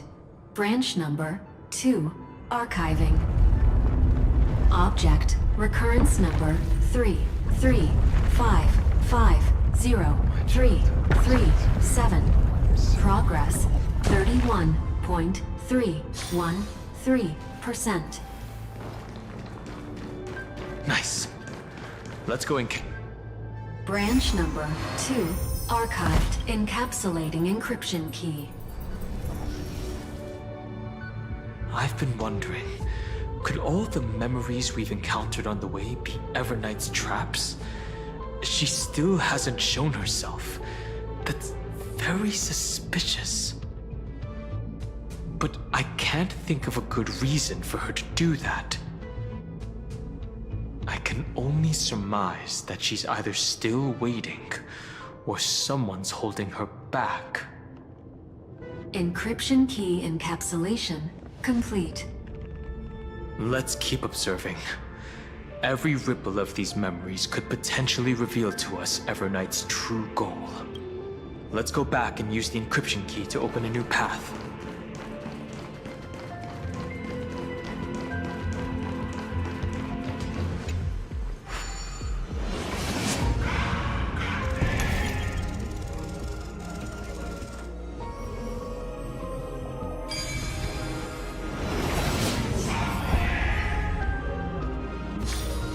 No worries. Anything's possible if you take it step. Go upload the encryption key, just like last time.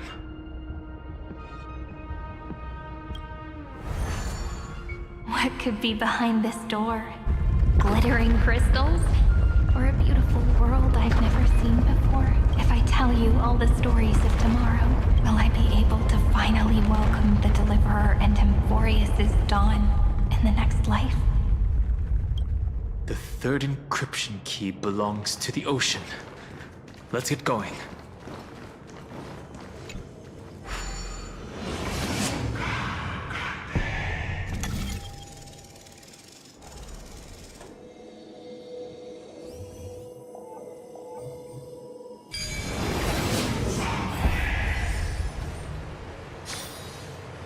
Reminds me of when I was studying at the Grove.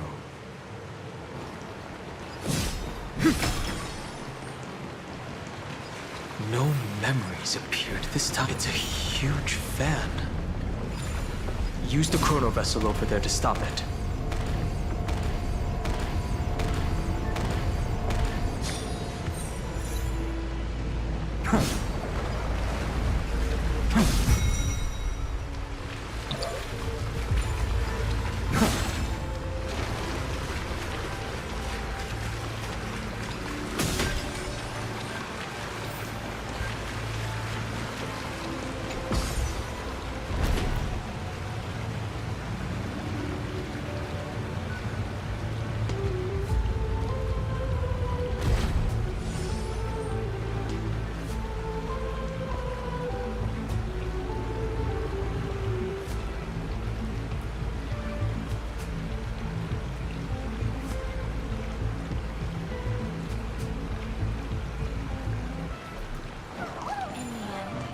Fish returned to the ocean, her home where there was nothing left.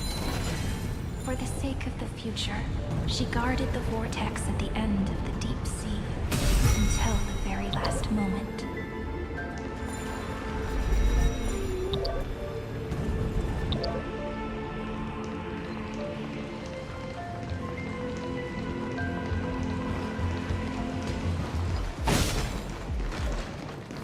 Look!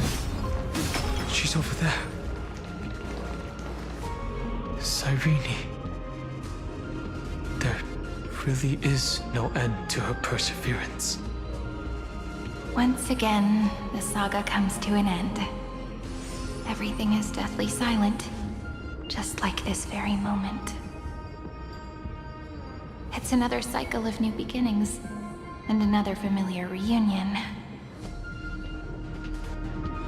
Now that I look back, there was a period when I got really sentimental. I was so anxious, trying to find as many different memories as possible, hoping to bring some change to this unchanging destiny, and find the way out of this maze. But I won't do that anymore now. Formatting progress 73.998%. Process error. Formatting progress, process error. No need to feel sorry for me, good friend. If there are no new blank spaces, how can a saga continue? I'm actually really lucky, you know? During the long years I've spent waiting for the Deliverer, I've always had you here as an audience. Look at these memories I brought to you. They once existed, once sparkled under the sun. And now I can see through your eyes that they are still shining bright. Isn't that already enough? Now, I can rest in peace in the past. As for when tomorrow will come, I'll have to ask the next Cyrene to continue our watch. Formatting complete. Her transformation is painful to watch. Cyrene was always there during the 30 million recurrences. She recorded the Flame Chase journey in her own way on the reverse side of this world, depositing all the memories in this place. I'm increasingly certain that her audience and companion isn't some figurative entity. The deepest ruin in Amphorius. At the great tomb where the pasts of all worlds are buried. Who exactly is its master? Accessing recurrence number 335503337.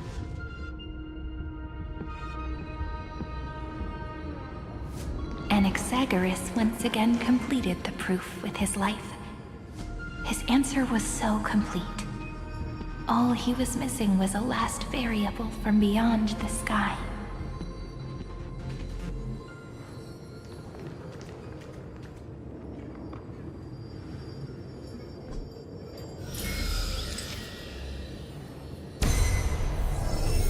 Schema 720 downloaded.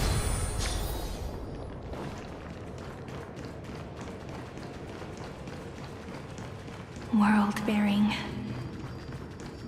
This divine authority is so heavy that I do not know how I can even tell its story.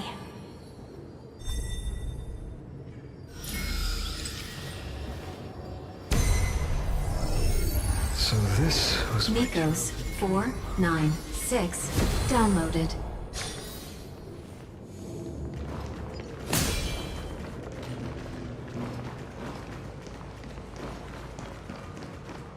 Romance.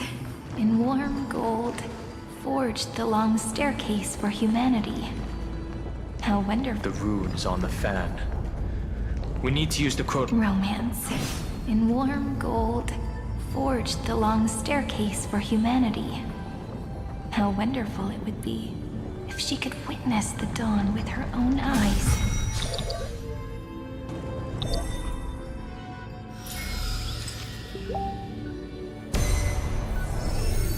Carlos 618 downloaded. Aporia 432 downloaded. Branch number 3 archiving. Object recurrence number. That's the last encryption key. Branch number 3 encapsulating encryption key. Encryption key encapsulated. It's time to go back and activate the system in the middle of the Great Tomb.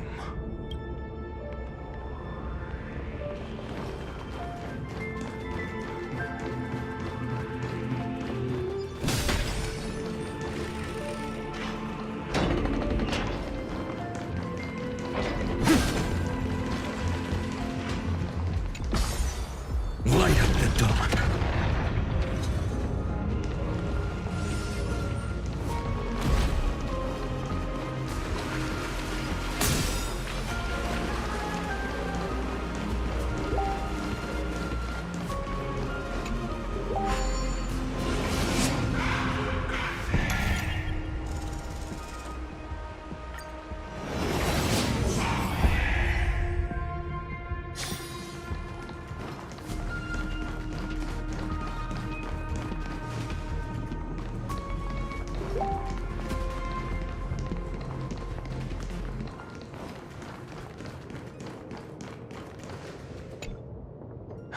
The third encryption key.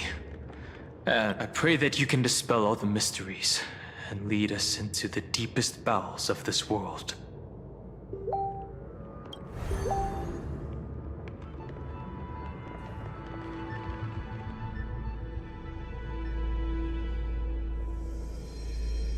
Someone once told the very first me that everything was false. That the only life in Amphorius was a great catastrophe, nurtured using the world as a factor. But how could a dream feel so real? That's why I didn't agree with him. My good friend, I'll read this book to you. For the 33,550,335th time. That way, it won't just be Cyrene's memories alone. Formatting progress 23.815%. Process error. Analyzing. It doesn't even make me feel cold anymore. It's like a ceremonial conclusion, ending every cycle's narration with a full stop. Then, there will be a new me, returning here with new memories. Before I knew it, This palace we built together was no longer a dream that Cyrene alone indulged in. It's now a saga, composed by you, me, and all the Flame Chasers. It's our weak but endless prayer for tomorrow. There will come a day when someone turns over this nearly eternal page and awakens all the dust-covered memories, so they can be recalled by the world in a more beautiful form. Process error. Analyzer. I'll read, and you'll listen, like how flowers always bloom, then wither. I shall welcome my own decay, becoming nourishment for the next flower's bud. And you shall continue to wait here, protecting this garden of memories.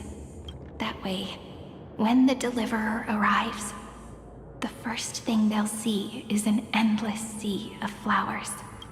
And our stories will be lying silently among the flowers, like every ripple of remembrance. And they shall become the epic known as I've written.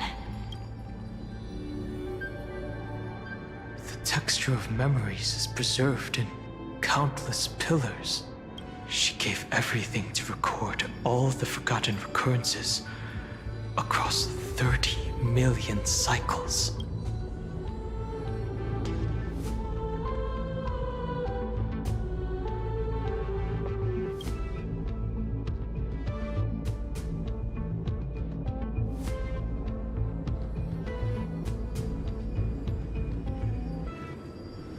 All right. Let's not make things so gloomy. The very first Ripple cheered up her friend like this before she set off. It's a sentence full of blessings, so I want to say it to you as well.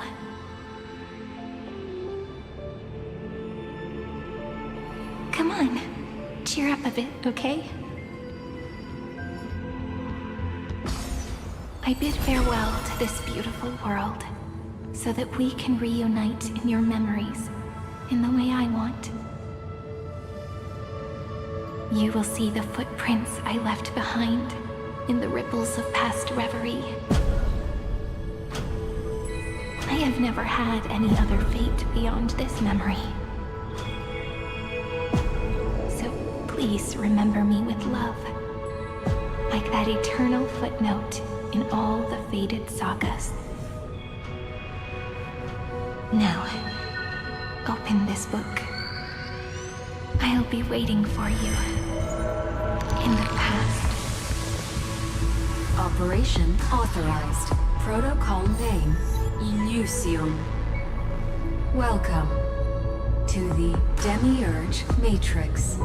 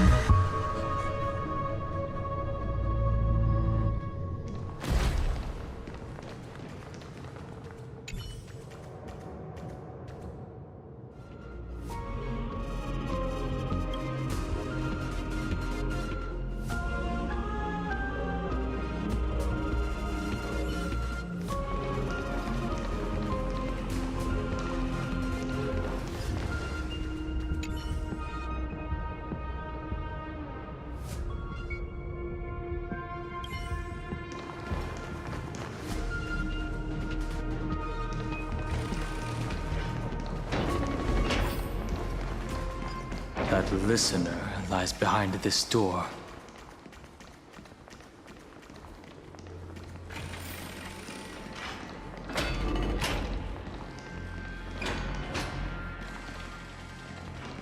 She gave everything to record all the forgotten recurrences across 30 million cycles.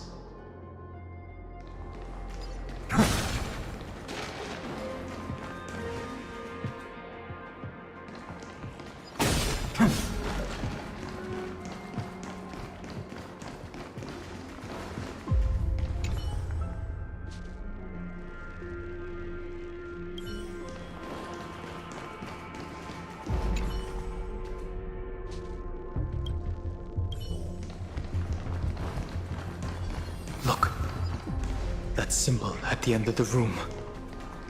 It belongs to the 13th Titan, the unknown solitary god. The first new spore, Demiurge.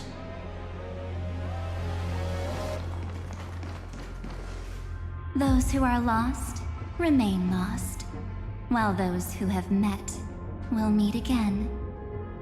What a touching scene. The deepest place in this world is exactly the ideal location for the Trailblaze to reunite. You're not the one we want to reunite with, Evernight. But you'd better explain everything to us. This tomb and the 13th Titan. Tell us everything you know. You're too on edge, Don Hung. I've always been honest with the two of you. Before we talk about Amphorius's destiny, why don't we lay aside our differences and take a moment together to mourn for the cruel truth? Truth? So you still haven't figured it out. Take another moment to look around. Look closely. You must be curious as to where the final Titan is located, right? What a good question that is. I too am curious. Because there's absolutely nothing here. Except a cold, empty void. You mean Cyrene was deceived? Indeed. Fu Li planted a false hope in her heart, making her believe that she was special, and that Amphorius still had a chance. Then, that poor girl walked into the Great Tomb over and over again, and willingly offered herself to the remembrance. Why did they do that? Did you really think they would just save this crumbling world in the way Cyrene was praying for? Don't be naive, Memo Keeper. In this game between gods, the Remembrance chose to stand with the destruction. Given your evident hostility towards the garden, I find it hard to take anything you say at face value. Aren't the Memo Snatchers' activities enough evidence? They did everything they could to help Iron Tomb reach completion. And it wasn't just to obtain some fanciful memories. Let me tell you the real reason. Iron Tomb is a perfect ark. If a seed can be planted within, then the moment the Lord Ravager blows the erudition to pieces, the remembrance will be spread to every corner of the cosmos. That masterless path will be equally split between two eons. Fu Li will devour the erudition. Do you understand now? The war among eons started long ago. Fu Li did not glance this way to save Amphorius. They will drain this world dry and turn it into a most poignant and tragic poem. But fortunately, that girl's sacrifices won't be wasted. I will give her another possibility. I promised her that I would recreate the cause and effect of this world and form a flawless Amphorius. But the only way for a world that can't be turned back to be considered flawless is to burn it with a raging fire until nothing remains. You plan to destroy all the memories Cyrene has ever recorded? That's right. I'll set fire to all the stories, all the emotions, all the futility. I'll turn the garden's conspiracy to dust. Setting fire to this much material will be enough to completely annihilate the scepter's operating logic. Iron Tomb will lose the soil upon which it grows, and Amphorius will be truly set free. The freedom you speak of is no different from destruction. Everything this world ever was will disappear from the extrapolations, never to be regained. That would also include your memories, by the way. That's right. That's why I needed your help, little bird. The more we walked together, the more I was convinced that you have a beautiful Dharmakaya. It fits me very much. So that's why you took me here. Your true form is a bottomless obsession. Smart girl. You haven't disappointed me. This avatar is but a shadow cast by the candlelight. Discarding it invokes no feelings within me. What I must preserve is only my wish. My wish to kill the Path of Remembrance. March 7th will not find peace as long as they and their fanatical henchmen exist. The road ahead is still long, and she needs a guardian to stand by her side. You are my best choice. Allow me to refuse. That duty seems far too heavy. Resistance is pointless, my darling birdie. I will personally plant myself into your heart. And once I've calmed down those two, I will head into reality and find the true you. So, that wasn't enough to fool you. A genius's mirror trick and a protective mechanism of the erudition. Is that right? Those layers of security do make things a little difficult. But unfortunately, those two nameless are already right outside the door. Your plan is about to encounter a few mishaps. Until we meet again, Miss Evernight. Will you still not stand with me, my companions? We'll save the beautiful cosmos, and we won't leave even a single scar behind.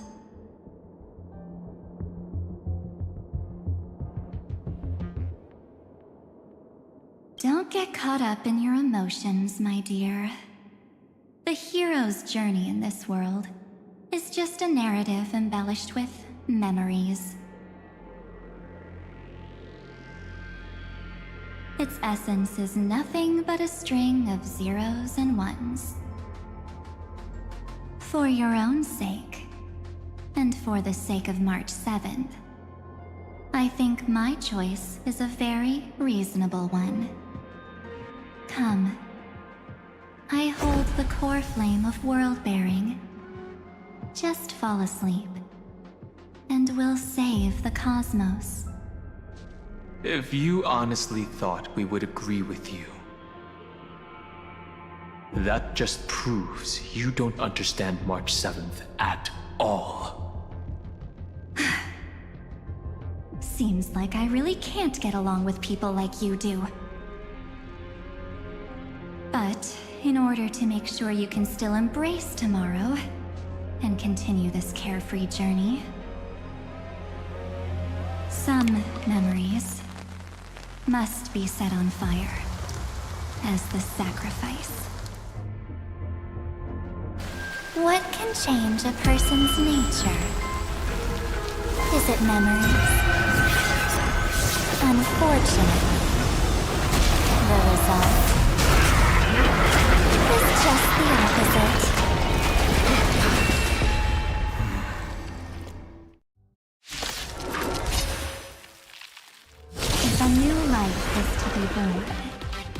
seed has to be dead.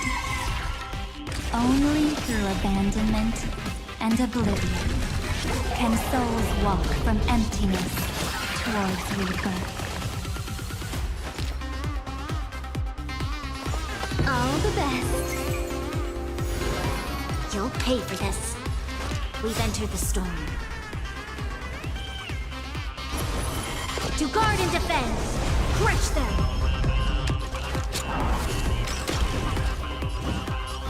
Future could come! Feeling spiffy? Will you find the answer?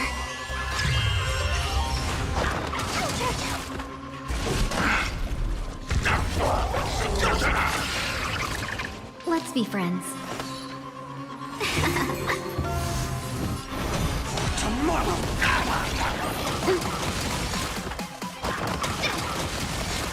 This battle lends me your strength.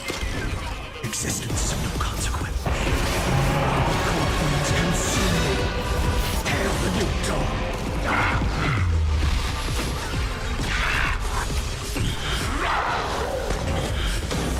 Many sentences! So it starts.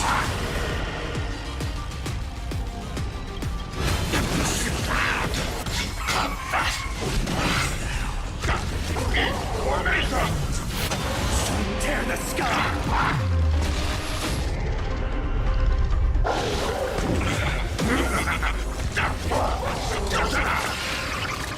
I'll never yield to fate. Quench the flames of blood. Is that all?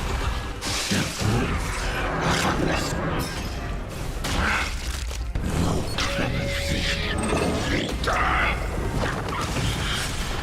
Rift with strife. Quench the flames of blood. Her agony! Information! Hail the new dawn! All stars burn to ash.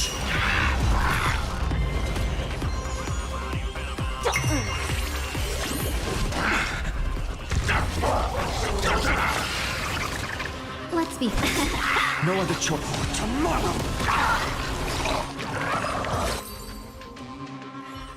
It's time to end this. Return March 7th to us, and end this pointless conflict.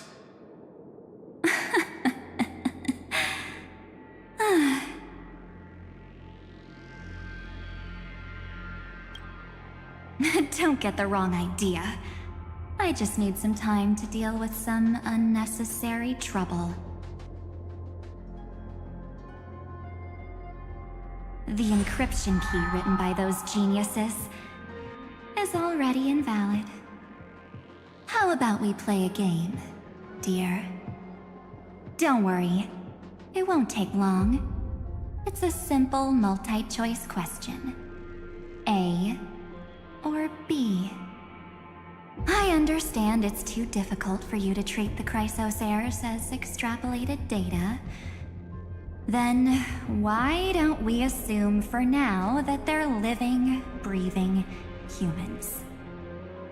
Now, the cosmos will face an unprecedented catastrophe. And your choice will determine the fate of countless planets. On the one side are companions who've weathered every storm with you. They fought with everything they've got and obtained a 1% chance of victory. However, should you choose that 1%, there'll be massive sacrifices, no matter the outcome. On the other side, there's a simple button. The Oblivion will burn away all traces of their existence, as well as your entire memory of this trip. But it will also halt the brewing catastrophe and spare the universe from destruction. Those who are to be sacrificed will be fully aware of the decision you need to make. There will be no concealment or deception. Tell me, what will you choose?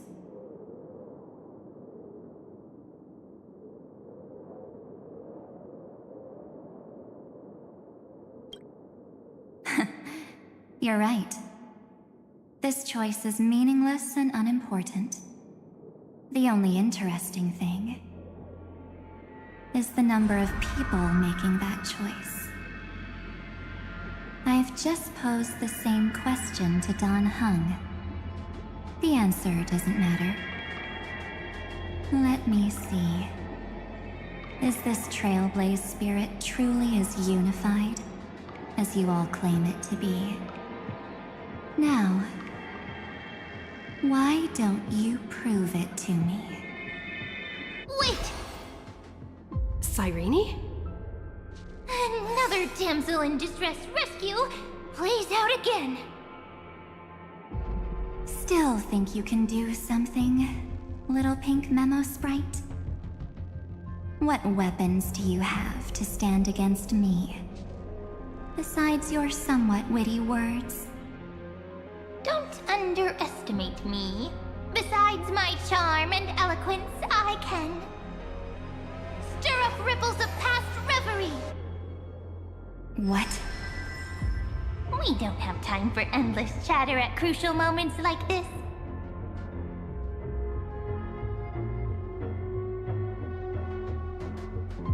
Quick, friend! Take this! Take the shot! I can't hold on much longer! Of course not!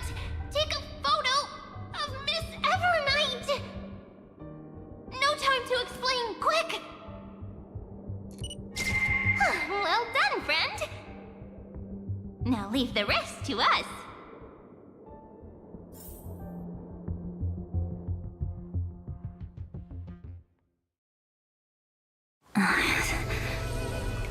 This is a light cone made from someone's memories. Oh, and there's a harmony entwined with it. Looks like someone's been busy behind my back. We meet again, naive me. I know you mean that as a compliment. But as for the word naive, I think I'll give you that one back. Welcome to Ides Elysiae, a small village shrouded by the veil of Evernight. Now, this memory will also belong to you. Let's give you a taste of your own medicine. With my home as the inspiration, I've created this maze. Hope you like it, Miss Evernight. Quite perceptive little memo sprite. But with just you and that Harmony's little birdie, thinking you could trap me? That's a bit of a stretch. So, tell me, what role did you play in all of this? I really didn't think that this other me would be this strong. But at least when it comes to brains, I've still got the edge. My brilliant plan? Bet you never saw it coming.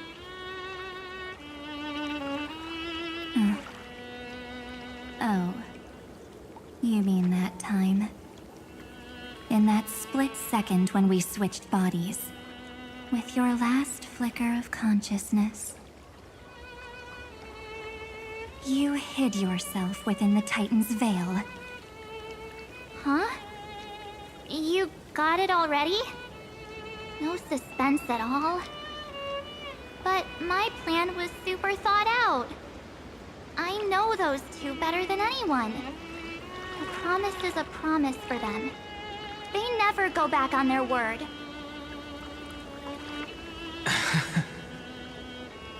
History books, diaries, and photo stones are all perfect catalysts for memories. That's right. So when I hear her press the shutter, even if there's just a teeny bit of my consciousness left, I'd whoosh right into the camera. But if you put it like that, aren't you leaving a lot to chance? No way. She will definitely be snapping away all over Amphorius, because she promised me to take photos. I'm guaranteed to run into her eventually. True. You really know her well. Miss Evernight, let's be real. My amateur skills aren't enough to keep someone like you contained. But if March 7th were here, that would be a different story. Because there's no way for you to ignore her, right? Fine. Lay it on me then. After going on such a long detour, what exactly do you want to do now? First, I want to thank you for protecting her and Dan Heng. But what you did later went way too far. So, while there's still time, I've got to make you change your mind. There is something that truly puzzles me. How did you find yourself again? After giving up all your memories and becoming an empty soul?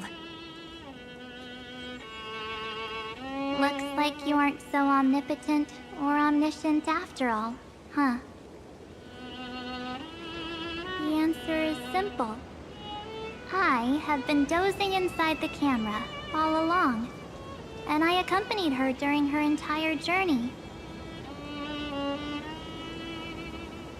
So, when she told Cyrene in this cycle about her interstellar travels, those memories of journeying with the Express entered my mind as well. I may still be far from the complete March 7th, but these memories were more than enough to fight you. So, you know what led up to this, and what followed, right? Go ahead. Tell me. Let's hear why you're so confident you can sway me. Why? Isn't the reason super obvious? Even through a camera lens, I know that the love, hate, and struggles that happened in Amphorius were the same as what real living people experience. Same old topic. I already got her to make a choice. The weights on each side of the scale are far too unequal. When destruction looms, trying to preserve everything only means sacrificing everything. Well, take a step back. Before we ask this question, have you ever really thought about it? What right do we really have to make choices for others? If the cosmos were nothing more than a bigger Akama, ruled by a so-called Imperator, maybe then she'd have the right to weigh both sides and decide for us all. But the truth is, we're just a bunch of nameless. Even with everyone calling her Deliverer, I believe that she hasn't forgotten. That the meaning of Trailblaze is to explore, understand, establish, and connect. It's not about standing above the cosmos as some kind of savior. It's about walking alongside every world within it. So don't try to guilt-trip me with stuff like necessary sacrifices. The Express crew is immune to these baseless accusations.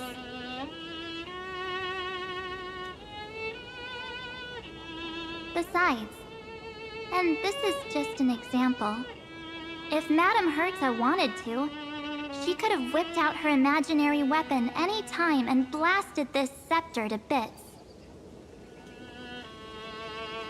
Because, according to your logic, the lives of a few nameless are nothing compared to a Lord Ravager's potential threat.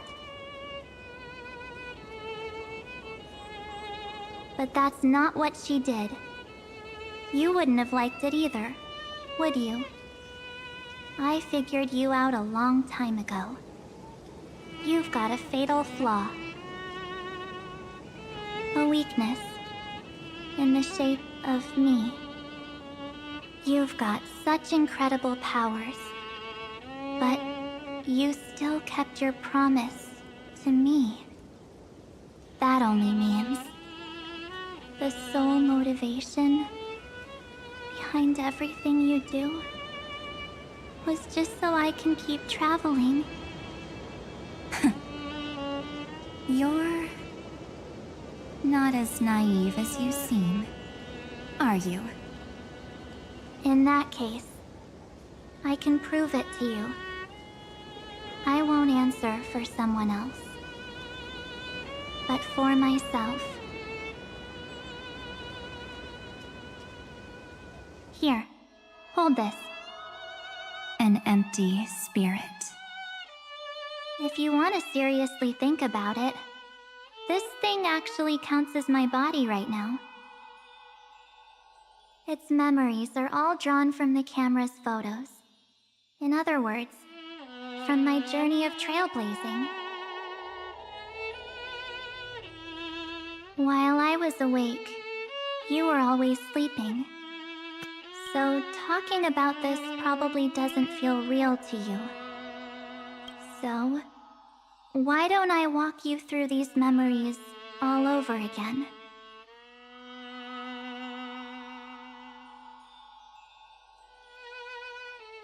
The spirit turned into a journal? Yep, that's what memories are. You don't know where they are, and you don't know what you actually remember. But when you need them most, the forces that have once changed your soul are guaranteed to appear again.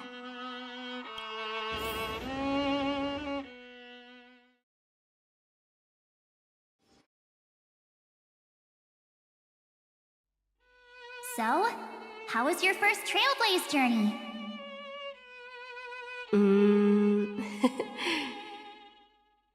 It was very fun. We should still be careful in the future. Aw, come on, Donhung. We're here to celebrate for her tonight. Don't be such a buzzkill. Don't listen to him. Listen. I am practically a Trailblaze expert. Stick with me, and you'll be just fine. You call this trip fine? Well, that's because we could only find 700-year-old guides online. So, you've been a lot of places before? You bet! Capital of Passion, Calcis, Tychean. If I count on my hand, it looks like this is my 6th stop. All my souvenirs are in my room, but they're just a bit of a mess right now. I'll tidy up later and give you the grand tour. Oh, look at this. A Bellabogian notebook. A special souvenir I asked Branya for. She prepared quite a few gifts for us. Raw Geomarrow, Supreme Guardian medals. But I only asked for this little notebook. What's so special about it? The previous Trailblaze missions were all on super high-tech worlds. Forget about paper books. Even holographic projections were ancient relics there. Eurillo is completely different. Watching people record their lives with pen and paper, I finally understood why some still cherish writing journals by hand. It's just like calligraphy. Those deep emotions buried in human hearts can only be awakened through such seemingly thankless actions. Donhung, You truly embody both a fierce beast and a delicate rose. Anyways, that's what I thought too. A camera can only capture fleeting moments, but stitching those moments into a story, you've got to use your own hands. In other words, just taking photos isn't enough. They need a place to be displayed. Isn't the photo wall enough? I told you it's different. Besides, this little notebook is a memento of our first trailblaze together with you. That makes it even more special. Anyways, the next stop is the legendary planet of festivities, Penacony. So, when we get there, I'll make sure we take tons of pictures together, until the memory card's bursting.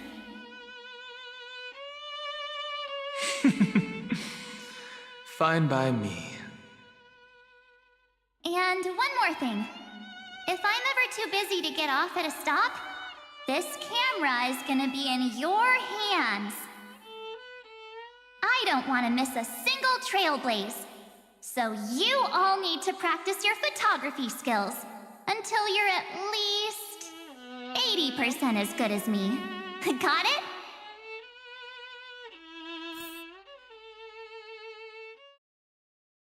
Back then, I was only half joking. I never thought I'd actually miss out. And after just 2 stops, too. Those 97 days alone had me on edge. I honestly thought that was gonna be it for me. Thankfully, with my quick thinking and sharp planning, I managed to keep up with those 2. By hiding in the camera. So what? That's still trailblazing. The camera is my true form. That might have been a joke, but it came true this time. Well, yeah, it was super inconvenient. I couldn't help them when they were in danger. Couldn't complain when they talked total nonsense. And watching her snap a terrible photo, I couldn't even control the shutter. But I stuck with them all the way, till where we are now. Together with them, I got to know this beautiful yet dying world. I claimed our first core flame on the flame chase journey. I met new companions, then bid them farewell. I inherited everyone's determination, carrying it forward into the future they fought for. One they can never see. Until my destiny becomes one with this world's, rewriting the predestined tragic ending, and returning to the true starry skies together with everyone. Only then can I pen the name March 7th. Into this hero's journey called Amphorius. Into this unprecedented trailblaze.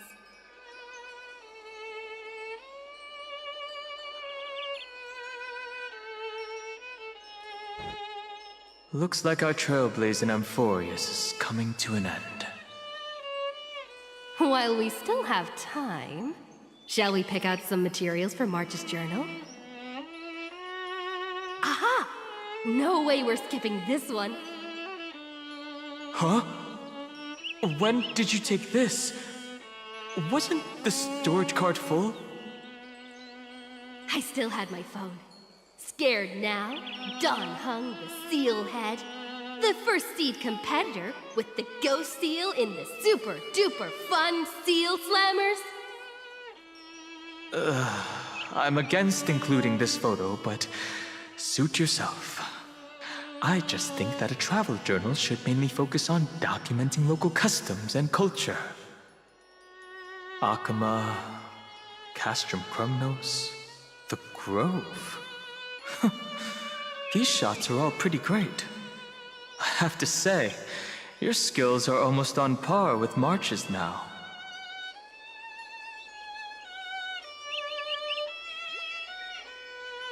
how awesome I am. Oh, right! How about this one? The Veil of Evernight. Onyx, the Titan lurking behind the mist. Pretty epic, right? Is that actual mist, or just motion blur from your shaky hands? Hey, that was a super tense moment. I only had the chance to take a quick one. We're lucky to have anything at all.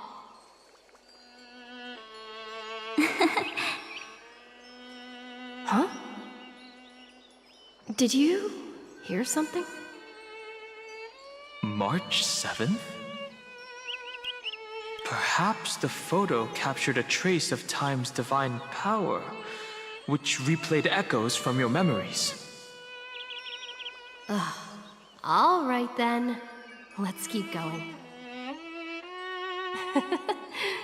If March were here, she'd definitely have plenty of great ideas.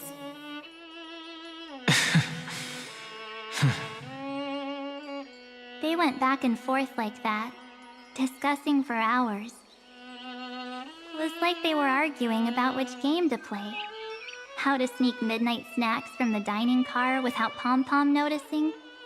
Or who was gonna wash Miss Himeko's coffee cup. Just like every other night on the Express. They've always been by my side. No one knows about my forgotten past. But no one holds it against me. That's because... We can't go back to the past and make better choices. But at least we can do better in the future. Isn't that right?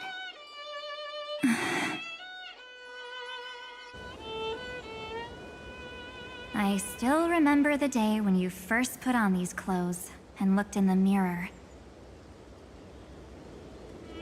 Your eyes were so clear. When all this is over, I hope the mirror can still reflect those same eyes. You're pretty naive, too. Always hoping that the mirror will show the most beautiful side. But you don't even trust the you reflected in the mirror. And if you keep trying to shoulder everything for me, then I'll actually end up as a wallflower, waiting forever for my turn.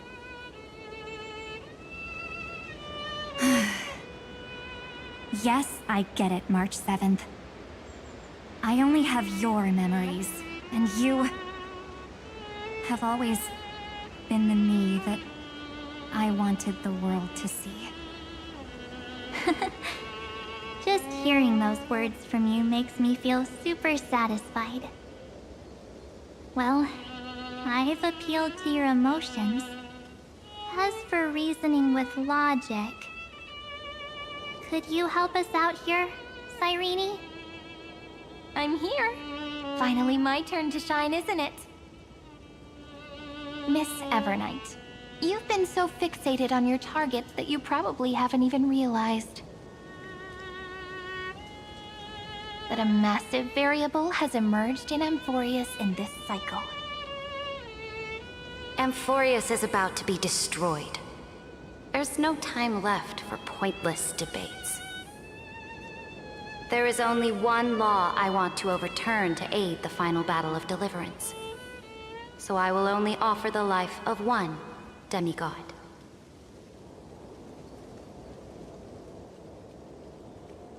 The Imperator added one extra rule to the final Era Nova at the cost of her life. That's how she can ensure Amphorius doesn't become a sacrifice in the cosmic conflict.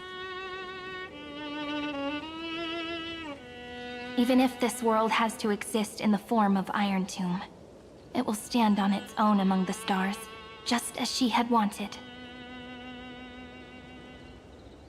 Oh, interesting. What does she want to do? Simple. If any anomaly occurs during the Era Nova process, all foreign elements will be eliminated immediately. Whether it's the Remembrance or the Trailblaze, and the 12 core flames will complete the final Era Nova through the purest form of destruction.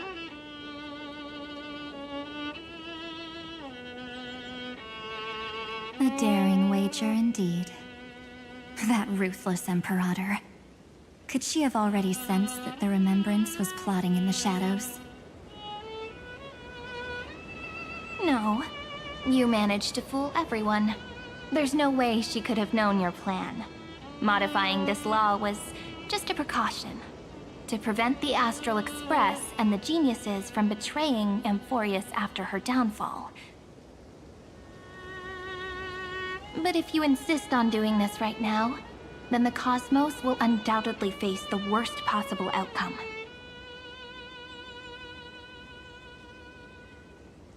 My friend, Dan Heng, and March 7th will all merge with the Scepter and become a victim of the destruction.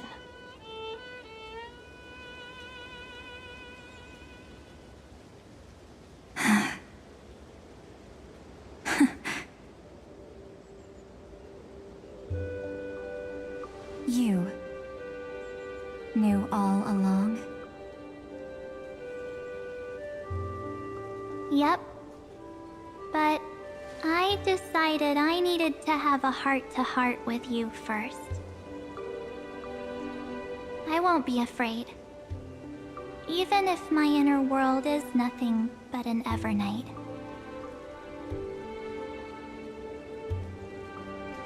That's because my journey's destination lies among the stars. I believe what lies ahead will be bright enough to illuminate my past.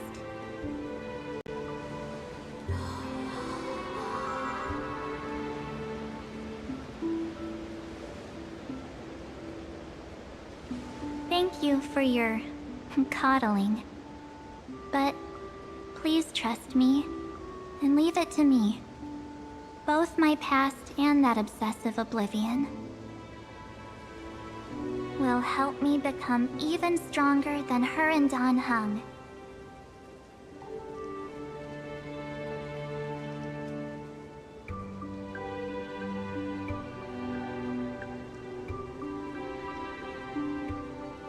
I'm sorry for becoming an obstacle in your journey. Don't apologize, Evernight. We're just two sides reflected by the same mirror, aren't we? So, when we bid farewell to our division and become one,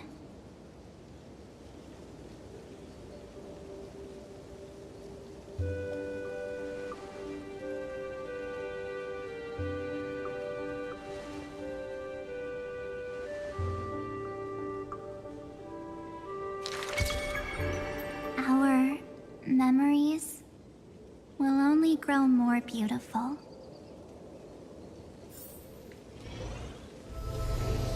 Many thanks, Mr. Sunday.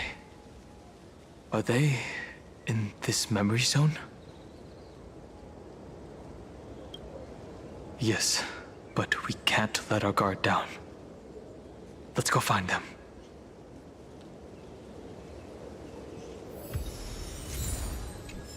It's unusually quiet here. March 7th isn't here.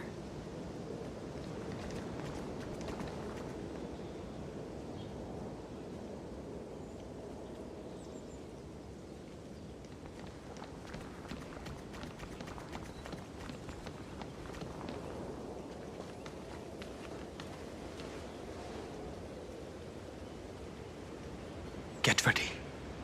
We can't give her any chance this time. Three of a kind. Two pair. Ace.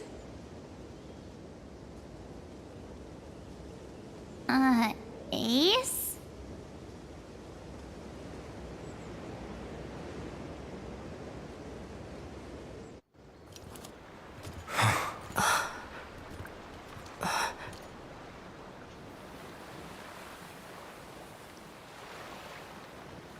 March?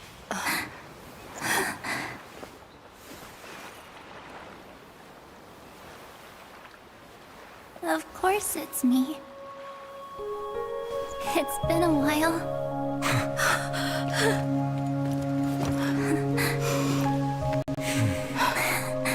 Welcome home, March.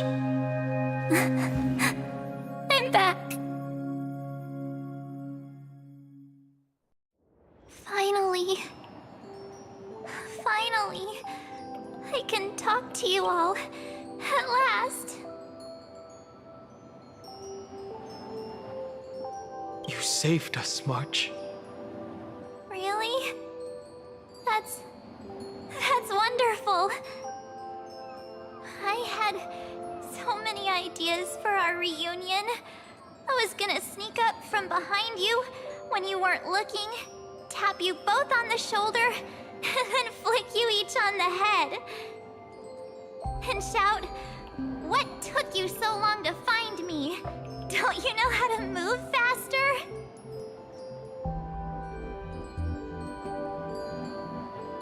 Aw, you too? If this keeps up, I won't be able to stop crying. Aw. I'm just so happy. We both know that you've been by our side this whole time. This Trailblaze journey wouldn't be complete without you. We'll not only trailblaze into the future together and save the world, we'll also return to the Express together and head towards our next destination. After we complete this trailblaze, let's hold hands and head home together. If a new life is to be born, its seed has to be dead. March 7th. When you bid farewell to your past and are born from the six-phased ice, have you thought about the version of yourself you want to see in the mirror? As of now, I have no intention of making choices for you. You've already decided on your next destination. So, let me exercise oblivion one last time and wipe the name Pure Child of Anasrava from your mind. I am an obsession whose purpose it is to protect you. The only memories I have are yours. Therefore, the only one thing I can be sure of: the Garden of Recollection is your enemy. The Path of Remembrance is far more than what people observe on its surface. And I will not allow you to become this broken conspiracy's next sacrifice. If you ever need me again, feel free to awaken my power. And when the time comes, don't hesitate to devour or burn away anything that stands in your way. Then trailblaze through the darkness in my stead. As always, oblivion shall keep watch over your past, veiled in the hush of the Evernight, silent and serene.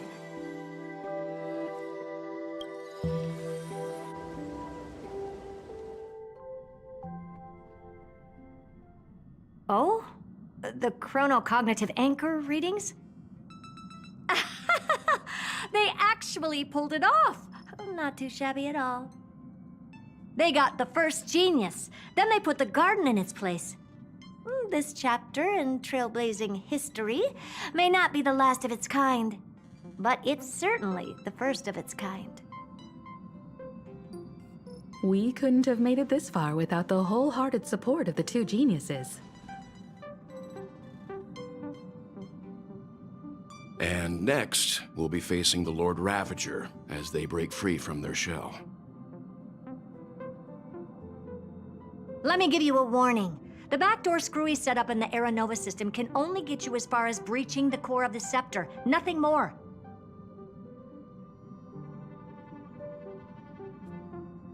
As for those nastier malware programs lurking inside Iron Tomb's belly, you'll have to deal with them as they come.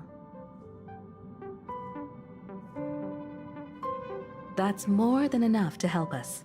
By the way, how are Mr. Screwlum's preparations coming along? Oh, give him a bit more time. Those screwheads at the Imperial Advisory Council need to understand what the concept of war means first. The worst-case scenario would be them having already dismantled all the fortresses in Screwy's collection while he was away. I've heard Mr. Screwlum's fleet includes planet-class mechs. Hyacinth, Poppy, Oleander.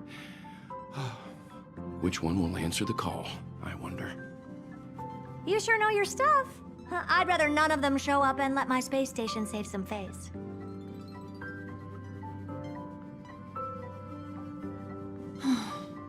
The memory of this decisive battle is bound to be absolutely magnificent, isn't it?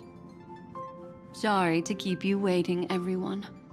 I also have some news to share. The Xianzhou Alliance has replied that they are willing to offer what modest support they can in the campaign against Iron Tomb. The Alliance? Not just the Luofu? This is really good news. With this, our odds of victory just went up another notch. Whether this news is good or bad remains to be seen. What do you mean? Something has happened that even General Jing Yuan couldn't understand. He urgently wants me to inform the two geniuses that Emphorius' causality has vanished from the matrix of Prescience Ultima. This means the instant in Noose's calculations is drawing closer to this world. As the Theoros, I have observed. The night has faded away, and what I have created, I will destroy. This starry sky will return to freedom and chaos, just as it was in the beginning. Confident, aren't you? But from where I stand, it seems you've run out of options. When the Deliverer and her companions fully uncover the secret of the 13th Titan, that is the moment your schemes will come to ruin. Lord Enexagoras, I have granted access to all records concerning the Demiurge, as per your request. How unfortunate that you'll never admit your own mistakes. Analysis complete. Before I erase you completely, allow me to reveal the truth to you, if only as a courtesy to the final thinker. The Demiurge never existed. If it never existed, then where did the Nameless Titan's tomb come from? Isn't that exactly why it's called a tomb? Because it only houses the remains of what once was. Let me give you an example from a story you're familiar with. A sage from the Grove once conducted an experiment. He took a chimera embryo, removed its head before maturity, and continuously stimulated its body to make the chimera believe it still had a brain. Then nurtured it in an ichor vessel. Remarkably, this chimera regrew its skull, but it was completely hollow inside. It had reserved a space for a brain it never possessed. The experiment was over. The sage had assumed the shell would perish once the stimulation ceased. Unfortunately, he was wrong. Driven by instincts, the chimera's body seized the sage's head.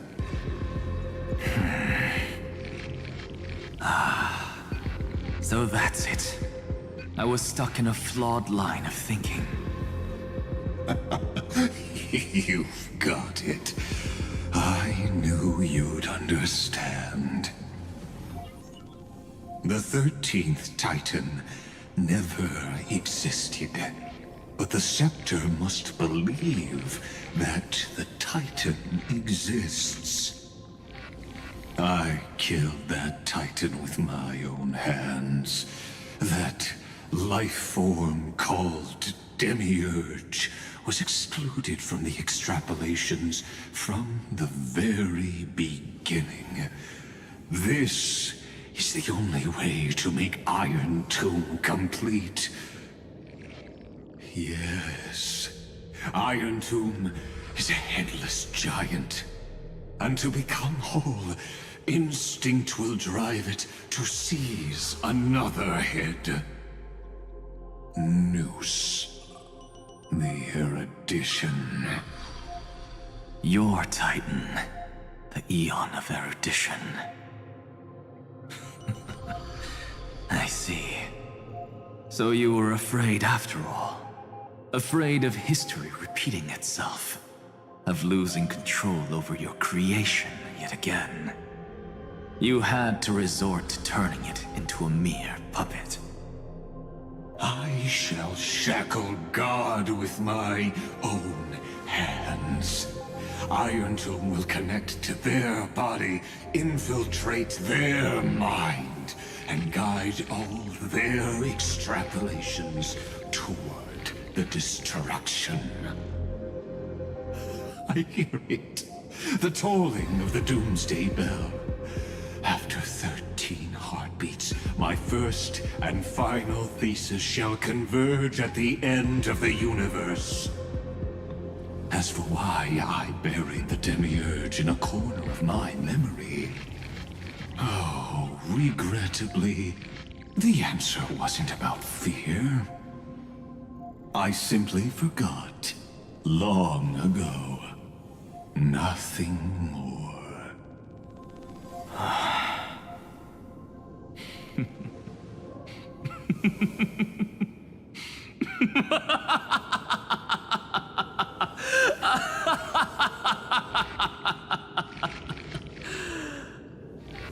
Your laughter is but a helpless sigh. Helpless? What a joke. You merely created a false god, but Amphorius has long since written deicide into its fate. The final Era Nova is at hand. Why don't you wait and see? The Deliverer, myself, and this world will together prove that the original Newspore, the ultimate truth of the universe, is anything but destruction. See you in the next life, Sage. If there's even a 1 in 10,000 chance your conjecture is correct, then, in the name of genius, I shall most certainly witness its failure.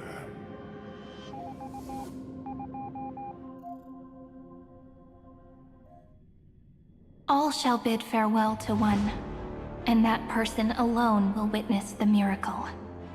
Such is the will of fate.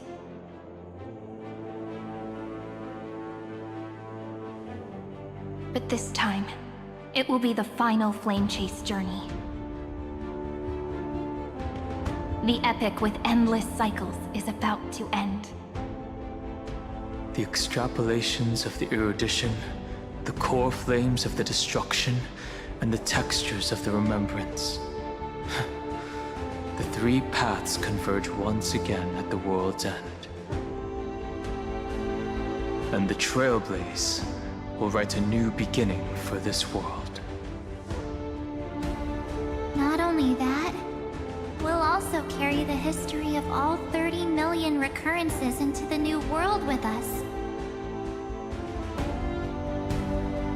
It wouldn't be an exaggeration to call it a miracle. This miracle wasn't created by just one person. Finan would have long been consumed by the core flames if he hadn't chiseled his companion's dying wishes into his soul. And if the hero's resolve to chase the flames had wavered, Cyrene's journey would never have begun. The heroes never yielded and never fell during Amphorius' 30 million cycles. It was fate that fell instead.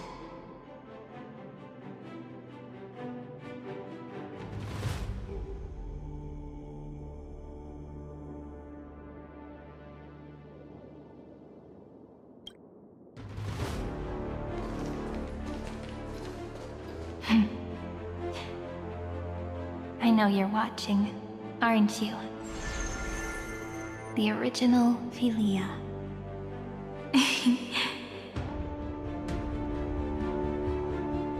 Weird.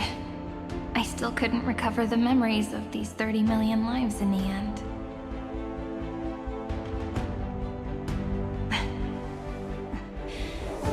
But that doesn't matter anymore, right? I will make the same choice as you, because that's just who I am, and I will always have my charm. Losses are a constant on the flame chase journey, but even if everything fades away with the wind, there's one feeling that will remain.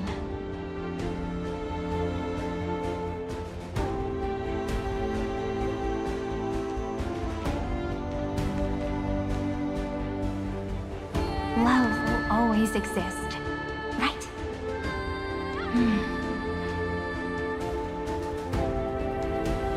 Let's write an ending unlike any before for this world we so deeply love.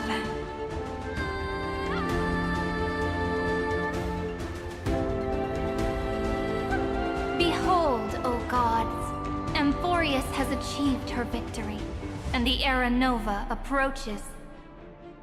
The radiant soul has arrived, having walked through the bustling nights, bearing the golden fire and blood, stepping with pride into daylight.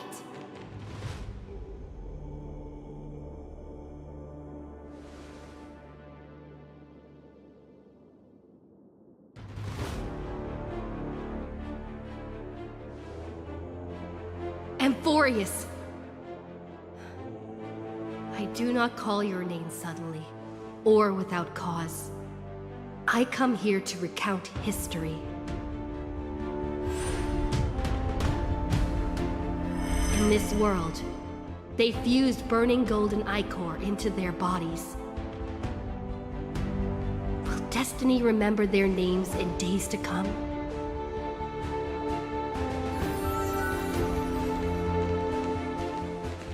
Isn't that gonna be way too many names to remember? 30 million times 1,000? No, wait. Times 1,001. Oh, let's not get hung up on that now. If there are more of us, then there will be more passages in Amphorius too.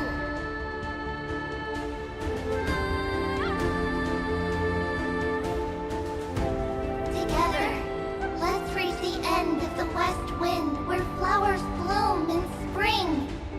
See you tomorrow.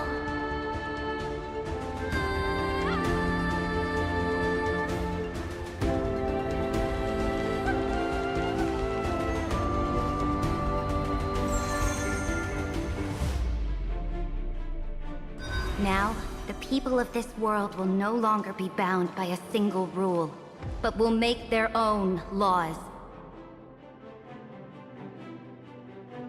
Though the Imperator's figure may seem rather small against the stars beyond, she will suffice as the cornerstone of the world and become the foundation of the greatest empire. Looks like this will be a feast that never comes to a close.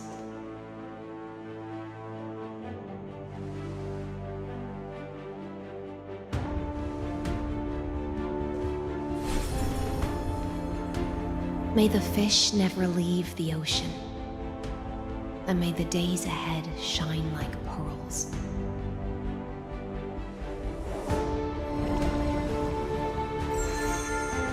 May the gentle sky watch over all beings. There'll be no more distinctions of status or rank. Only you, me, and everyone's shared hopes. Reason or defects, they will all be sown by my own hands. If there's anything else to say, I urge future scholars not to put me on a pedestal. Just make use of what I leave behind. May the newborn dawn keep the world's eyes ever bright. Their defiance may be bitter. Romance shall never perish.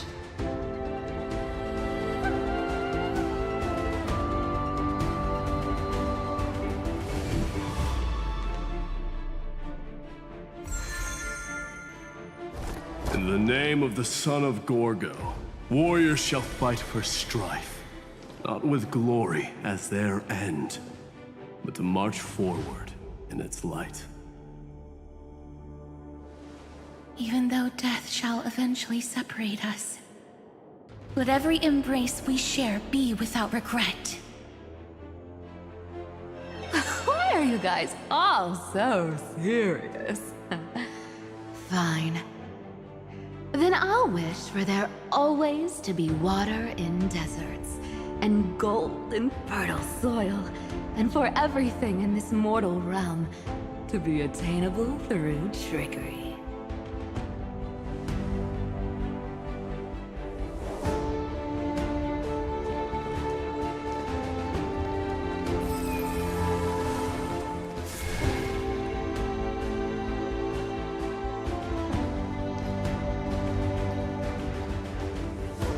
Earth shall protect the past, present, and future, eternally sustaining life.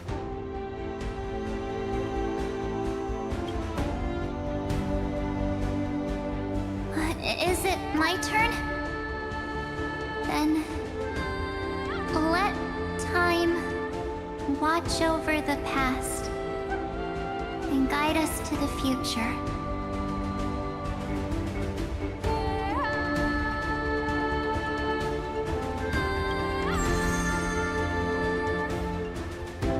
Just like the Trailblaze.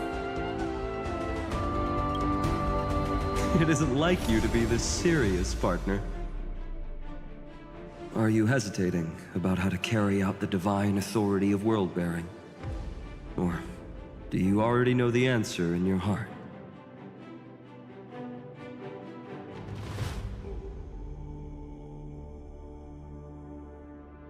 That's right. Just keep moving forward. In your own way. Bring a true dawn to Emphorius.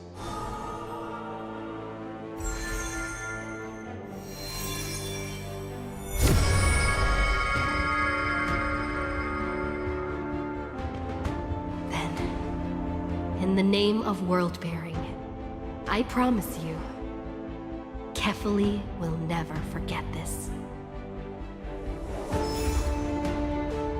And now, let us all embark on this final grand journey. Stand with me and become heroes.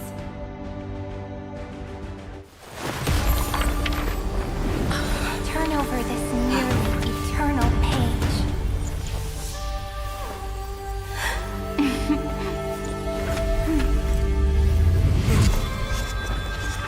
the Trailblaze, an ending unlike any that ever was.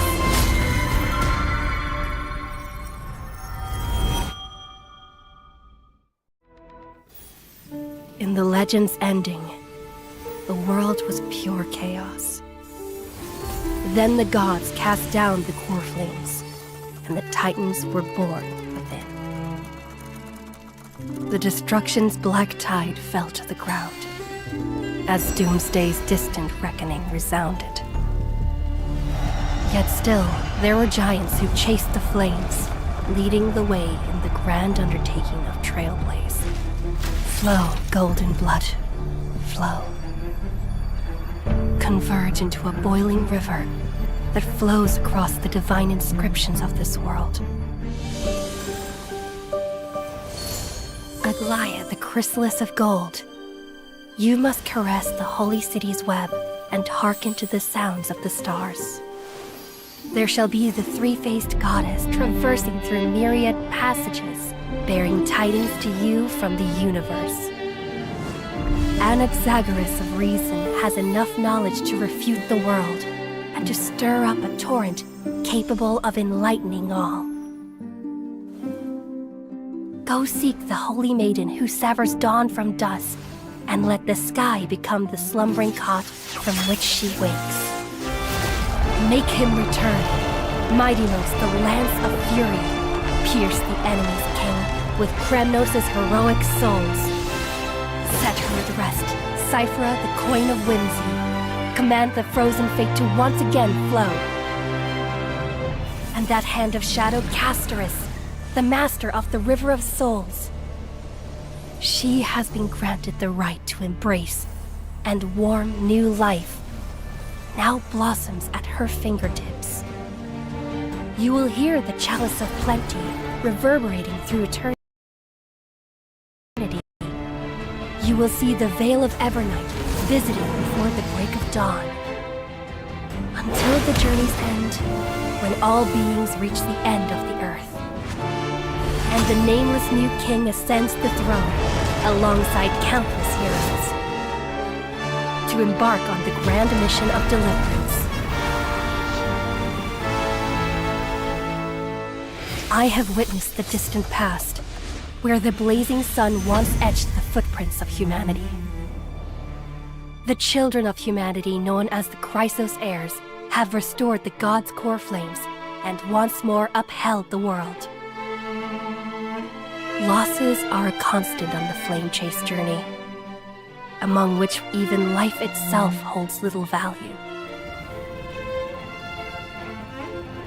Therefore, we cast even ourselves into the flame, only to inscribe the opening stroke in the poem of creation.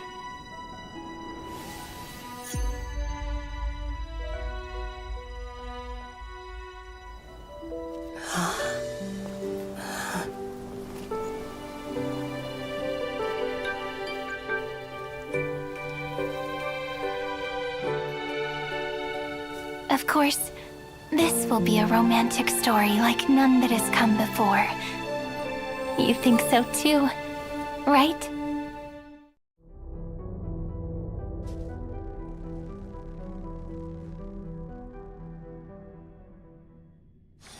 Peaceful days are like breezes carrying the scent of wheat fields.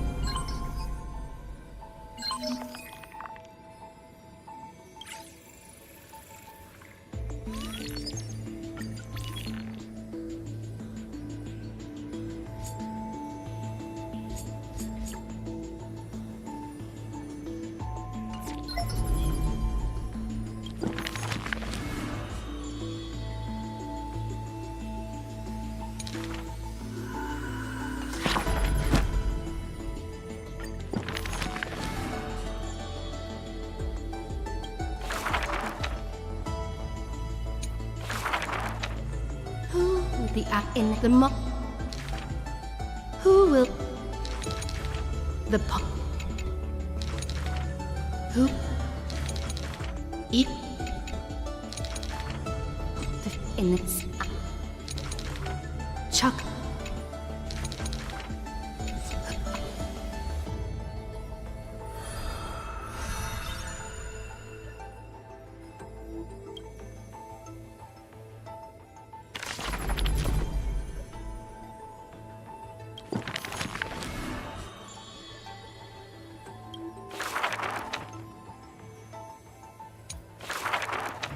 Before Shit.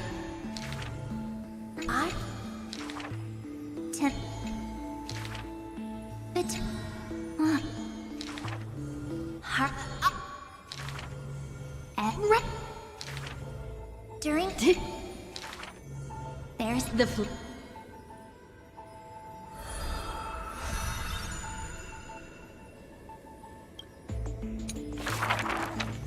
In memory of our first trailblaze together, the three of